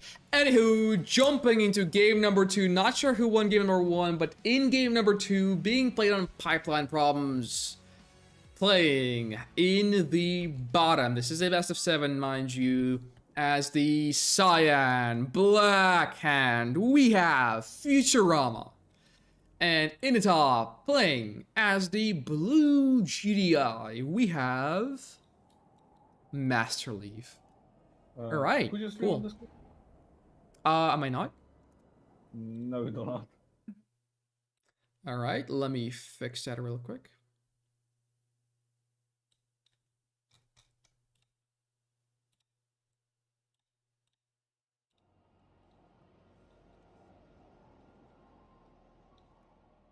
There we go. Yes, let me nerf the stream to 720p. Anyways, alright, so we are seeing the standard terrain starter. We didn't miss map much, thankfully, as this is how you normally play this map. Of course, this Black Hand, you can do all sorts of shenanigans, perhaps even just an all-in flame rush on this map. Not often to go for Crane, just placing a refinery towards the blue tip field instead. But Futurama playing it more safe so as to not endanger his play. Not sure what he was pinging. I guess his Harvester being a little bit frisky. And yeah, so Gacius, who won game number 1? Let me check. The game number 1 went to Master Leaf. Leaf, actually. That's probably why Futurama is playing a bit more safe as well. Is because Leaf won game number 1, which is pretty nice, but now it's not so nice. Look at this. Master Leaf having 2 refs outside of the blue Tiberium field. Normally you'd want to place the refinery inside the blue tip field, but actually same thing for Futurama. He's unable to place the ref there. So both players having suboptimal refinery setups here on the blue Tiberium field. Speaking of suboptimal, look at this. Master Leaf going for a airfield play on Pipeline Problems. Right off the bat, right off the blue tip. And it hasn't yet been scouted. There is a buggy, but the buggy is trying to anti-scout. Actually, wait, has it been scouted? Hold on a second. The hell? Building. Let's go on a raid. Unit under attack. On hold. Oh, he saw the Ox transport. Lost. He must have seen the Ox transport, so he knows there's an airfield on the map. That's why there's buggies coming out of Futurama. Yeah, he sees the Orcas, and Master Leaf's Green Zero-esque strategy is no longer really gonna work too well with Futurama in cahoots with what he's doing. Orcas from Master Leaf trying to actually go in through the left-hand side, but they will get intercepted. They might get a Harvester, to be fair. But yeah, one Orca will go down, and then I don't think he gets a single Harvester anymore with them. I mean, a full blue tip load, I guess it's not the end of the world.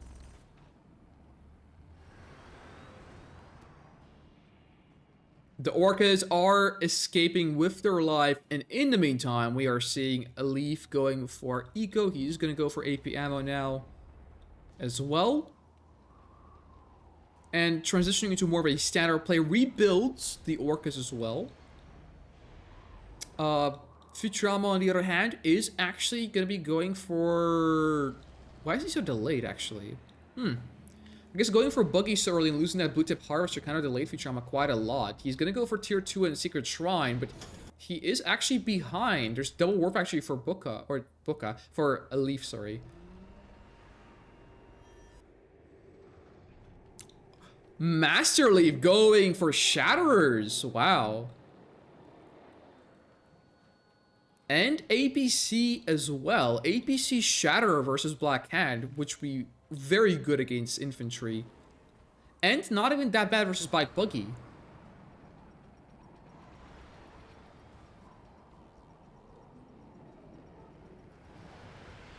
And we're seeing the Orcas kind of zooming around, going back and forth, trying to get something done here.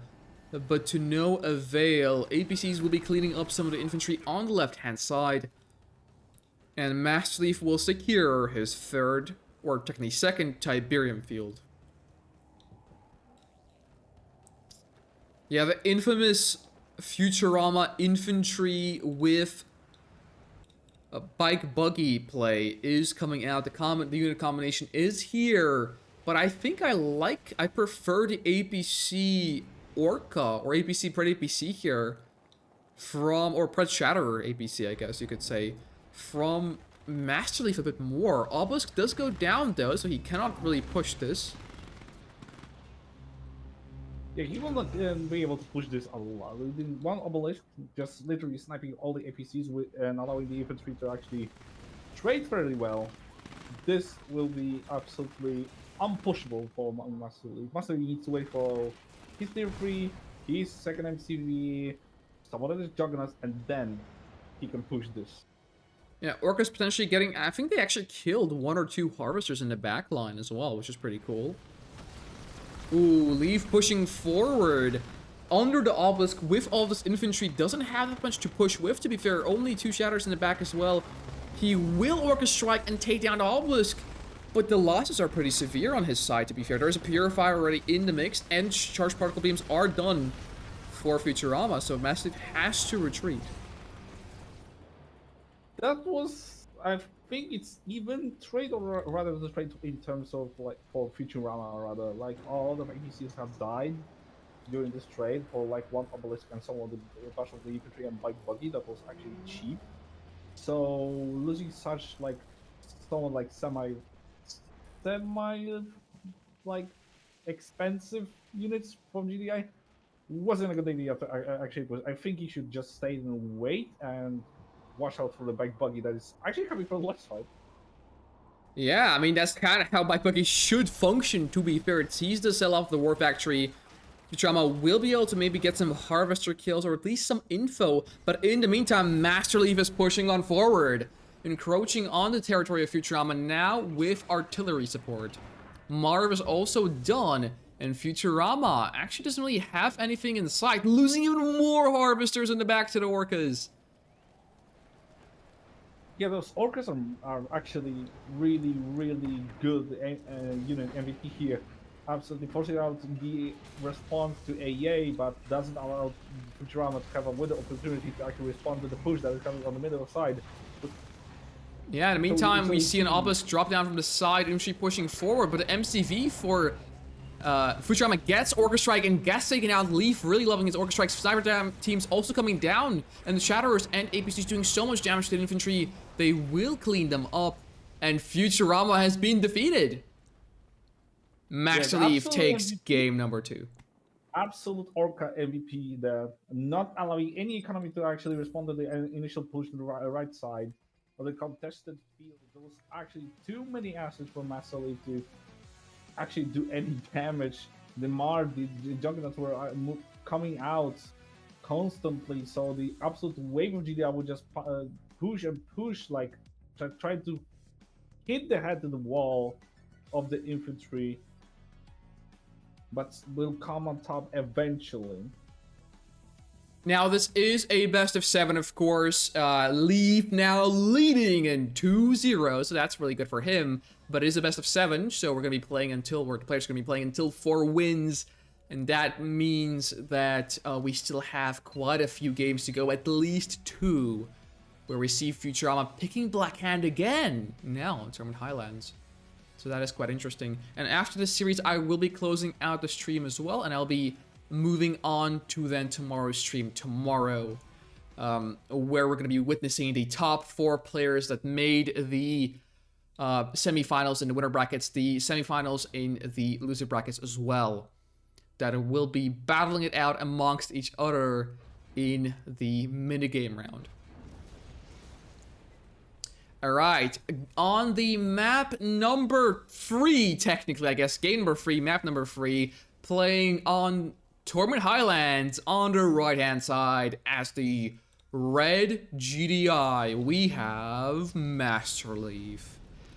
And on the bottom, playing as the Cyan Black Hand, we have Futurama.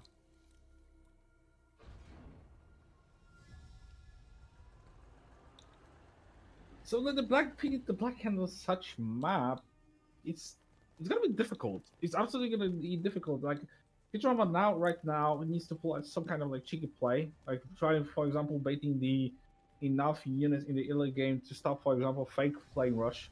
You see, just opens with a 1 Black Hand squad trying to burn down the 2 spikes on the top of the side of the map to actually make enough advantage so he'll not lose the pace in the later stage of the game.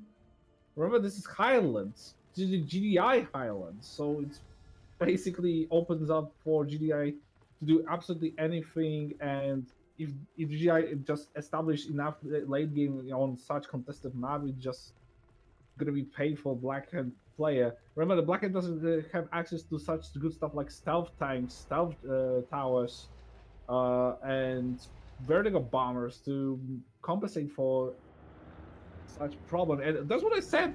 Flame rush, flame opening. He needs to pull out as much response in the early game as possible right now. Yeah, the standard flame rush is now on the map as we are seeing one flame tank down the bottom and a black hand squad moving on to the top side of the map, going for the tip spikes. It will get scouted, at least the fact that there is something fishy going on. I think Leaf might not actually see where the flame tank exactly is coming from, but he should be aware that there is something not so right happening in this game. Yeah, Predator tanks are on their way. I mean, assuming he sends one of them to his tip spike, he might even save his second tip spike over here in the corner. But I don't think there's a way to save the tip spike over here in the front, unfortunately, for Leaf. Yeah, tier 2 from Master Leaf coming down.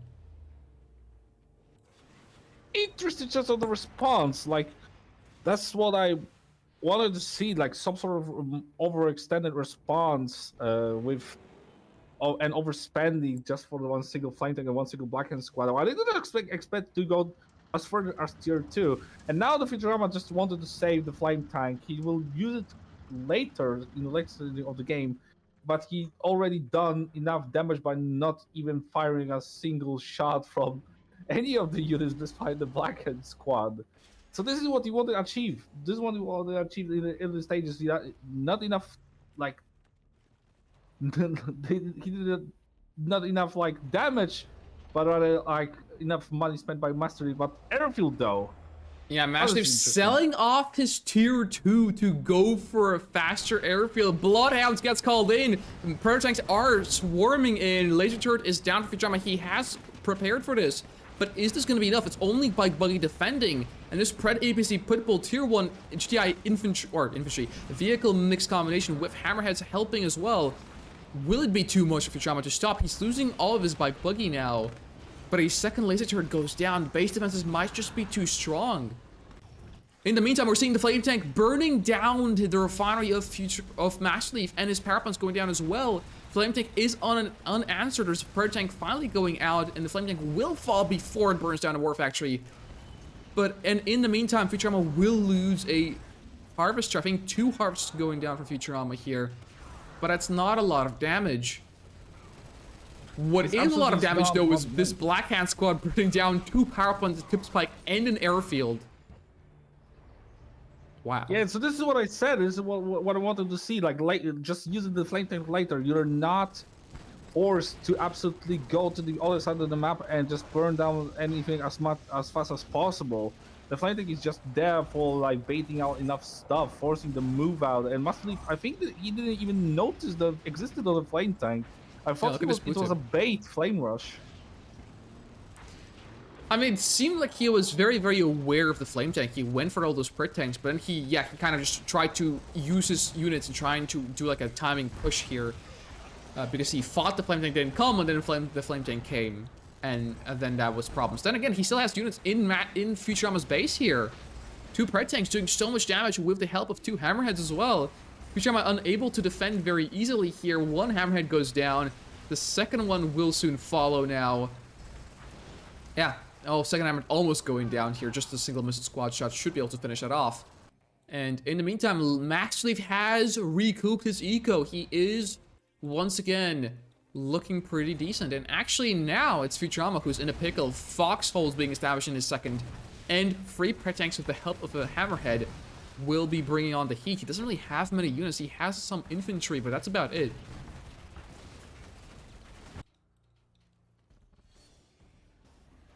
Yeah, and only 3 harvesters. Despite getting Blue Tiberium, Futurama is down to 3 harvesters economy, whereas Master Leaf is already on his second field with 3 harvesters of his own, despite having 6 more in the back. And yeah, Futurama has been defeated. He just froze in the towel completely. Game number 3 going to Master Leaf. Wow.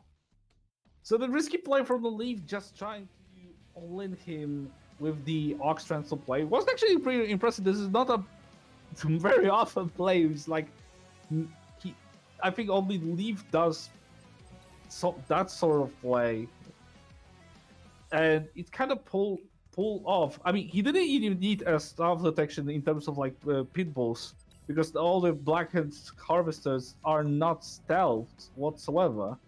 So that's what made it good. He was able to snipe enough economy to actually pull the Futurama into such a bad position that he couldn't recover that fast. So he could keep the pressure up with the enough prayer tanks, just forcing him out of the game. Even though the flame tank came from the side, but he didn't notice, he was able to actually recover quite well. He still had a harvester count like 4 to 5 compared to 3 to Futurama. Masterly thought he was getting juked by Futurama. He thought first it was a flame rush, then he thought it was a flame fake, which prompted him to make a bunch, or first of all, it prompted him to make predator tanks, and he realized it was a fake. So then he tried to use those predator tanks to try and actually justify making them in the first place. And neither player was prepared for what the other had in store. Futurama in the end did actually flame rush, which Leaf was not ready for, and Futurama was not ready for the build Leaf did. And in the end, the battle of both sides there, in the very, very end here, it was the loss for Futurama. He was the one least prepared for what the other had in store. Anyways, and going to the potentially last map, it is match point for Master Leaf in his best of 7. On the map, Stusa, also in a small town, USA, playing top right corner as the Cyan Black Hand. We have Futurama. And in the bottom left-hand corner, playing as the Yellow Reaper 17, we have Master Leaf. Well. Stusa. Yeah, absolute classic of the map, like 2007. I mean, even earlier on 2007, because that was officially the first map in Tiberium Wars. Officially, yeah. Because it was released as in demo of the game.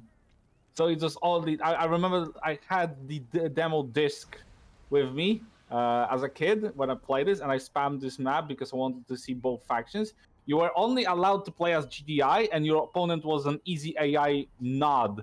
So if you wanted to see nod stuff, you were required to capture the nod MCV and then see what's gonna come up with the game.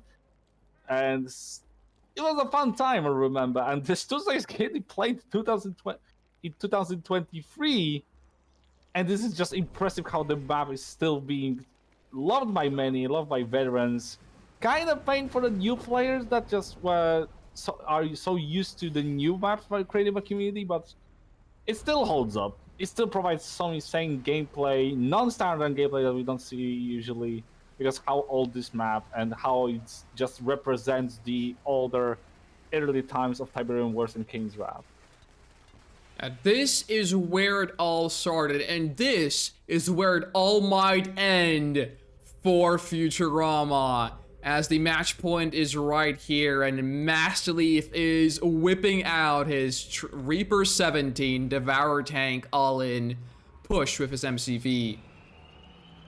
The tier 2 is here, the Death tanks are on their way, and Futurama is now tasked with countering this.